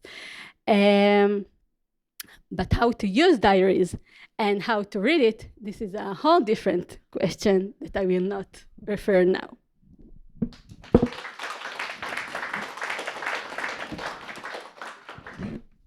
Thank you, Tehila. I will now invite our second panelist, which is Juliana Niklas. Hello. So Juliana is postdoctoral researcher at the Center for the Holocaust Studies in Leibniz Institute of Contemporary History, specializing in Holocaust diaries. She completed her PhD with distinction at the Freie University Berlin, and the dissertation concerns the representation of World War II and the Shoah in the Ukrainian and Belarusian war museums against the backdrop of the ongoing war. Currently, she's a member of B National Research Project Diaries that we are quite familiar already with. And the project analyzes Holocaust diaries by creating a comprehensive inventory, mapping their spatial trajectories and examining their textual and material dimensions. And right now, Juliana is a lecturer at the University of Göttingen, and she's a researcher from Eurowatch project in documentation archive of Australian resistance. So plenty on your plate. And today we are going to listen your paper entitled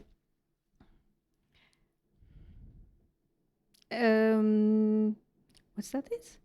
Exia. Yes, exegesis of catastrophe. Sorry, it's just something with my eye. Prosexual knowledge about camps in the French Jewish diaries. And floor is yours. Thank you very much, Justina, and thank you very much to the whole EHRI team for having me here. And yeah, actually, this will be the continuation or an addition to Thila's presentation, but we're moving from Warsaw to occupied Paris. And as Justina already said, this presentation is part of the Diaries project. It's a German-French collaboration dedicated to identifying, cataloging, and analyzing diaries. And unfortunately, my French colleagues who wanted to cannot be here with me today, with the exception of Judith Lioncan, whom some of you remember from yesterday's keynote. And my colleagues have uncovered around 80 previously unknown and unstudied diaries at the Mémorial de la Shoah in Paris. And today I will focus on 3 diaries, 2 that were recently uncovered by my colleagues, and 1 that is already known as it is held at the Ghetto Fighters' House, with only a copy preserved at the Mémorial de la Shoah. So diary writing during the Holocaust was often far more than a mere act of chronicling.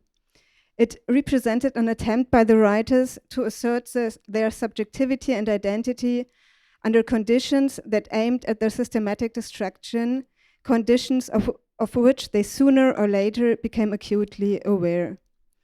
In the records left by Jewish women and men, perception, fears, and hopes coalesce into texts that not only bear witness to persecution, but also recount the struggle to impose temporal, linguistic, and semantic order upon a disintegrating world, as well as the effort to process or to reject incoming information.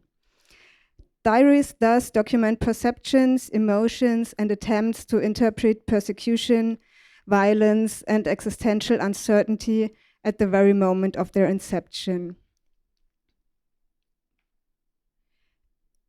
It is May 1941 in occupied Paris. A young Jewish woman, Lily or Tilly Iglitsky, then Lilienstein, writes about the first phase of interning foreign Jews. Quote, "Everyone knows what a summons means. It's the concentration camp that awaits them," unquote. But what exactly did everyone know, and who is everyone, and how did they know it? Today, I will argue that diaries like Iglitsky's do not primarily document fixed knowledge about the Holocaust. Knowledge is not a binary, knowing versus not knowing, but a gradual process. To analyze this, I use a method I call exegesis of catastrophe, adapting historic critical analysis to treat diaries as processual texts. My guiding question is, how do these diaries make visible the thresholds at which camps entered the experience of their authors? All 3 diaries were written by Jewish diarists in occupied Paris. Tilly or Lily Lilienstein, later Iglitsky, Menachem or Moshe Burstin, and Isabelle Gézian, later Hadassah Riege, and this is the one kept at the Ghetto Fighters' House. Their writers differ in age, background, and religious experience. Yet all 3 diaries reveal how persecution became intelligible. Scholars like Peter Fritsche and Bart van der Boom have already described how Jews in occupied Europe often knew more cognitively about the Nazi extermination plans than they were emotionally able to accept and thus to write down. To describe the temporal structure of the process, I use a triadic heuristic consisting of Chronos, Kairos, and Morpheus. Chronos refers to linear, administrative, and everyday time. This is dates, regulations, routines, and schedules. Kairos refers to moments of rupture in which persecution suddenly becomes immediate and existentially real. Morpheus designates dream space and dream time, in which fear, uncertainty, and future catastrophe are processed indirectly and symbolically. The summons Lilienstein-Iglitsky writes about in May 1941 can be considered a chaotic moment. The transition from legal discrimination to physical internment. The use of everyone knows is striking. It suggests collective certainty where there was, in fact, profound uncertainty. Concentration camp does not yet designate a clearly understood institutional system. The more than obviously, she refers in historical correct terms to internment camps. But the term concentration camp signifies the worst imaginable horizon available at that moment. The term gathers anxieties, rumors, and projections into a single condensed expression of extreme threat. 1 year later, in July 1941, Lilienstein writes, quote, Solange came over tonight to tell us that we shouldn't go out on Monday because they were going to round up any Jews walking in the street, unquote. Compared to the earlier entry regarding the summons, this text marks a distinct shift in the nature of perceived threat. Whereas previously an administrative measure concerned those who had received a summons, the violence announced here is potentially directed against all Jews moving through public spaces. Everyday life itself, the act of walking or simply existing as a Jew in the public sphere, has, over the course of a single year, become a perilous undertaking. Chronos is visibly disturbed by this kairos. The entry is a part of a phase lasting roughly 2 weeks, during which the dating itself becomes unstable. The date given, Saturday, July 13, 1942, is inconsistent. It was later corrected to Saturday, July 11. This erroneous dating by the diarist points to disruption of chronological order. The rupture is therefore not merely narrated, but this rupture enters the material structure of the diary. A few days later, after the beginning of the mass deportations from France, Lilienstein writes, quote, as long as they don't send them to Poland, ! People are starving to death over there, unquote. So I assume that Poland functions less as a geographical category than as a semantic escalation of terror. It signifies a space beyond imaginable suffering. Yet extermination itself is still not named. Instead, horror becomes condensed into one concrete bodily image, hunger. The exclamation mark and the fragmentary style reveal emotion as the structuring principle of her knowledge. A somewhat different configuration appears in the diary of Moshe Burstin. Burstin grew up in Odessa in the 1880s, in a period marked by recurring pogroms against Jewish communities. Burstin begins writing in August 1942, shortly after the Velodrome d'Hiver roundups. He explicitly describes his text as both testament and a memory of the horrible days in Paris. The Diaries writes to his children and grandchildren, whose whereabouts are unknown to us, to bear witness. What characterizes Burstin's writing above all is an atmosphere he himself calls a terrible panic. Persecution is no longer experienced as an isolated threat or a distant possibility, but as a total and ongoing seizure of Jewish existence. At the same time, Burstin attempts to impose orders on events that he repeatedly describes as fundamentally and indescribable. Unlike Lilienstein, whose chronology occasionally collapses under emotional pressure, Burstin clings obsessively to temporal precision. Time appears to be the only remaining structure he can still control. He starts his writing, quote, it all began on Thursday, July 16th at 4:30 in the morning, unquote. The events exceed the possibilities of language itself, yet the precise moment can still be fixed to the minute. Burstin also names a series of camp locations, Pithiviers, Drancy, Le Mont-Valérien, and Compiègne, with Le Mont-Valérien not being a camp but a shooting site, especially for shooting of resistance members. In doing so, he begins to map what might be called an expanding geography of danger. At the same time, Burstin's geographical horizon remains limited.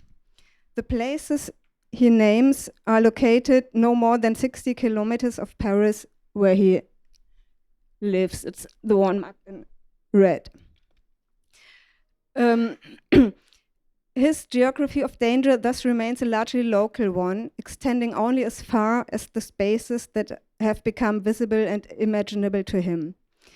These places are already, quote, well known, unquote, as he writes, meaning that they already circulate as markers of terror. But Burstyn immediately adds, quote, and other places unknown to us, unquote. The unknown is not suppressed, it is explicitly acknowledged. The threat exceeds the available knowledge. The camps that can be named represent only fragments of a much larger and incomprehensible system. And this has an important epistemological consequence. His knowledge does not reduce fear, it intensifies it.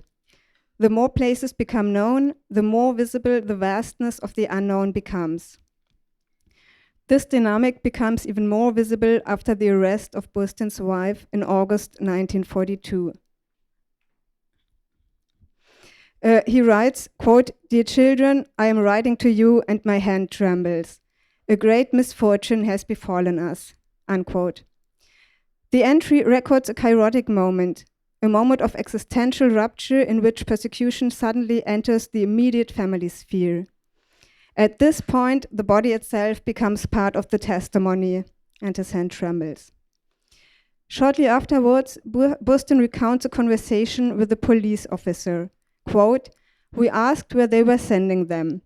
Perhaps to the depot, perhaps to Drancy," unquote. And then follows, I would say, one of the most remarkable passages in the diary. Quote, "When the women heard the word Drancy, it became a col nidre, worse than the Spanish Inquisition," unquote. This comparison is revealing because it shows that knowledge about Drancy is not based primarily on factual information or direct observation. Historically, as you may know, col nidre is acquired particular significance during periods of persecution, especially during the Spanish Inquisition, when Jews who had been forced to convert publicly to Christianity continued to preserve Jewish identity in secret. Col nidre thus became associated with coercion, survival under duress, and the tension between inner belief and outward conformity. By invoking col nidre, Burstyn attempts to translate an unprecedented situation into a historically recognizable form. Drancy is, quote, "worse than the Inquisition. Under the Inquisition, at least theoretically, conversions offered a possible avenue of escape. In Nazi racial ideology, no such possibility existed. Jewishness was defined externally and biologically." This becomes particularly striking in Burstyn's later reflection on Yom Kippur 1942. In a separate chapter entitled "The Unforgettable Yom Kippur of 1942, he writes, quote, "This is the first time that Jews have been unable to attend synagogue for the Kol Nidre prayer," unquote. Burstyn recalls that since early childhood in Odessa, his father had taken him every year to Kol Nidre services. The memory evokes an entire historical landscape of Jewish continuity under persecution. Pogroms, violence, and security, all of these had existed before. Yet religious life had endured. What makes 1942 fundamentally different is precisely the interruption of this continuity. And this is where for Burstyn, chronos becomes especially important.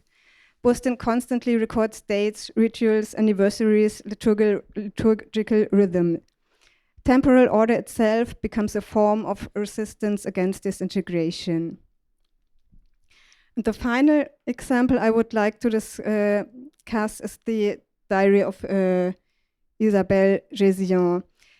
She's the only one writing about her dreams. And as far as dreams in Holocaust diaries are concerned, I would like to refer you to those, but due to time constraints, I cannot discuss the three in more details. Gézillon was a 16-year-old girl living in Paris, and much of her writing revolves around school, friendship, everyday observation, emotional self-reflection, and questions of identity. At first glance, this relative absence of explicit references to persecution might appear surprising. Yet I would argue that whereas the diary of waking life documents the thoughts, insecurities, and self-perceptions of an adolescent girl, the dream narrative condenses experience of danger and vulnerability. Gézion herself attributes a particular epistemic status to dreams.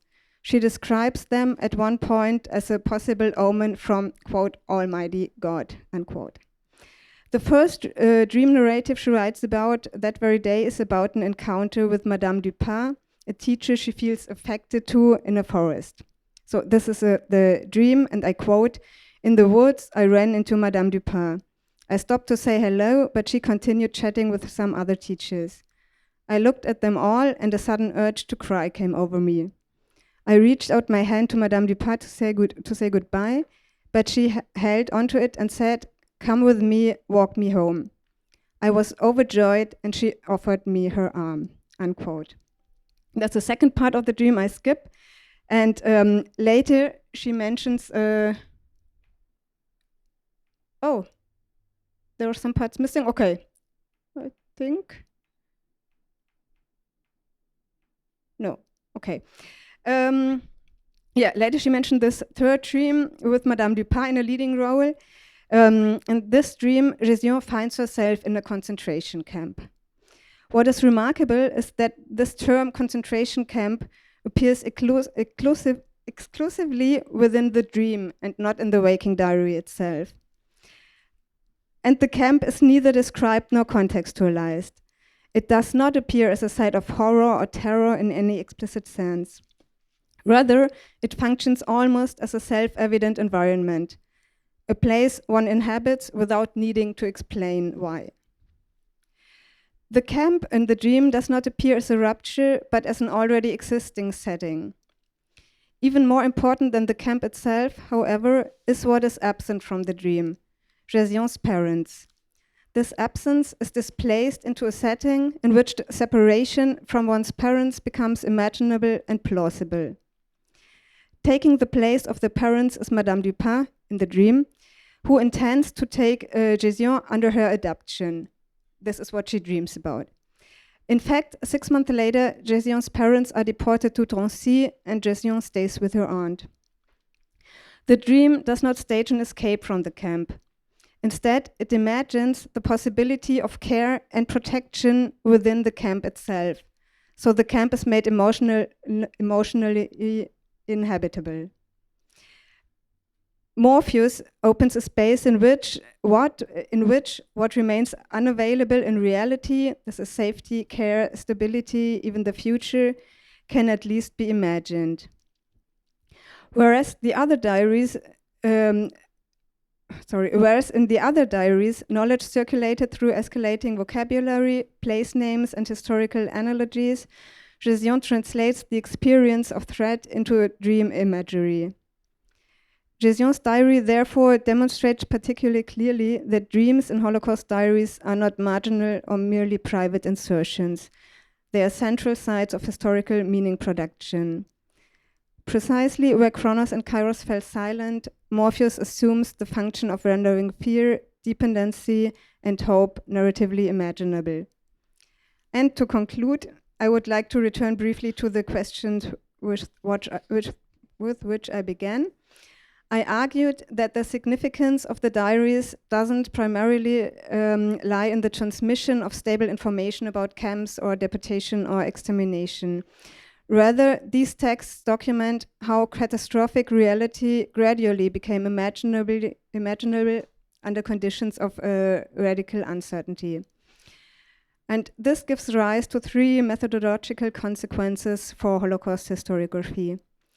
First, these diaries must be read diachronically, as evolving writing processes rather than as static documents. Their meaning often lies precisely in transitions, interruptions, and transformations within the text. Second, formal and material features become historically significant. Corrections, shifts in tone, dreams, repetitions, or abrupt silences are not peripheral details, they are traces of epistemic pressure and attempts to stabilize meaning. And third, these texts remind us that knowledge during persecution was never purely cognitive. It depended on cultural framework and was inseparable from emotional life. And the evidentiary value of these diaries therefore lies precisely within their fragmentary and uncertain character. Thank you.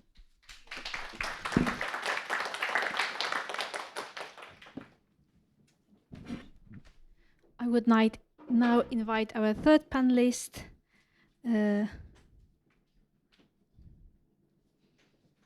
Corbala Kriza, who is a sociologist, oral history researcher. She, for many years, have been coordinating several projects at the United States Holocaust Memorial Museum, collecting video testimonies and documenting the Holocaust and the Second World War in Europe. She worked as researcher, fellow, and lecturer in, among other places, in the Central and European University. She has published extensively in the field of political ideologies, anti-Semitism, Holocaust, and collective memory in Central Europe, and her volume Identities, Ideologies, and Representations in the Post-Transition Hungary was published in 2012, right?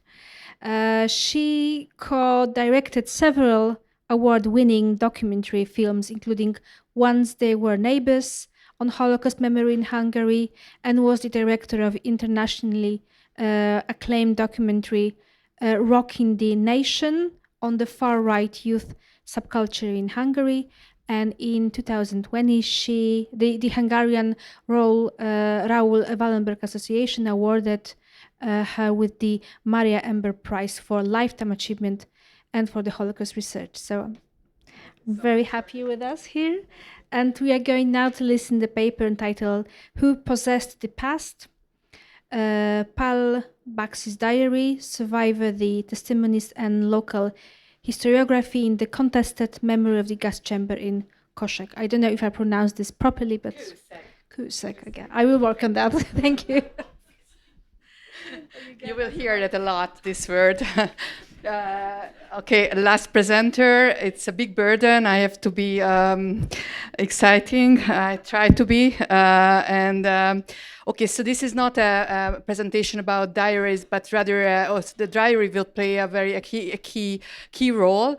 But this is something to convince you that early testimonies can be life-changing in local and national memory. So take them very seriously. I will try, and then I will argue how they are important. So this is a very exciting. How can I proceed with? Oh, here. Okay. So it's a very exciting research and investigation about the gas chamber in Kőszeg, and it's a bit complex. And usually I don't like reading a presentation, but it's so complex, and then I don't have too much time, so I will be reading it fast because I want to respect the time limit. Sorry about that, and I have many slides as well. Hopefully I can get to the end. Okay, so in this presentation, I examine a contested and still insufficiently acknowledged episode in the history of the Hungarian Holocaust. The murder by gas of 6 Jewish forced laborers in Kőszeg, a small town in western Hungary near the Austrian border in March 1945. The case is historically significant because in Hungarian public memory, the use of gas for mass murder is usually associated not with Hungary itself, but with extermination camps outside the country, above all Auschwitz, where approximately 350,000 Hungarian Jews were murdered. In Hungarian Holocaust memory, the gas chamber belongs elsewhere, geographically, morally, and symbolically. Kőszeg disturbs this geography of memory. It raises the possibility that an improvised gassing took place not in a distant extermination camp, but in a picturesque Hungarian town. Yet, the Kőszeg case is not only about what happened in March 1945. It is also about how it is also about how a Holocaust event becomes known, denied, remembered, institutionalized, and contested. The central question of this presentation is therefore twofold. First, what can we reconstruct about the guessing from survivor testimonies and post-war legal sources? And the second, how did one particular memory narrative associated above all with the survivor Pál Bács become the dominant or official narrative, and how did it influence local and national memorialization? I argue that the denial of the Kőszeg gas chamber cannot be understood simply as ignorance or factual disagreement. It is also a form of local defensive memory, a refusal to attach the moral and symbolic burden of the term gas chamber to the town. At the same time, the institutionalized memory narrative itself must also be examined critically. The gas killing was most probably a real event, but its later public representation was shaped by testimony, trauma, commemoration, and institutional authority. Let me begin with the place itself. Jews in 1944, Kőszeg had around 10,000 inhabitants. Its Jewish community was small, numbering 117 people, of whom only 16 survived. Today, no Jewish people live in Kőszeg. The local ghetto was established in April 1944. The Jews of Kőszeg were deported to Auschwitz. Famous photo series about the deportation were taken in Kőszeg in June 1944. Probably you have all met this or have seen these photos. They were taken in the town I'm talking about. So it's maybe it's in Yad Vashem, in every publication. It's a series of 10 photos which have a very interesting stories, but I don't have time to talk about it now, and that's not the topic of this presentation. So, however, the Holocaust history of Kőszeg did not end with the deportation of its local Jews. From November 1944 until March 1945, Kőszeg became one of the sites of the forced labor system connected to the construction of the Südostwall, the German defensive line intended to slow the advance of the Red Army. Between 5,000 and 10,000 Jewish forced laborers were held in and or transported through Kőszeg and its surroundings. Many died there from starvation, disease, exhaustion, violence, and mass killing. Two main camps were established, one in the local brewery, the other in the Zeke brick factory. There are still insufficiently documented or undisclosed mass graves on the outskirts of the town. The number of recorded victims' names is more than 2,000 in the Yad Vashem database, based on a victim list I recently compiled and corrected. That was also a very interesting project, working with the victims database at Yad Vashem. My own encounter with Kőszeg began in 2004 and 2005 during the research and filming of our documentary Once They Were Neighbors. The film was based on 20 live narrative interviews with elderly non-Jewish residents of Kőszeg. As young adults, they had witnessed the disappearance of the local Jewish community and the presence of the forced labor camp. The aim of the project was not primarily to reconstruct factual events. It was to examine local memory, what non-Jewish neighbors remembered, what they avoided, how they spoke about Jews, and how they related emotionally and morally to the events. Between 2017 and 2020, I collected 20 additional oral history interviews with local witnesses for the USHMM collection. Several features appeared repeatedly in these interviews. Jewish neighbors were remembered, but often without empathy. Anti-Semitic stereotypes were reproduced. Jews were remembered as wealthier, more successful, different, or socially separate. The seizure of Jewish property was mentioned, but rarely framed as moral problem. The forced laborers appeared in memory, but often through distancing sensory details such as noise, the unbearable sight of the camp, or its stench, rather than through compassion for their suffering. Responsibility was displaced at several levels, from individuals to authorities, from the town to the Germans, from Hungary to the war itself. One of the striking features of these interviews with the non-Jewish witnesses was the denial of the gas chamber that allegedly operated in the local brick factory. One interviewee denied the event categorically. It is not true.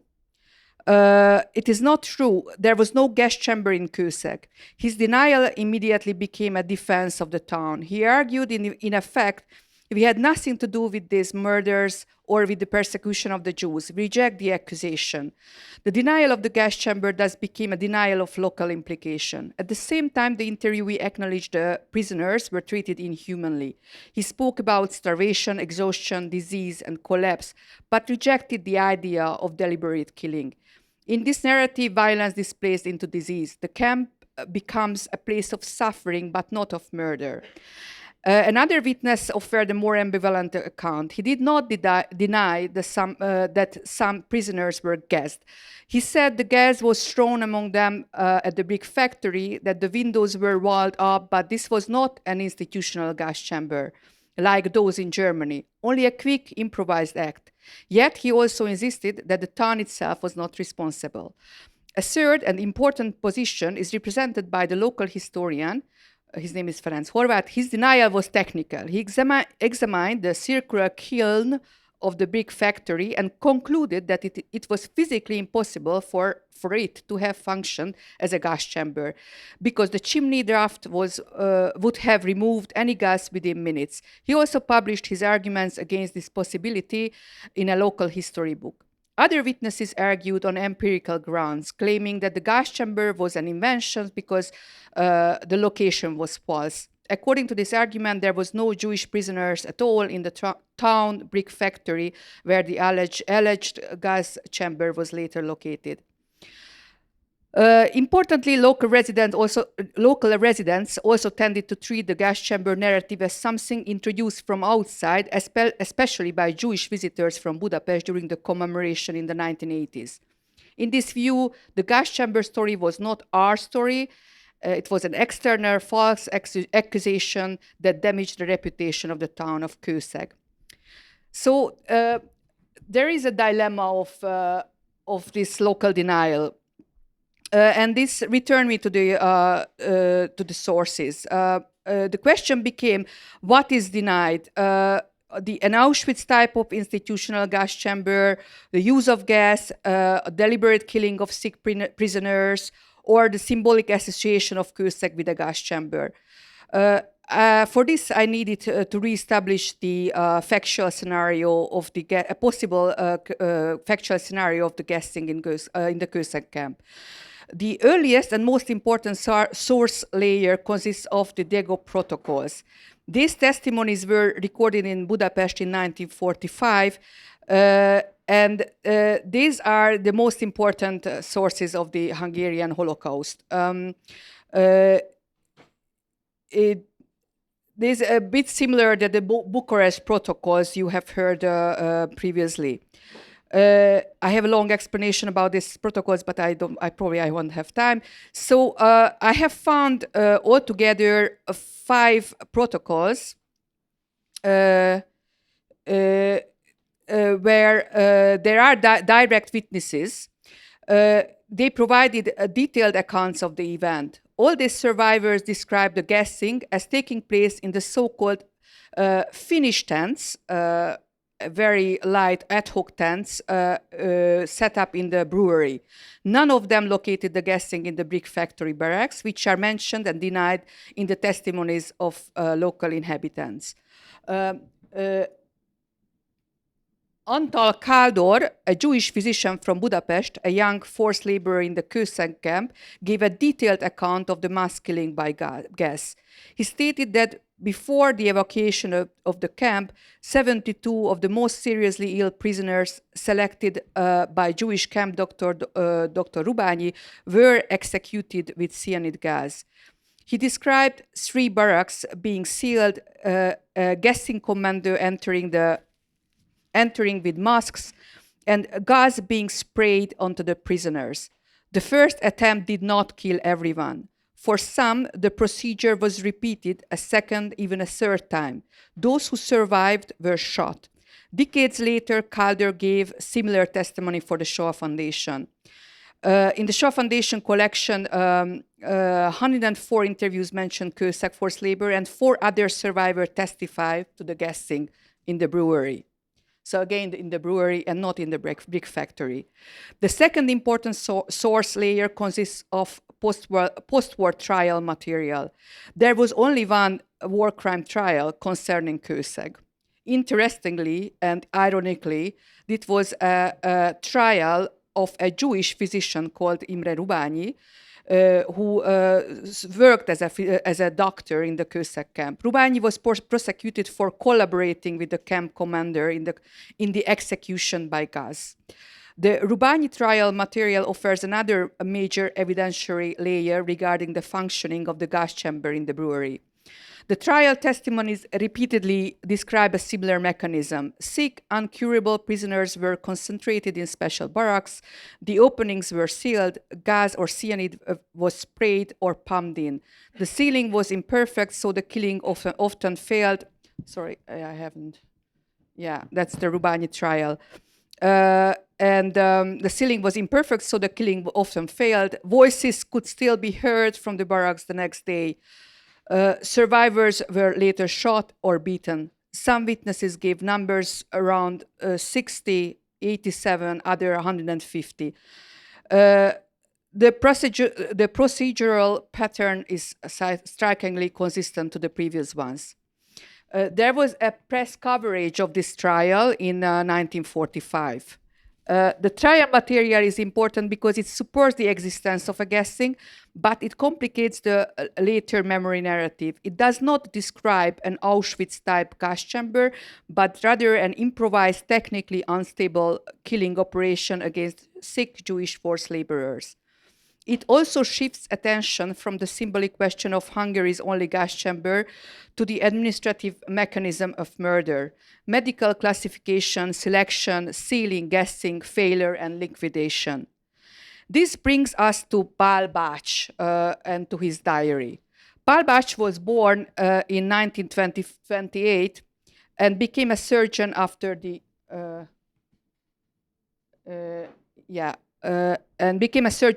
war. He's a key figure in the public memory of the Kőszeg gas chamber, but his role is complex. He was deported at the age of 16 along with his father and his 18-year-old brother, Tomi. Bács was a survivor of the Kőszeg forced labor camp, the subsequent evacuation and death march to Mauthausen and Günskirchen. His brother was killed in Kőszeg, his father died in Mauthausen. Bács's authority as a survivor is undeniable, yet his testimony about the gas chamber is controversial and must be read as layer source. The earliest known layer is his handwritten diary, begun in November 1948, so after the liberation, after he returned home. In the March 45 section, he described the worsening condition of his brother Tomi. He says the prisoners were ordered to leave Kőszeg on the 24th of March. The sick who could not walk were to remain behind. Bács tried to carry Tomi, but an SS officer ordered him to put him down and take him back. Tomi was quickly removed. Bács and his father were driven onward. The diary is crucial because it records the traumatic core of the event immediately after the war, but it does not describe Bács seeing the gassing. This immediate post-war diary, which constitutes the most reliable source for the factual events that Bács personally witnessed, is unfortunately not accessible to the wider public. Bács reshaped. So later on, he added a section to this, a handwritten section to this diary, and then he says that only a year after returning home, did he learn that after he had left the drying room, the camp in Kőszeg, Cyclone B had been thrown into the barrack. through the chimney, and his brother Tommy had been killed with gas. Later on, Bach reshaped memories about gassing first appeared publicly in the press interview he gave to the national newspaper in 1965. His narrative about the gassing became more developed in this interview. The event was framed as the last mass murder carried out by the SS on Hungarian territory, and as the only known case of the gas chamber used for mass murder in Hungary. Bach now described the whole scene vividly, being ordered to brick up a drying room, believing it would be a lazaret, a hospital, bringing his brother inside, a grey box being thrown into the room, terrible screaming, and then silence. The number of victims was given as around 150. The gas was identified as Zyklon B. In later decades, especially in the 80s, Bach became a key actor in local memorization. He returned to Kőszeg regularly, guided students through former sites, fought for a monument and a memorial plaque, and insisted that Jewish victims be named. He became associated with reconciliation initiatives and public education. In this sense, he was not only a witness, but also a memory activist, a mnemonic mediator. Bach's public narrative places the gas chamber at the brick factory and the drying room and kiln-like structure. Moreover, the technique he describes, a sealed room, chimney, Zyklon B being thrown in, evokes the image of Auschwitz type of gas chamber. By contrast, the previous testimonies more often describe gas spraying, gas pumps, tubes, imperfect sealing, repeated failed attempts, and subsequent shootings. Bach's narrative became the dominant or official memory narrative. It influenced local and national discourse. It shaped press coverage, memorial plaques, educational practices, and the symbolic claim that Kőszeg was the site of Hungary's only gas chamber. The institutionalized memory then became the object of local denial. Local actors often attacked the brick factory version, the chimney, the Zyklon B, and the association with Auschwitz. This is the central paradox of Kőszeg. The early testimonies remained largely hidden even today, while the Bach narrative prevailed and provoked strong local refusal. The gas killing appears to be strongly supported by early survival and legal testimonies. Yet the public memory of the event became attached to a version that is source-critically problematic. Denial then focused on the problematic version and used its weaknesses to reject the whole event. So what Kőszeg shows is that the denial does not always deny suffering. It may acknowledge that Jews suffered, starved, froze, and died. What it denies is implication. It separates suffering from responsibility, memory from place, murder from the moral identity of the town. The work of historical reconstruction must therefore do two things at once: establish what most probably happened and analyze why the event became so difficult to remember. Ultimately, this research also proves that early post-war testimonies are indispensable not only for reconstructing what happened in Kőszeg, but also for recovering a layer of Holocaust memory before it was reshaped by silence, denial, commemoration, and the later struggle over who has the authority to define the past. Thank you for your attention, and sorry for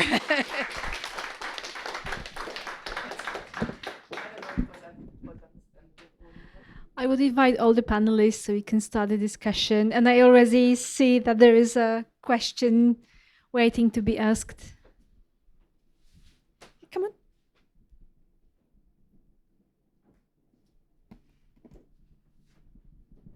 Yes.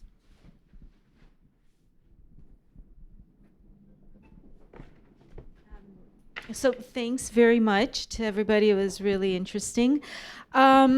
I have two questions. One is kind of a terminology question that I'm kind of actually dealing with it myself, and I'd like to pose it to you and maybe enlighten me. So when we use the term diaries in British English, for example, the term diary usually means a kind of a record, a daily record or a chronological record of events that are like factual.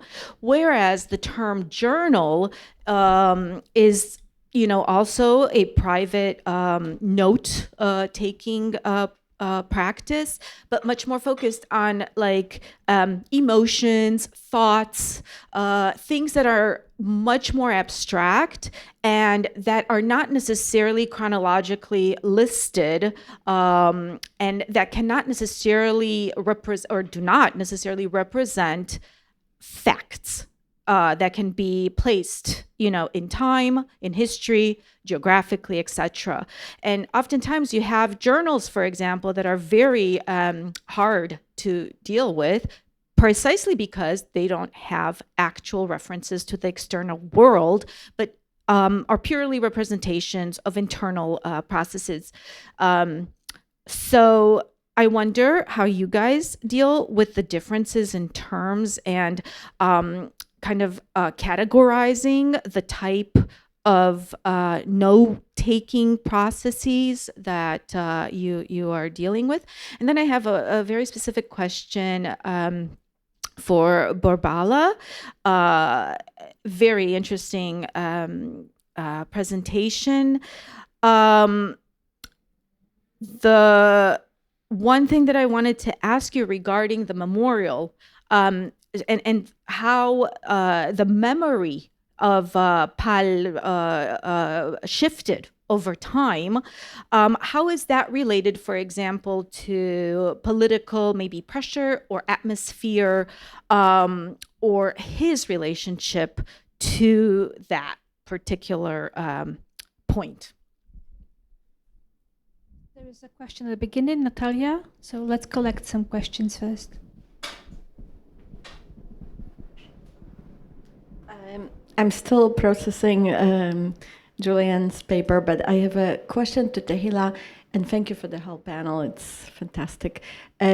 What is there to gain? I mean, I love your analysis, but I wonder what's at stake that you want to attach the word testimony to diaries as well. And another question from the first row.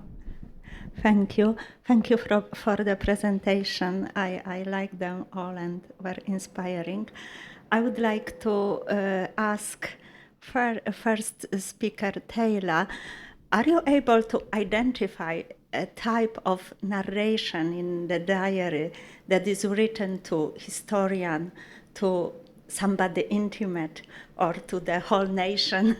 Or is it possible to tell who is really the audience through the structure of this narration? So it was very interesting to me. And in the second presentation, I loved the idea of transformation through writing. This is for Julian, whether it possibly you did kind of longitudinal analysis, or so this was interesting to me. And if I can also comment upon this last presentation by Borbala, I thought about autobiographical memory, which is kind of constant process of reshaping, and whether something like that can also happen in public memory, that just after the war this denial existed, but this kind of all kind of discussions on social level made possible to talk about this gas chamber also. So this kind of autobiographical memory on social level. So that's all what I wanted to. So we will start with the answering the questions. Okay, so thank you very much for the questions. It's very interesting, and this is something that I think a lot about, what I gain from describing these diaries as testimonies. I think that the first thing that I want to do, or the reason why I did it, is because this person that wrote the diaries, they meant it to be testimonies. And in a way, I want to give them the thing that they wanted. They wrote these diaries because they wanted to be testimonies. They want people to read it and to understand what happened to them, not just what they felt, not just what the rumor they heard, but actually what they were witness to, and they want us to, and they are bear witness to what they've seen, and they want to move it on. They want other person to know it. So in a way, this is something that I feel that I must do. The differences between journal and diary. In Hebrew, we call it yoman. Yoman, it daily, it is something that you write on daily basis.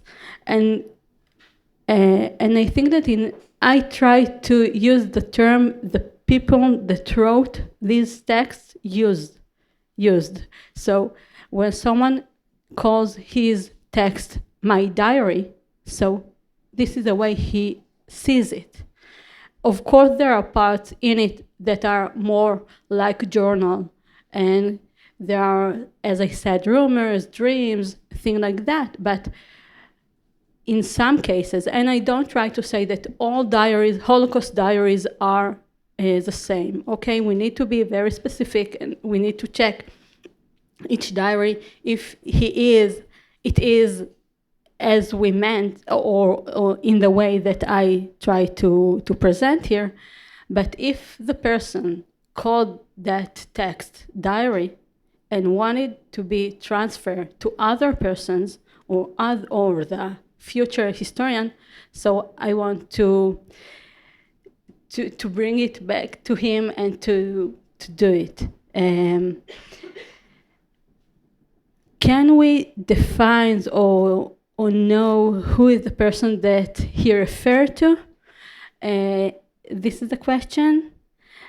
In some cases, they wrote it directly.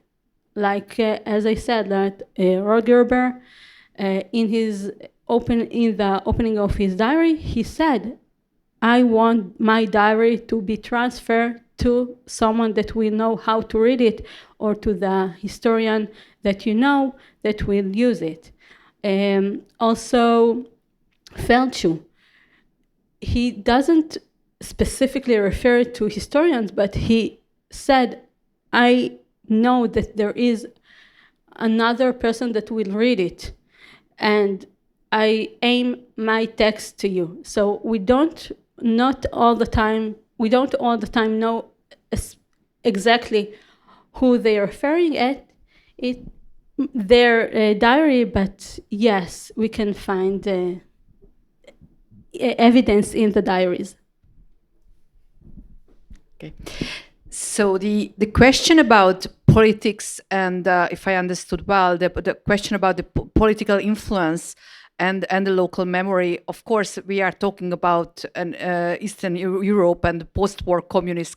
I mean, it was communism, post-war Hungary, and it was the silence of characterized the whole country, including Kőszeg. And there was no discussion until the 80s, basically, when Pál Bács went back with his story, and he started to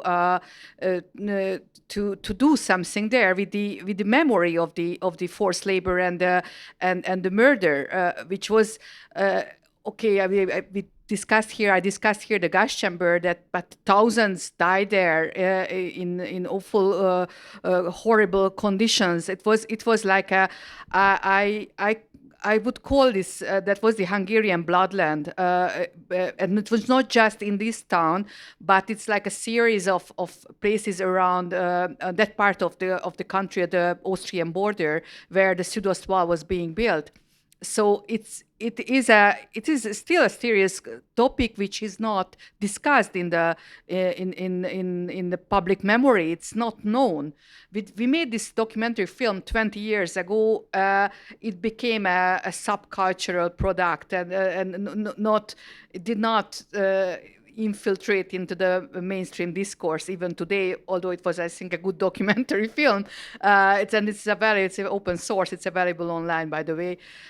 So it's not known, not discussed, and thousands died. And so politics, of course, the fact that this Pál Bács could get back in the 80s because he was active in the anti-fascist organization. So he was ideologically okay for the communist regime. So, and he was backed by the party, but it was in the mid 80s. So it was already the moderate communism in Hungary, the Guláš communism led by János Kádár, whoever remembers that period. And this helped to do something about local memory. And then he introduced the fact that he introduced this, or he came up with this story. And of course, local people who were around at that time in large number, and they were not happy with this story. And then I don't know if you got it, but it did not correspond to the reality they lived in Kőszeg during the war, because it was not true, the narrative, unfortunately, although there was guessing. So and then it's still not discussed. It's very interesting what's going on right now. Long story, I can tell you privately, but it's still very problematic, the local memory about the camp. And the mass graves are still around, and they are still unmarked. Okay, concerning the journal diary question, I would add another category from most emotional to least emotional, journal diary chronicle. So, yeah, as for the project, I mean, the name was invented before I joined the project, so it's already been called Diaries. And I think by now we agreed that journals and diaries will be included. And what concerns chronicles, I think we haven't to the end discussed this yet. But what counts for us, that we have like dated entries written on the time and on the spot. So this is our, very short definition.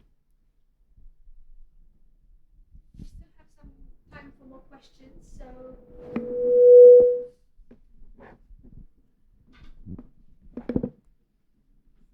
I just have a follow-up because it just dawned on us. Can you pass the mic? Yeah. It just dawned on me that this sort of gassing that was super improvised, and it wasn't systematic in the way that Auschwitz was, and that form of gassing actually started in Mogilev in Belarusia, and the first truck of gassing of handicapped individuals and at the insane asylum, that actually occurred before Auschwitz there in 1942 in Mogilev, and then that method was then brought to Auschwitz. So I wonder, because what happened in Hungary was so super late, like, really, really at the end, because it was so improvised, maybe as a result of these types of things, it was so contested because it was like something that was done in a very unstructured manner, and people had the vision of Auschwitz in mind when they associated it with gas chambers, and in this when they associated it with gassing. And the same thing with Mogilev, it's completely undiscussed in the discourse about gassing and gas chambers and so on, because it's an outlier, geographically speaking, and also it was so improvised.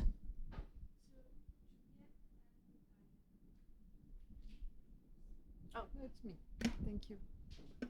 So we're having two different conversations at the same time, so it's difficult. So I'm back to diaries now. Sorry. No, I wanted to ask Tehila if, the three diaries that you presented are, they are not in the two of them are not linked to the Ringelblum Archive project. But the issue is whether to know there is something like we could call a testimonial consciousness, a collective testimonial consciousness linked to, the fact that the activity of collecting archives in the Warsaw Ghetto was, well known among Jews. So it may be an explanation of your three specific diaries, because when you go in Paris, for example, during the same period, there are some diaries that for some reasons, and sometimes it's biographical, you see something like a testimonial shift at one moment. It means that you have a diarist who, it's like Hélène Baird, for example. She's a young woman. She's writing her diary, and she's in love. She looks at the sky. It's a real young person diary, and then the catastrophe starts in her life, and progressively. So it's exactly also what you presented, Julian.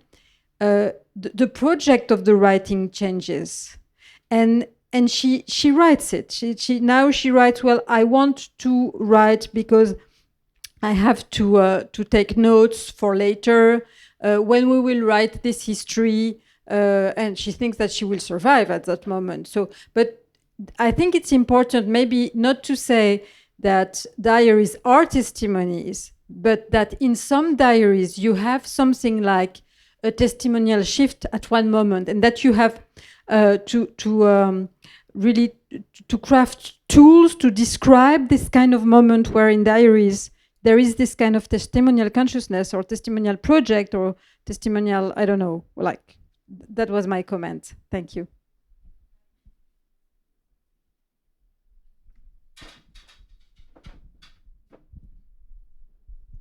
I think we are somewhat in the same line of thinking.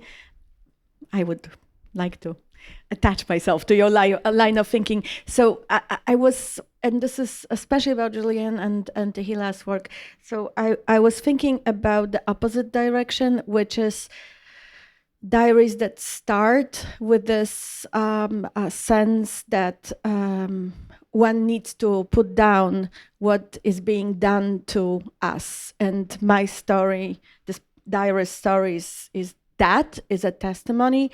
But then as people write, it meanders. And I have this one diary that I will never be able to publish because the son of the diarist will never allow, which is amazing because it has this historical record-keeping aspect. And then the guy describes sexual fantasies about various shapes of women's behinds that he sees from his place of hiding. And I could not believe when I was reading it. I was blushing reading it and sort of turning my eyes away. I am fairly sure he did not mean it as a testimonial record for the future, for justice, for the Jewish people, for humanity, right? But it's not pure in, right, whatever pure might mean. But I think it doesn't take away from your project, but it kind of complicates it. And then it's connected to what I took a picture of the triadic heuristic thing. So one thing that I was thinking of, to what extent the moments of rapture become moments of silence, that people just stop writing. And I can think of several diaries in which people come back after a roundup in which their families were wiped out, and there is the lack of is the rapture. And so I wonder what you think about it and how we can deal with it. And then the dream space and time. So I keep on thinking, and this is apropos that you're bringing Baudelaire. I mean, people kept diaries before, and they wrote about what they have for breakfast and what they dreamt, right? So I wonder if there's also really such a clean divide that, especially for hiding, but these are the diaries that I'm reading, dreams become or are very real, just like, I had half a cup of water and caught 5 flies at night, and I dreamt this. So I'm just wondering, I love these categories, but then I also wonder if you could talk a little bit more about the dividing into those drawers, or maybe struggling with it. Okay, we will start with the answers again. Okay, so thank you so much for your comments, and I totally agree with you. I mean, the many diaries are very, very large texts, which there are a lot of parts in the diary, and we need to see what is testimony and what is journal. And I think that this is my project. I mean, to take the diary and to see what the part of the testimonial part aspects are in this diary and what are not, what are very personal, intimate texts that the person wrote to himself. And then the question, what we're doing with diary, if we need to publish them as they are, or if we try to say this is testimony, just to take these parts, which I'm not sure that this is the right thing to do. But yeah, of course, that in that large text, or even if they are very minimalist, there are many parts, and we need to divide the parts in it. So thank you. Your comment about the guessing, it's very interesting, and then I'm aware of this early cases of guessing in the on the Eastern Front, and it was not said because of lack of time, but we know that who was the commandant of the Kőszeg camp. His name is Bauer, and we don't know exactly. He was never on trial, so we don't know exactly about his background, but we can assume that he was in a camp previously where gas was used. So he had this previous experience somewhere, and then so it is very Bauer. The figure of this commander is very, very interesting. So in the testimonies, I can get a picture of him, and he basically played a concentration camp commander. He wanted to introduce an Auschwitz. He wanted to play Auschwitz in Kőszeg. So the way he organized the camp, it was like an Auschwitz camp. Very interesting. So it's a separate analysis. Sorry? He was Austrian.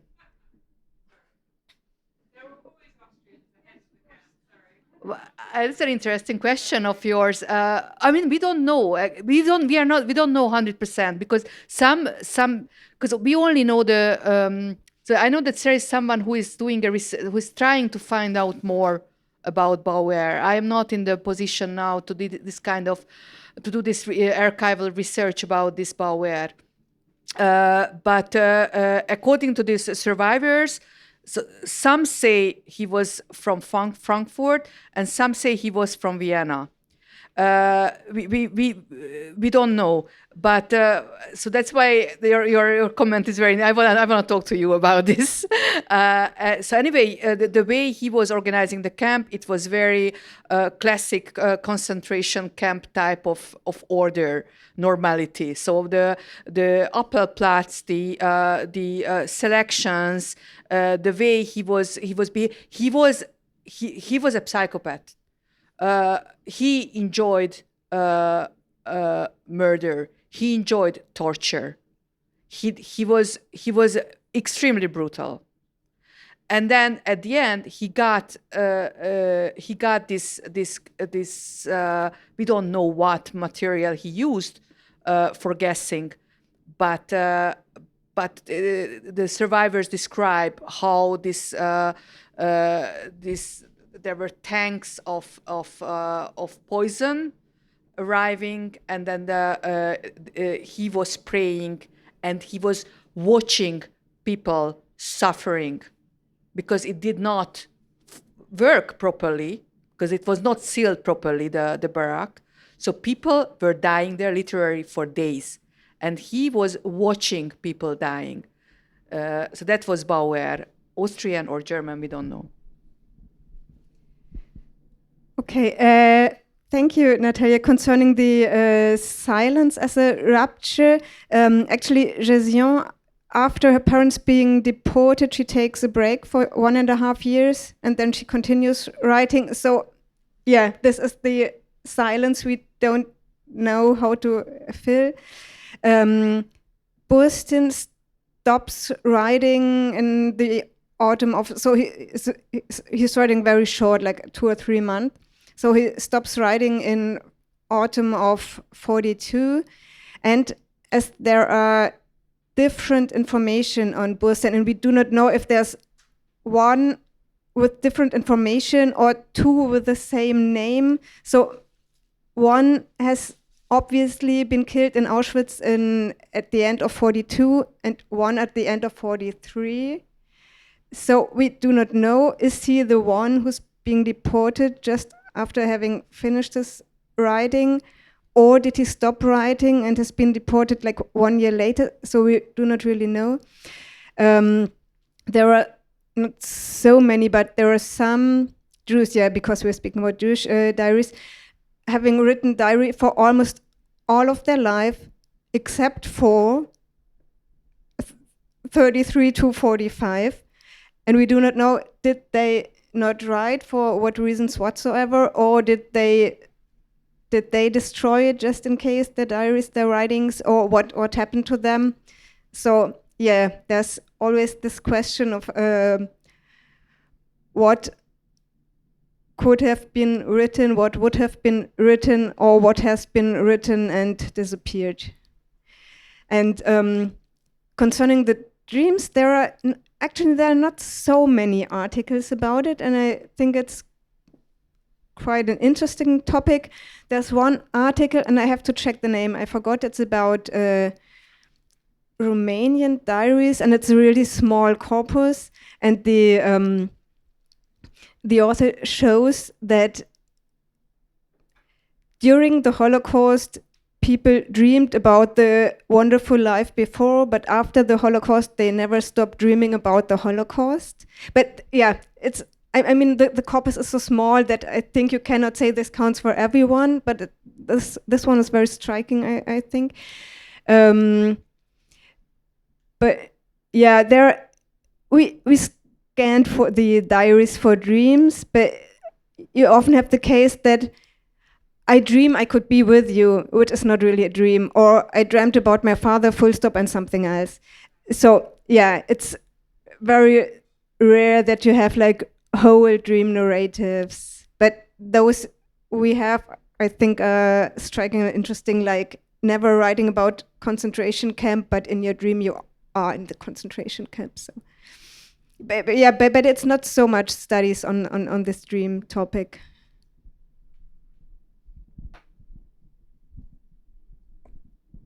I think we've reached the moment to finish the panel.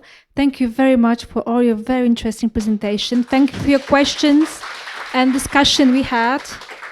I would like to invite all of you to join us tomorrow at 10 with the next panel and long hours of discussions. Thank you.